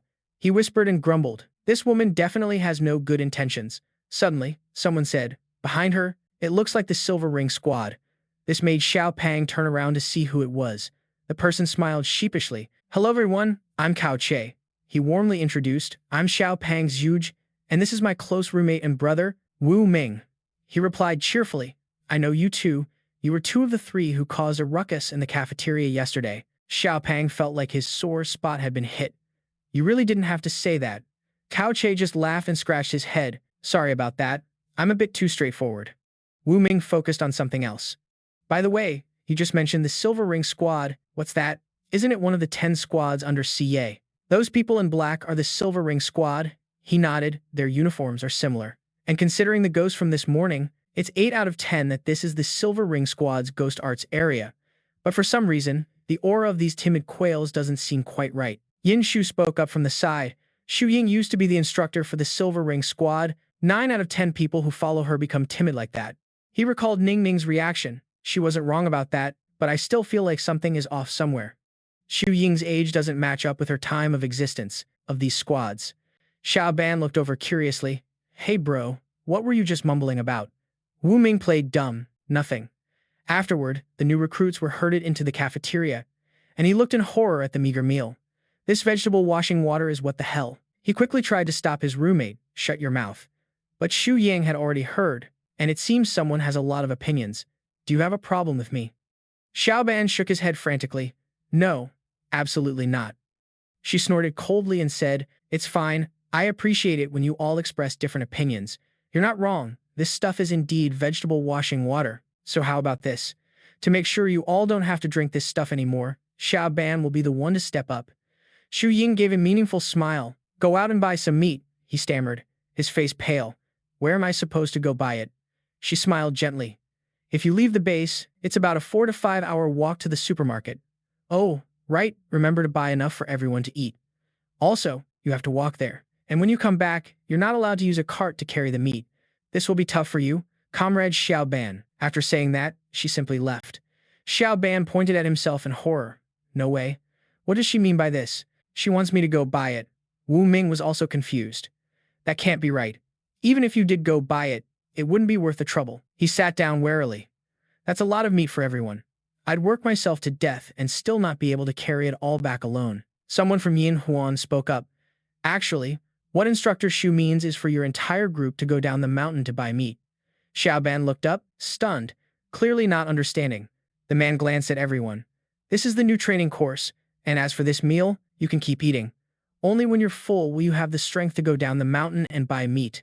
And so, the whole group obediently sat down at the table to eat their buns. The other members of Yin Huan disagreed, reminding him, Captain, you're basically giving them the entire answer. Aren't you afraid Instructor Shu will get angry? You'll have to train with them too. Yang Chao said with a great sense of responsibility. Don't you guys get it? This is like when you're caught in the rain. You have to hold an umbrella for others, right? Suddenly, Shu Ying appeared. If that's the case, then I'll just tear your umbrella to shreds. Starting tomorrow, your Yin Huan squad will also train with them. The next morning, just as the sun was rising, the Yin Huan squad and the new recruits had to assemble. Mingxiu pointed, Captain, look, what is that? Yang Chao looked up, puzzled. Where? What? A teammate replied resentfully, That's our umbrella being torn apart. Look, it's torn to shreds and can't even cover a single drop. At this moment, Su Ying was observing and said to her subordinate, Half a month ago, we fought in an SS class fog, and we were almost completely wiped out. If we don't train them, next time we'll be visiting their graves. She used the mic to announce her assessment. I saw all of your performances yesterday, and I can only say they were absolutely terrible. At times, I even wondered how humans could be as incompetent as you all, scared of ghosts, lacking stamina, and unable to follow rules. Every single thing about you makes people mock CYE's selection standards. But as your instructor, I feel I should still give you a chance and lend you a hand. Therefore, I have invited your seniors to come. Immediately, the Yin Huan group followed the order and jumped onto the stage. A group of 4 knelt before Shu Ying, while the other instructors set up 3 red flag poles. She explained, From now on, for 1 week, 3 of you must protect these 3 flags. As for rookies like you, no matter the method, no matter the time, as long as you get 1 flag, I'll count it as your win. Cheng Yang asked excitedly, What if we get all 3? Shu Ying raised an eyebrow and replied, If you get all 3 flags, I'll give you a week off. All right, it's all been laid out. The rest of the time is yours. Don't disappoint me. Down below, the rookies felt like their world was collapsing. They complained, Oh my god, how are we supposed to capture them? That's one of the 10 squads. Who can possibly beat them? At this moment, 3 of the 5 Silver Ring members had received the flags. Ming Shu turned and asked, Captain, isn't this a bit too easy? Yang Chao frowned, Easy? Do you really think the people down there are as weak as Yu Ying said? Besides, look at the whole training ground and then look at the 5 of us. With a human wave tactic like this, there's no way we can hold them off. Wuming was intently observing the flag bearers above. Xiao Pang patted his shoulder. Old Ye, what are you thinking about? Don't listen to what others say. I believe with this many of our people, if each of us just spits once, it'll be enough to drown the Silver Ring squad. When that happens, won't capturing the flag be a piece of cake? Yin Shu sneered, Killing a fatty like you would be a piece of cake. He angrily shouted, Why do you have to pick on everyone you meet? Cao Che walked over and said, What Yin Shu said isn't wrong. Putting everything else aside, the highest rank in our group is only Suen level, while the lowest in the Silver Ring squad is Tien level. Plus, they have excellent teamwork. They might even be comparable to Zhu level. If we really fight, it's only a matter of time before we're all wiped out. Bai Li crossed his arms and asked, Then how are we supposed to fight? Should I try unlocking my power?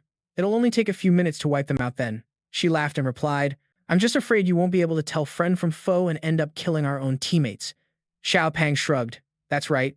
Everyone knows when you go crazy, you even attack yourself. And so, the two started bickering again, leaving Wuming feeling helpless. Stop arguing. The urgent matter now is to gather everyone to discuss a strategy. Otherwise, if we just charge in blindly, we'll only be wasting our own combat strength. 1 hour later, the group of rookies gathered in a room. Cao Che took the lead and explained, I've gathered everyone here mainly to take stock of everyone's abilities. That way, we can clearly formulate a battle plan. Someone disagreed. So on what basis should we do what you tell us to do? Yeah. Bai Li didn't hesitate and decisively unleashed his power, then grinned menacingly. On the basis that my fists are harder than yours. Not convinced? Then come over here and let's have a match. He stepped in to smooth things over. All right, calm down. Cao Che smiled amicably. Everyone, you've misunderstood. I have no intention of commanding you all. I'm just temporarily helping to gather information. Once everyone has discussed a plan, we can naturally choose a commander. On the other side, Yin Xu asked, who do you think will end up with the command authority? Wuming calmly replied, Cao Che is much calmer and more composed than the average person.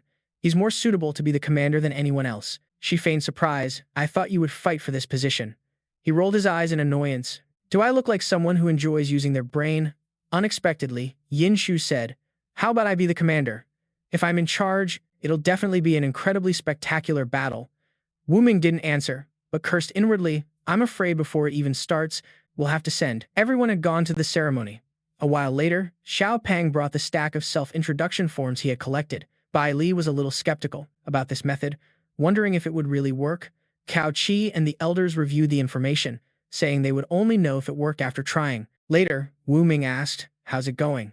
He smiled and replied, we might have found a more suitable commander. There were two particularly special forms. Outstanding, Diao Diao, whose domain is the brain, can devise the most optimal command plan based on known information, and Li Zhang, whose domain, the heavenly eye, can link the vision of all living creatures within a 500-meter radius. Xiao Pang exclaimed excitedly, isn't that basically artificial intelligence plus a satellite? That's truly an amazing command combination. At that moment, Cao Qi took a deep breath and then announced to everyone, based on all the available information, we have found the two most suitable commanders, Lu Diao and Li Zhang. The two people who were called were a man and a woman. He handed the stack of papers to the girl. Lu Diao, right? These are everyone's abilities. Take a look. Unexpectedly, the young man next to her spoke up. You've got the wrong person. I'm Lu Diao. Instantly, the atmosphere in the room went dead silent. Cao Qi quickly laughed to diffuse the situation. Such a fitting name. Dao didn't seem to mind, saying, it's fine, I'm used to it. Later, he compiled all the information and displayed countless complex formulas on the screen. Dao then spoke up. I've compared everyone's combat power with that of the Silver Ring squad. We only have 1 week, so to think we can win is basically a fool's dream. Murmurs erupted throughout the room. I told you so, there's basically no way to win. Su Ying is really a demon. This time is just great. Even the human supercomputer has concluded that victory is impossible, so this training is also completely meaningless. Suddenly, he coughed to get their attention. Please let me finish. Right now, there are 2 ways we can possibly capture the flag. The first method is to harass them continuously for 24 hours. In groups of 5, we don't require you to cause serious injuries while trying to get the flag. We just want to exhaust every member of the Silver Ring squad. The second method is a combination of the first. After the enemy is exhausted, we divide into 5 large teams with both offensive and defensive capabilities. Each team will engage 5 of their members, and then we'll dispatch a small team to seize the opportunity and capture the flag. After explaining, Diao concluded, the choice is yours. Cao Qi spoke up, the second option is the best, and I'm sure everyone has no objections, so let's start making arrangements. He nodded. All right then. Meanwhile, Ming Xu also asked, Captain, do you think these rookies can come up with any kind of strategy? Yang Chao shrugged. No matter what strategy they come up with, it's all useless in the face of absolute power. Qin Hao cheerfully chimed in. Hey guys, what if we just put the flag with Xu Ying? That way, we won't have to be on guard at all, and those amateurs can just grope around in the dark. He shot him a sharp glare. Then, how about I leave you with Xu Ying? He honestly replied, that would be useless too. Yang Chao furiously stomped on him. If you come up with another bright idea like that, I'll throw you out first to test the strength of those rookies. Qin Hao's miserable cries reached all the way to Xu Ying. Boss, stop hitting me. Just then, Liu Dong asked, are you making things difficult for those rookies? Xu Ying raised an eyebrow. I'm clearly making things difficult for the Silver Ring squad. He had. A little surprised, she felt the rookies could win. Xu Ying nodded, not to mention their divine domains. Among them, they also had brains and a heavenly eye, so winning this situation, while difficult, was achievable. Liu Dong sighed and pulled out a cigarette. Her expectations for them were way too high.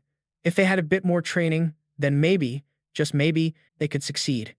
But they've only been at the military camp for 3 days. Xu Ying adjusted her sleeve. I don't want to rush things either, but I have no choice. Time is running out. He frowned and asked, did Lu Bai say something? She didn't hide it. That dead bird has chirped again. Liu Dong's expression gradually grew serious. He took a drag from his cigarette.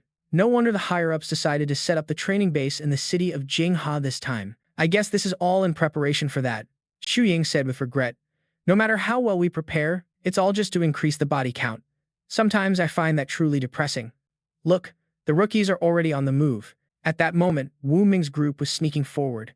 Xiaopang grumbled, I'm just saying, if we're launching a sneak attack, why are we taking the stairs and not climbing the wall? Cao Che explained. Think about it. Everyone expects a sneak attack to involve climbing the walls, so we naturally have to do the opposite. On the floor above them were indeed Xu Ying and Liu Dong. Liu Dong tapped his foot and activated his invisibility skill. He casually watched the group of rookies. These five gathered together. You wouldn't say they're a perfect match, would you? She smiled and listed them off. One meathead, one hothead, one who's motivated by money, one who's mentally stable, and a silent troublemaker. It's a pretty good mix. Suddenly, Wuming stopped right in front of Xu Ying. Liu Dong was a bit surprised. Can this kid see us? She was also intrigued. He must have sensed the unusual fluctuation in spiritual power. He's a sharp one. Liu Dong let out a sigh of relief. You scared me to death. I thought my domain had failed for a second. Bai Li patted his shoulder. What's up? Wuming shook his head. Maybe I just sensed it wrong. And so, the group continued up the stairs. Cao Che signaled to Yin Shu. Go ahead. She immediately activated her god's peeping spirit domain. A giant eyeball immediately appeared and phased through the ceiling above. Bai Li asked doubtfully, with an eye that big, are you sure the Silver Ring squad won't see it? Yin Shu sneered. If I gouged out your eye and threw it up there, they probably wouldn't notice. You want to give it a try? Wuming could only step in to stop them. All right, if we keep making a scene, the entire building will know we're here. Liu Dong assessed them. They have no discipline, their coordination is a mess, and there's infighting within the group. I really don't know why they were even put on the same team, but Xu Ying had a different opinion. A team like this is actually pretty good. Since they have no set rules, it's impossible for others to predict their next move. The two of them then decided to leave and observe from another location. Just then, an image was transmitted into Yin Shu's mind, and she saw the Silver Ring squad gathered together. Cao Che asked, how is it? Yin Shu explained the situation. They're all here, and it looks like they're not on guard at all. Bai Li smirked with a battle-hungry grin. Looks like they're pretty arrogant, not even bothering to be on guard against us. Let's go. We'll teach them a lesson. Wuming was startled and tried to stop him, but he had already dashed off. Calm down, don't. Seeing this, the whole group could only look at each other helplessly. They simultaneously decided to move. The door to Yin Huan's team's room was busted open, but no one showed any signs of flinching.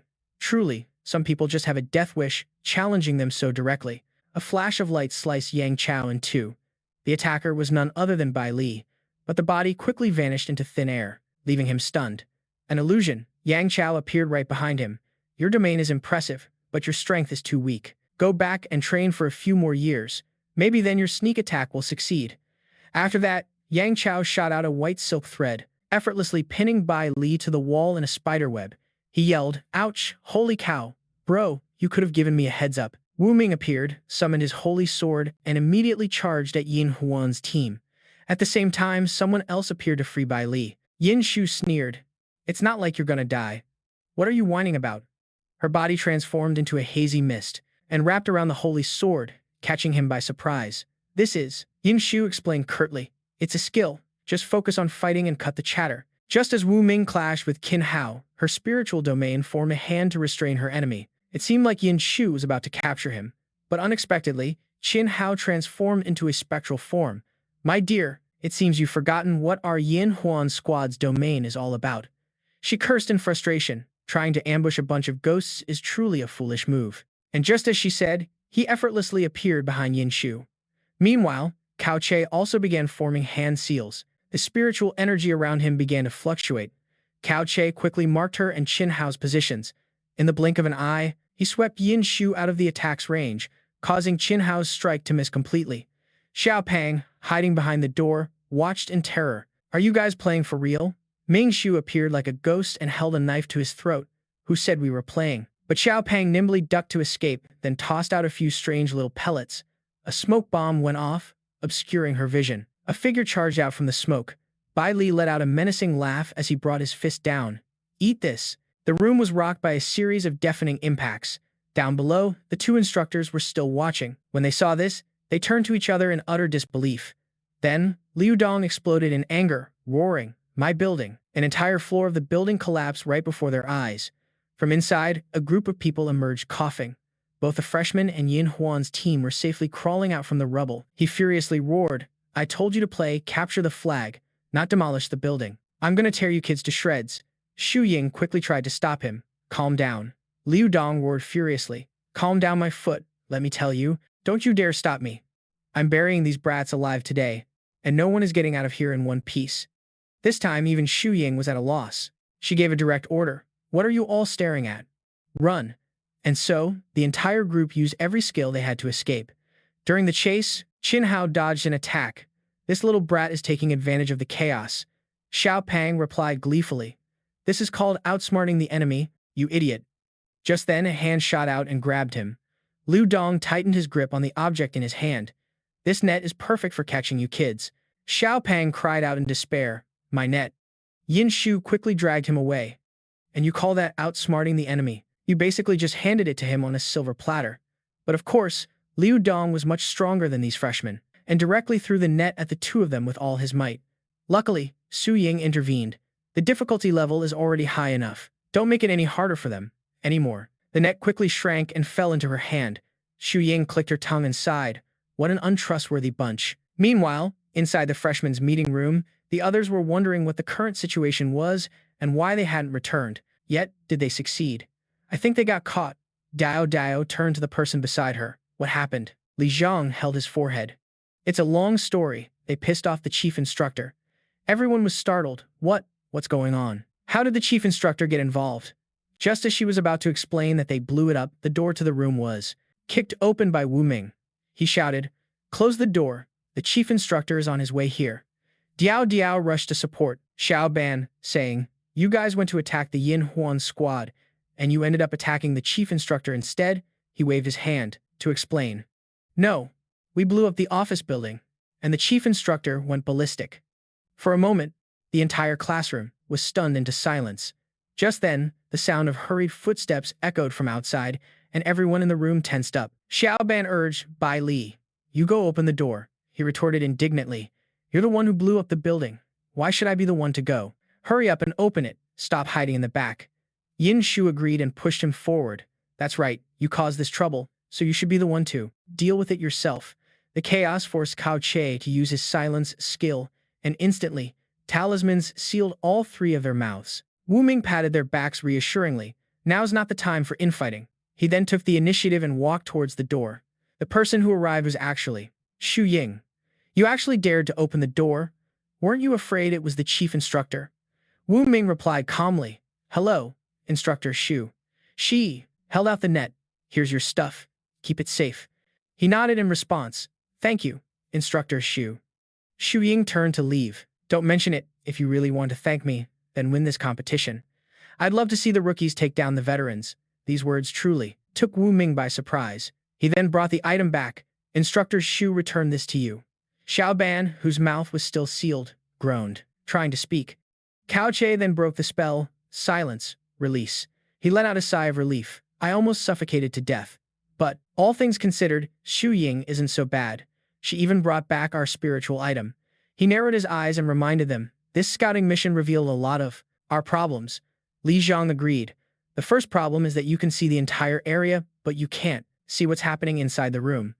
Next is the cooperation between me and Dio." He agreed. "Li Zhang can see, but his descriptions are relatively slow and don't necessarily align with my thought process. Furthermore, even if the two of us cooperate perfectly, there are still flaws in our communication with the rest of you." Wuming silently reviewed a stack of documents for a moment, then pulled out a single sheet. "Look at this." The whole group curiously huddled together to look. Who was it? It just had a few words written on it. "Zhou Qi, mental link." Dao Jiao turned around and asked the crowd, "Who is Zhu Qi?" A pretty girl with short hair stepped forward. "That's me," he asked excitedly. "Your mental link. Can it transmit the images Li Zhang sees directly to me?" She hesitated. "My level is too low. I can't achieve visual synchronization yet." Her words brought the plan to a dead end. Suddenly, another person spoke up. "Maybe I can give it a try. My spiritual domain can enhance the strength of anyone within its range, but at most, it can only raise it by one level." Wuming was amazed and gave a thumbs up. "Incredible. This domain is definitely a top-tier support ability." Ying Shu nodded, in agreement. "That's no lie. If you add another pillar level, wouldn't that boost someone directly to the martial level? Hu Jiao shyly shook his head. It's not that exaggerated. Low-level ones can be raised by 1 rank, while high-level ones can at most get a small boost in combat power. That's all, and even that only works if my own rank is high enough. Cao Tai encouraged him, don't be so modest. This spiritual domain of yours is definitely powerful. The combined spiritual domains of you four, that absolutely deserves a spot in a command position. Commander's position. On the other side, the two instructors were also observing them. Liu Dong raised an eyebrow and sipped his tea. Well now, are they directly forming a command unit? Once the training is over, we can just pack these four up and send them straight to headquarters. Xu Ying teased. I seem to recall someone not thinking very highly of the new recruits. He defended himself, saying, I never said I thought highly of them. I was just acknowledging their underlying potential. Wait a minute, I just realized something. This competition is a way to scout talent for headquarters, and you're not even trying to hide it. That's right, and don't you think this first round can also help us find more new squads? For example, Wuming's group. Although they lack teamwork and have harsh personalities, they're very suitable for forming a new team. I have a feeling this squad won't be any worse than Squad 10. Liu Dong sighed and reminded him, don't forget your purpose for being an instructor this time. Are you choosing them or not? Xu Ying's gaze was fixed on them. Yes. He was a bit surprised and quickly asked, who? But she didn't answer right away. I already said it earlier, a messy team like that, I think it's just right. Liu Dong understood her words and felt a sense of helplessness. He thought sympathetically, my condolences to you all. Suddenly, Xu Ying pressed the remote to change the channel. On the screen now was the group of Silver Ring Teen Hao complaining. My god, these kids are so dirty. When they can't win, they play dirty tricks. Ming Xu also felt annoyed. Tell me about it. They just threw explosive spirit items. My beautiful face got all dirty. That fatty ruined it. Only Yang Chao remained silent with a grim expression. Then, he angrily flipped the table and directly yelled at his teammates. Getting messed up by new recruits like this, and you still dare to complain. You're utterly useless. Qin Hao calmly rested his chin on his hand. Well, isn't it because we didn't expect these new recruits to be so rich? They even had spirit item bombs. Yang Chao glared and angrily smacked him on the head. Still daring to make excuses? Weren't you given the basic information on the new recruits? Fatty Zhuge, the young master of the Zhuge family, have you never heard of him? Ming Xiu leaned over and whispered in Chen Fan's ear. Wasn't he caught in the explosion too? And he has the nerve to lecture us? He whispered back. The captain must be going through menopause. Why is he so explosive? Suddenly, he appeared behind them. Then you better be careful, or I might just blow you up. Chen Fan's face turned pale as he stammered, but Yang Chao stood in the middle of the room and shouted with a stern face, I see you all are just undertrained. Get your asses out for a meeting. The scene changes to the training ground. Under the scorching sun, Bai Wei's group of four stood there chatting. Lu Bai suddenly asked, how many times has it been? She watched intently and replied, this is the third time. It turned out they were looking at a spirit bird standing on the fence, crying out to the sky. Bai Wei turned back with a serious expression, the fourth time. Just then, Ning Ning spoke up in surprise. So what exactly is it warning us about? Boss, didn't you already scan the entire Jinghua city? There was nothing unusual. Nan Cheng, standing beside her, slapped her shoulder hard. There being nothing unusual is the most unusual thing of all. Ning Ning rubbed the spot where she was hit, a look of confused doubt on her face. He then explained, Shuangling is an abnormality, and the entire Jinghua city doesn't even have one. Do you think this is normal? On the side, Lu Bai was lying on a chair with his eyes closed, relaxing. I thought we could hold on for a few more years. There isn't much time left. You all must hurry back to the Wuming camp to think. The four of them sat facing each other, surrounded by a faint blue light. Meow Meow spoke, let's begin. Zhou closed her eyes and frowned, tense, raising her hand to unleash her divine power. An intense light emanated from her like charging cables, with one end attached to the middle of his forehead and the other to Li Zhong's vacant, unfocused eyes. Outside, eavesdropping, Wu Ming's group turned pale and shouted, so painful, so cruel, so disgusting. Cao Che sighed, thinking to himself, what an unlucky team. Zhou Qi watched everything unfold with a serious gaze and said softly, Hu Jiao, it's your turn. He closed his eyes and raised his hand to activate his spirit domain, a blue stream of life force spreading out like a shield enveloping everyone. Meow Meow was also in a serious stance, unleashing his special ability, and immediately, a few streams of spiritual energy came from behind towards Wuming. It directly wrapped around and stuck to his forehead, surprising him. What is this? Standing nearby, Xiaopang was astonished as Wuming's voice suddenly exploded in his head. Is this thing so magical? It can even transmit sound inside my head. Yin Shu angrily furrowed her brows and yelled, "You idiot, keep it down. Your noise is giving me a headache." Meow Meow spoke up. "I didn't expect the effect to be this good either. Not only can we see Li Zhang's line of sight, we can even see the perspectives of others. This combination is really great," Cao Che said cheerfully. "In that case, even if the enemy has electronic jamming equipment, it won't affect our communication with headquarters anymore," Zhou Qi quickly announced. "This kind of group communication ability, with my current strength, is limited to a few meters, but long-distance linking for under 10 people is still possible right now. So, who should we send next?" Everyone turned their tense gazes towards Meow Meow. He thoughtfully tapped on the reconnaissance control panel. It was truly a difficult decision to make at this moment. These people don't coordinate well, so theoretically, it's best to just send one person to check things out. After a few minutes of thought, Meow Meow called out Yin Shu's name. She pointed to herself in surprise. "Didn't I just go over there a moment ago?" He replied matter-of-factly. "That's precisely why you're the most suitable person, especially since your skills are more suited for peaking, plus the speed of the divine domain." Meow Meow looked at Yin Shu expectantly. "You are the most suitable person." After that, she could only reluctantly agree. "Fine, what can I say? I'm so talented I get all the work." And so, Yin Shu became the next person to be infused with the energy pulse. Seeing her looking worried, Zhou Qi comforted her. "Don't worry, once you leave the classroom, these mental connections will become invisible." Yin Shu turned back to look at her, her lips moving. "I hope you're trustworthy. Otherwise, when I get back, I'll kill you." After receiving the information, she spread her wings and flew off again, with a determined look in her eyes from the empty yard outside the base, soaring straight into the sky. Watching the scene through the window, Xiao Pang said regretfully, "If those wings were on me, they would definitely look beautiful." Bai Li laughed teasingly. "I'm just afraid the wings wouldn't be able to support you, and you'd fall and get yourself killed." As the two were teasing each other, in the distance, Wuming was standing with his arms crossed, relaxing, when suddenly a voice transmitted into his head. "Can you hear, see it?" he asked, completely confused. "Do." His eyes looked forward as he continued the telepathic message. "Don't look at me." Wuming pretended to be nonchalant, continuing to ask in his mind, "What is it?" He glanced over and said, "You also need to go scout the situation. If possible, I want you to capture a flag." He frowned. "Aren't you overestimating me?" Do recalled his determined gaze. "No. I've checked some records. You've pulled off some incredible feats before. Your strength is enough to capture a flag." Wuming frowned sternly.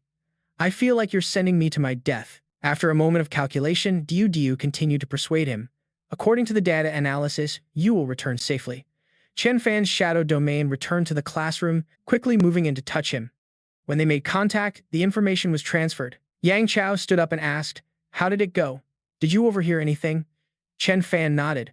"These guys are thinking about who to send to scout the enemy. The one they're sending is that girl with the long wings." Yang Chao frowned. "Wasn't the loss we just suffered enough? Do you still dare to underestimate them?" The scolded team members grew a bit tense, and he clapped his hands to get their attention. "All right, stop looking so dejected. If they want to scout for information, then we should also give them a little information in return." The other 3 members of the group agreed and awaited orders. 10 minutes later, Yin Shu had flown near Yin Huan's location. She activated her ancient god scouting spirit domain skill. Inside the room, Qin Hao said, "Captain, the 2 of them are in position." Chen Fan also reassured him, "Don't worry, the 4 of us will definitely protect these 2 flags well." After that, the eye saw the so-called captain wave his hand for the other members to leave. That eye, having gathered the information, immediately departed. It glided past the wooden cabinet in the room, flew through the wall, and headed towards the rooftop, not noticing the scheming smile of the person in the room. The god's eye returned to Yin Shu's body, and she confirmed with frustration, "There are no flags in the cabinet." Du also received the information. The Silver Ring Squad is a team with extensive combat experience, and it's unlikely they would use such a low-level trick. Yin Shu raised an eyebrow. "So what are you implying? Or should I go take a look?" He replied, "No need. I said to gather intelligence. At most you should just follow those 4 people outside." Cao She offered his opinion. "Perhaps there aren't 4 people at all." She didn't understand, not 4 people. The 2 holding the 2 flags were indeed very arrogant. Suddenly, Yin Shu thought of something and immediately smiled and said, "I want to try and capture the flag." Du was confused. "Capture it from where?" She stated firmly, "On this side of the room. Perhaps that hooded person isn't the captain of the Silver Ring Squad." He immediately objected, "No way, it's too dangerous. The difference in strength between you 2 is too great. Going over there is just feeding them a kill. But Yin Shu completely didn't listen. I'm not negotiating with you. I'm informing you. Seeing that she had already made her move, Du got angry. She's completely messing things up. Cao Che calmed him down. Calm down a bit. You should reconsider. These people are 1 in 10,000. It's natural for them to be arrogant and unwilling to be commanded by others. He disagreed, but they can't be this reckless. I've already arranged everything. Isn't she just messing everything up? Cao Che smiled calmly and replied, not necessarily. Have a little faith in her, even if she is a bit arrogant. Arrogant, but he's got the skills to back it up. Who knows if they'll find it by chance? The glass door was violently shattered by Yin Shu, and she easily burst into the room. The person sitting in the chair suddenly took off their hood, revealing Yang Chao, who greeted her with a confident smile. You're here? Yin Shu didn't seem surprised at all. It really is the captain. He stood up and replied, that's right. After all, we're the most honest team, so how could we possibly deceive anyone? She even gave him a thumbs up. Impressive. The highest level of deception is telling the truth. Yang Chao humbly accepted the compliment. Thank you for the praise, but unfortunately, I have to eliminate you first. After all, getting rid of one powerful opponent is a good thing for us. Instantly, countless spirits rushed towards Yin Shu, but then her spirit domain appeared, blocking their path. Behind the angelic wings that protected Yin Shu completely, the manifestation of her spirit domain came into view, a divine form. Yang Chao raised an eyebrow, intrigued. I never expected to meet Lucifer. And that spirit domain opened its cold eyes to look at him. With just a few moves, it easily slaughtered the horde of demons. Yang Chao was somewhat excited. I'm a little curious. Is this divine form the deity's true descent or just a remnant will? Lucifer raised its sword to pass judgment, and those who looked directly at the divine immediately, without hesitation, launched their weapons to attack. He was startled and flustered. Do you really have to be so harsh? He quickly leaned over to regain control. My friend, I was already going easy on you, and yet you want to take my life directly?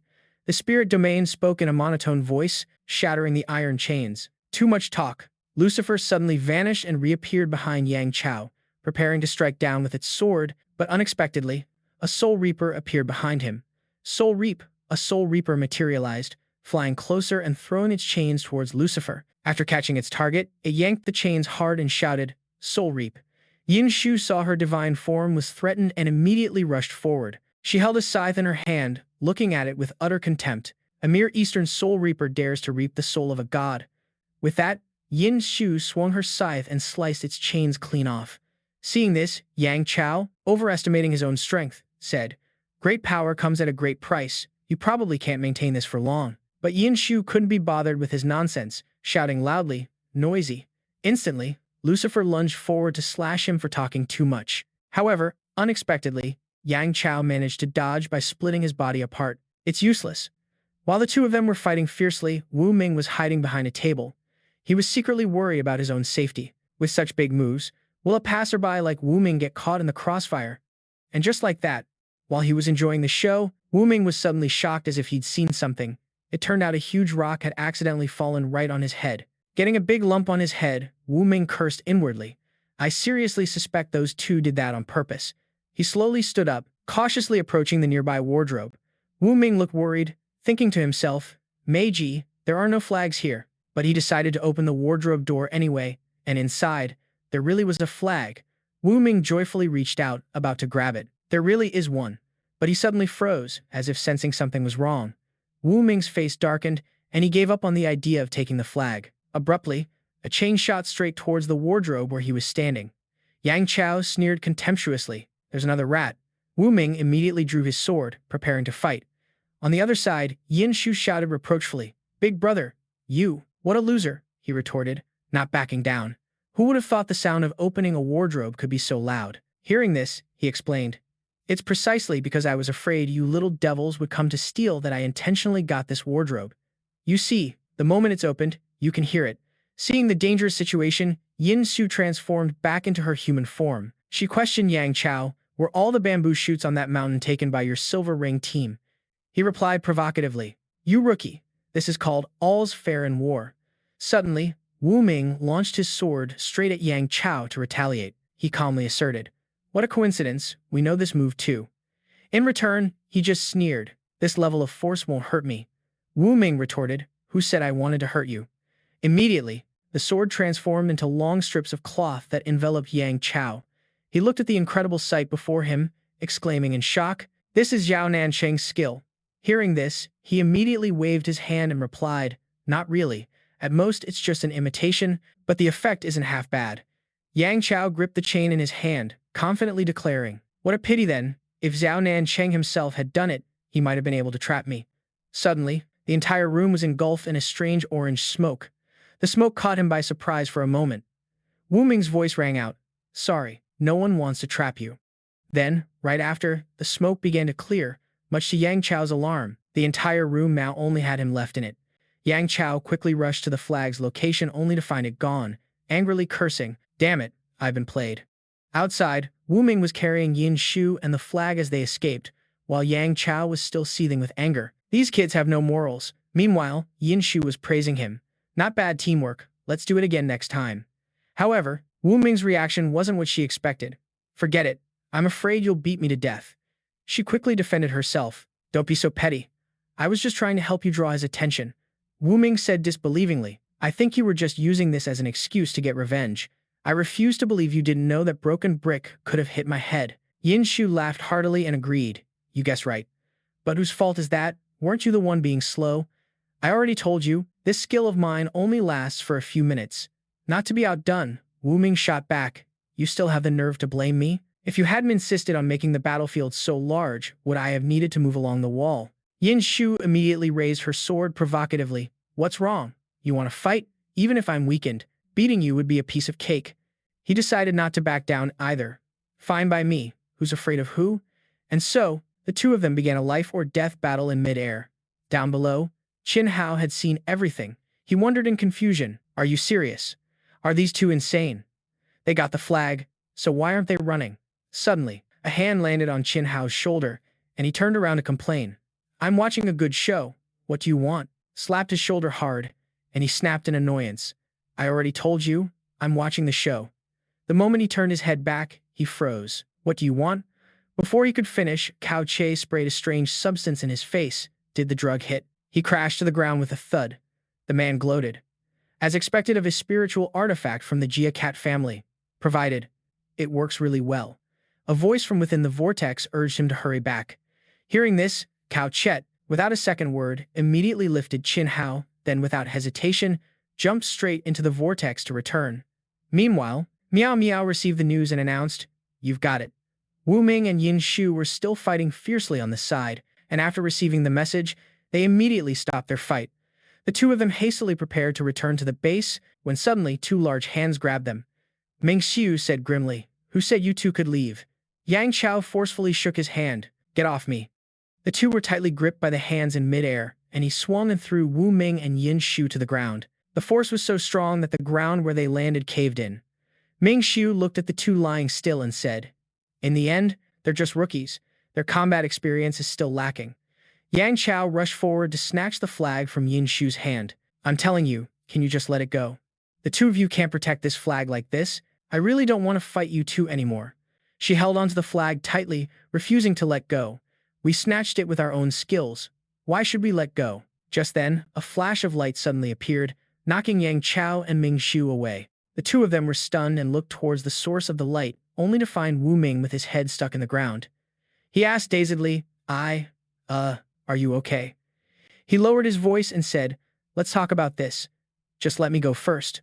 Suddenly, a strange voice was heard, "No one is leaving today." Yang Chao and Ming Xiu both looked around, trying to find the source of the voice. At this moment, Yin Shu appeared with brilliant flashes of light, unleashing a power that sent everything around her flying, including Wuming. He fell flat on the ground, feeling wronged, thinking how unfair this was. Yang Chao and Ming Xiu were taken aback by this power, and she exclaimed in alarm, "Oh my god." Yin Shu stood there, a tremendous power continuously radiating from her. She continuously launched attacks directly at the two of them. Nearby, Wuming was thinking, "If I go get the flag now, she's being completely overwhelmed by Yin Shu. I don't know where it is now." At the base, Miao Miao noticed something was wrong and asked, "What's going on?" "Something's happened." He heard and replied, "That's right, Yin Shu has gone berserk. I seriously suspect it's the same result as when Bai Li went berserk." Everyone at the base was watching intently. They all simultaneously turned to look at him, which made him a little flustered. "Hey, why are you all looking at me? Did Yi Xiang break the law or something?" At this moment, Meow Meow spoke up. You didn't break the law. We just want to ask you a question. He breathed a sigh of relief and replied, Go ahead and ask. This young master will answer what he knows. He asked bluntly, When you went berserk, did you lose all reason? He said helplessly. Isn't that obvious? Bai Li's answer made Meow Meow laugh as he understood the issue. So, has Yin Shu lost her reason now? Meanwhile, Wuming was sitting in a tree, observing secretly. Her current state is a bit like a mindless version of a divine descent. She now had a different form, with a pair of horns and wings on her shoulders. He looked at her current appearance and sent a message. Her eyes are gone. Hearing this, Meow, Meow, and Bai Li both exclaimed in shock, prompting Wuming to scold them. Keep it down, you two. He continued to analyze. I found it strange before. Why Bai Li manifested a divine descent when he went berserk, but others didn't. Now it seems, I'm not sure. Yin Shu's attacks have become much stronger, and they're the extremely powerful type. The two of them are just stalling. I'm afraid they won't last more than a few minutes. Shu Ying's voice suddenly appeared in his ear. When Wuming turned to look, he was so shocked he stumbled backward. My God, she spoke as if giving a command. Go back first and tell them to pause the training. Wuming turned back and questioned her. What about Yin Shu? Before he could finish his sentence, Shu Ying said, Leave her to me. Hearing this, Wuming immediately took flight to return to the base and report. In just a moment, he was far away, leaving only Shu Ying behind. She pressed herself against a tree trunk. Observing the situation, it was just as she had expected. Without hesitation, Shu Ying began channeling her energy to prepare an attack. She stood on a tall tree, looking down at the ground where a powerful energy was swirling. A fierce blue flame erupted around Lucifer, causing the air around them to become bone-chillingly cold. After its transformation was complete, it looked at the two people opposite it with utter contempt. You, wretched ants. Yang Chao and Ming Shu's eyes were tense, ready to jump into battle at any moment. The aura on Lucifer suddenly erupted as surging energy gathered. It swung its arm, and a fierce beam of light converged, transforming into a giant hand that swept straight towards the two of them. Seeing the giant hand about to strike, Yang Chao said in frustration, What is this? This person has lost control too. Ming Shu, standing beside him, lamented, How are we supposed to fight this? He turned to run while shouting, The hell with fighting, let's run. Seeing them trying to flee, it raised its hand. Who gave you permission to run? In an instant, the giant hand reached them, clutching the two tightly in its grasp. Lucifer roared, and the blue flame around it exploded, sending shockwaves billowing in all directions. The two of them were lifted up and brought towards it. Just then, a thorny vine appeared and pulled them back. Immediately after, a calm voice rang out, Shield break. Without putting up any defense, Lucifer took the full brunt of the attack. As he was knocked backward, a blade appeared in his hand. Who? Get out here. A figure slowly walked forward, each step radiating a cold aura. Shu Ying, with her beautiful face, appeared and calmly replied, Ah. Seeing clearly who had arrived, Yang Chao immediately cried out, Instructor, Shu, help us. She controlled the thorny vine, gently lowering the two of them safely from the air to the ground, then looked at her opponent and spoke first. It's been a long time, Lucifer. Seemingly sensing a familiar aura, it said, This familiar animosity, who are you? Shu Ying said calmly, Your presence in her body will have a huge impact on Yin Shu. It roared, and the blue flame around it erupted violently. That is her fate. Unfazed, Shu Ying deployed her spiritual domain. Her life belongs to her. You have no right to change it. Lucifer suddenly burst into a loud laugh that shook the entire space. After it finished laughing, it said, You people are still so ignorant. You were like that back then, and you're still the same now. The two stood facing each other in the middle of the battlefield, their auras exploding, causing the surrounding air to seemingly freeze. Lucifer attacked first, swinging its scythe as a blue light tore through the air straight towards Shu Ying. She tilted her body slightly, using her energy to block the attack, then without stopping, she controlled the thorny vine to wrap around its arm, restricting its movement. Shu Ying said calmly, You Western gods will never learn one thing. She spun around and punched her opponent, her cold voice ringing out. You should speak with some respect. With no strength to resist, Lucifer was sent flying into the air by Shu Ying, leaping high. That word stupid is more fitting for you mongrels. She threw a powerful punch, a surging wave of energy striking it directly. Lucifer swung his scythe, but she dodged it, roaring in anger. You! Shu Ying landed a kick. You what? Get the hell out of her body for me. She then launched another fatal blow, sending her opponent crashing to the ground with a Sen scream. Shu Ying saw it couldn't get up. Luckily, Yin Shu's power is too weak. Otherwise, it really wouldn't have been easy to drive you out. She walked over and coldly gripped the monster's head as if declaring victory. Lucifer, seeing himself being pulled out of Yin's shoe by Shu Ying, shrieked furiously, "You deserve to die." Thorny vines appeared from behind, supporting the unconscious Yin Shu. Shu Ying's eyes were cold. "The ones who deserve to die are clearly you all." After saying that, she forcefully crushed the bone in her hand, and a violent burst of light erupted, after which everything vanished. The battle was finally over. Shu Ying let out a sigh of relief, manipulating the thorny vines to form a chair and sat down. Shu Ying looked at her hand as the energy slowly dissipated. "Still not enough?" she thought to herself. "It's still not enough, just driving out a mere phantom nearly exhausted all my power." Her gaze shifted as she murmured, "If it comes to that, I'll give you what little power I have left." Su Ying transferred energy from her fingertip, touching Yin Shu's forehead. In her unconscious state, she felt a powerful energy surge through her entire body. Elsewhere, Li Zhang opened her eyes in her room. Seeing this, Wuming approached. "What's wrong?" "Did you see anything?" She replied, "I couldn't see anything." Instructor Shu Ying blocked all nearby perspectives, but based on the surrounding situation, there probably aren't any issues. Hearing that, he turned around and let out a sigh of relief. Cao Che came over and patted his shoulder. "There's something I want to talk to you about." Tilting his head, it seemed he already understood what the other wanted to ask. The two faced each other in silence for a long while before Wuming spoke first. "You want to ask me about Yin Shu losing control." He recounted, "I've never seen Bailey lose control, but when Yin Shu lost control, I always felt that the aura on her was similar to the Mijile I saw back then." Cao Che frowned in confusion. "Before, when Yin Shu fought against Captain Yin Huan, didn't she use a divine descent? Was it similar to that aura?" Wuming shook his head. "They're not the same. The divine descent felt like looking up to a god, but when she lost control, it was very evil and had an indescribably cold and sinister feeling." He made a connection. "Didn't you just say that Michael gave you a feeling that was similar?" He nodded in response. "That's right. I've never mentioned it. Mijale gave me a feeling of holiness, but honestly, in my memory, Michael was filled with a malevolent aura." Wuming recalled what it was like meeting that god for the first time. Then he suddenly remembered, "I still haven't asked. Your domain is very special. It's a divine domain, isn't it?" Cao Che summoned a yin-yang symbol. "It's the 8 trigrams divine domain, from one of the 3 pure ones of the Taoist sect. And in my impression, the Tao Tianzun is much friendlier." He let out a small laugh. "Well then, that's really interesting." That night, as Wuming fell into a deep sleep, his consciousness entered the hospital. "Director, you've returned." Number 1 reported, "Director, it's been over half a month since you last performed a treatment on patient number 1. The hospital recommends that you can proceed with the next treatment." Hearing this, he stood up but didn't rush to leave. The man asked him curiously. Wuming got straight to the point. "I want information. All currently admitted patients." Number 1 replied regretfully, "I'm very sorry, Director, but right now I don't have the authority to investigate that."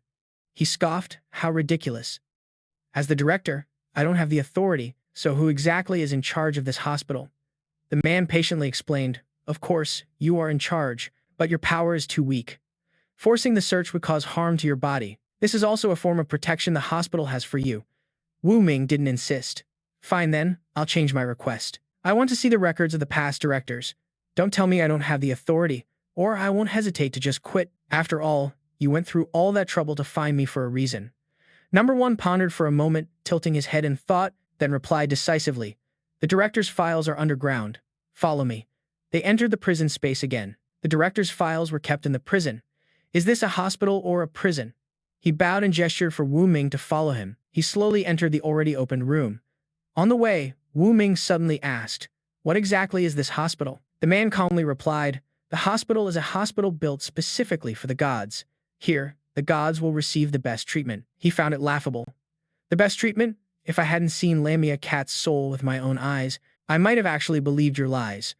A moment later, Number 1 stopped. "Director, we've arrived at the records room." Wuming frowned at the door. "Where's the key?" Number 1 said, "You are the key. Each director is the key to the records room.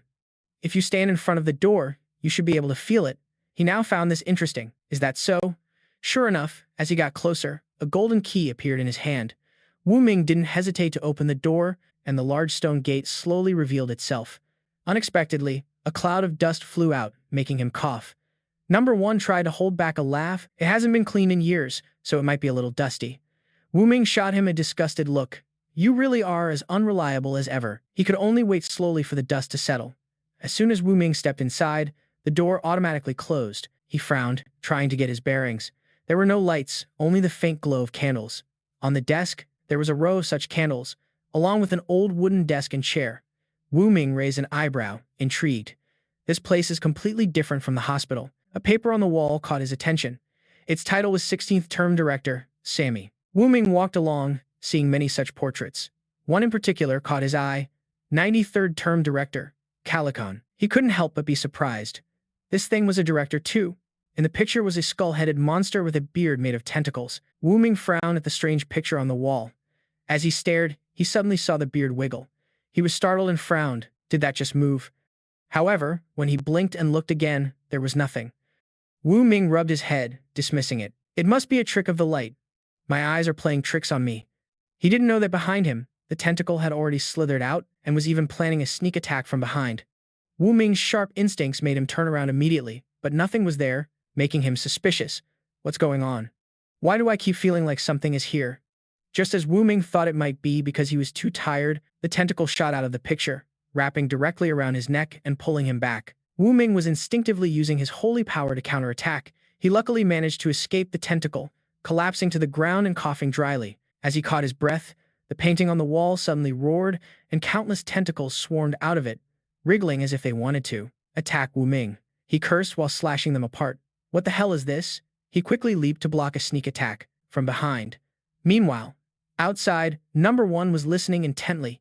He belatedly felt a pang of regret, having forgotten to tell the director. Sir, the paintings in the records room are alive. What now? Will the director die? Ah, whatever, if he's not careful, and dies, then we'll just have to get a new director. The moment he finished speaking, the door was blasted open, and the holy sword was pressed directly against Number 1's neck. He maintained his polite demeanor, saying, Director, anger is bad for your health. Wuming smirked coldly. Killing you will make me feel much more comfortable and naturally healthier. He then exposed this person's identity. Isn't that right, Lamia? She no longer bothered to hide it. How did you guess? He stated bluntly. Number 1 would never send me to my death. Lamia transformed into her true form.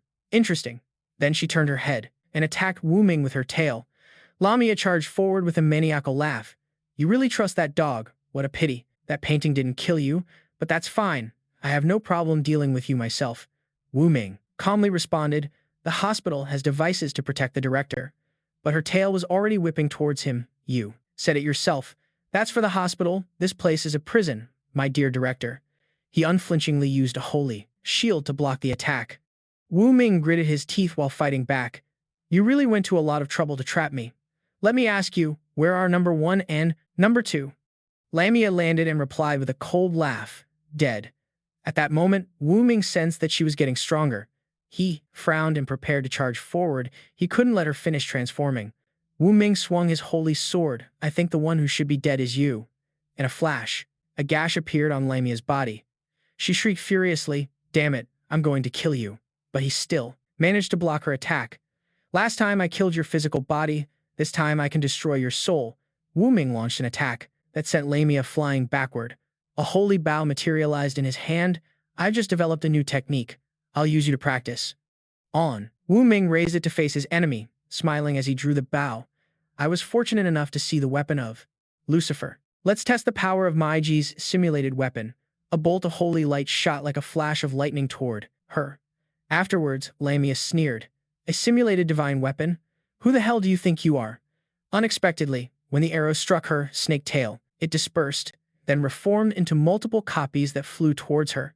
Each holy arrow that made contact then transformed into a rain of holy light, and countless strikes pierced through Lamia's body. The overwhelming pain was so shocking that she simply collapsed. Wu Ming lowered his hands in satisfaction. Seems like the hellish training of the past few days was quite effective. Huh. He walked over to her helpless form and coldly interrogated her. Where are Number 1 and Number 2? Lamia stubbornly replied. If you have the guts, then just kill me. Wuming clicked, his tongue in annoyance. What a strange thing to say. I'm asking you. No, that's not right. Where are their souls? What's all this talk about killing you? I'm not going to kill you, and it's fine if you don't talk. I already have a rough idea of where they are. As for you, just stay here for now, since you can't get out anyway. After imprisoning Lamia, he left without a second thought. Wuming headed straight for the operating room. Technique, he sighed looking at the two writhing mummies, and helplessly held his forehead. I really should reevaluate the strength of number 1 and number 2. These two are only good for their looks. And so, Wuming summoned a knife made of holy power, and quickly sliced through the bandages wrapped around them. Number 2 was freed first, exclaiming, I thought I was a goner. Seeing this, he then turned to the other one and immediately slashed away the bandages on number 1. He exclaimed in astonishment, Director, thank you for saving us. Wuming frowned at them. Tell me how you got caught. Number 2 eagerly raised his hand. I'll tell you. Director, let me tell you. He ignored him and asked, Number 1, you tell me? He calmly replied, Yes, Director. It turned out that earlier, while number 2 was drinking tea, he suddenly noticed Lamia approaching. She said innocently, Mr. Number 2, there's a strange noise coming from the operating room. Maybe you should go check it out. He turned on the camera to observe, but there was no problem. Then suddenly, while watching, he noticed a flash of light. What was that? Number 2 quickly flew towards the operating room to investigate, then looked around suspiciously. There's nothing here. Was it a glitch? Just as he turned back to give an order, Lamia made her move, knocking him unconscious in a single blow. Useless, number 1 recounted. After that, Lamia came to find me, saying number 2 had fainted in the operating room. So Wuming looked helplessly at his subordinates. Forget your brains. The two of you combined are no match for Lamia. Number 2 immediately retorted, That's not true. She sneak attacked me first. My brother and I combined are much smarter. But he covered his younger brother's mouth and chimed in. The director is right. We do have a lot of problems. He waved his hand. Let's not talk about this anymore. It's clear that you already split Lamia's soul, so why is this happening again? Number 1 explained. The part of the soul I split was probably the part that was previously trapped in the wall. Wuming was a bit surprised. Wasn't that soul already used in a sacrificial ritual? He immediately pulled a book out of thin air and opened it to check. According to the records, Lamia has many clones, and each clone has its own soul. The sacrificial ritual probably only used the soul of one of Lamia's clones. He frowned, recalling. But I remember you said before that Lamia is an evil spirit. Her soul has already been split. Can it still produce other souls? Number 1 gave an example. Actually, my younger brother is a product of a reborn soul. All the criminals in the prison are like that. This is also the purpose of the operating room's existence. This time, Wuming understood, periodically performing soul CT scans on the criminals. He nodded in response, correct.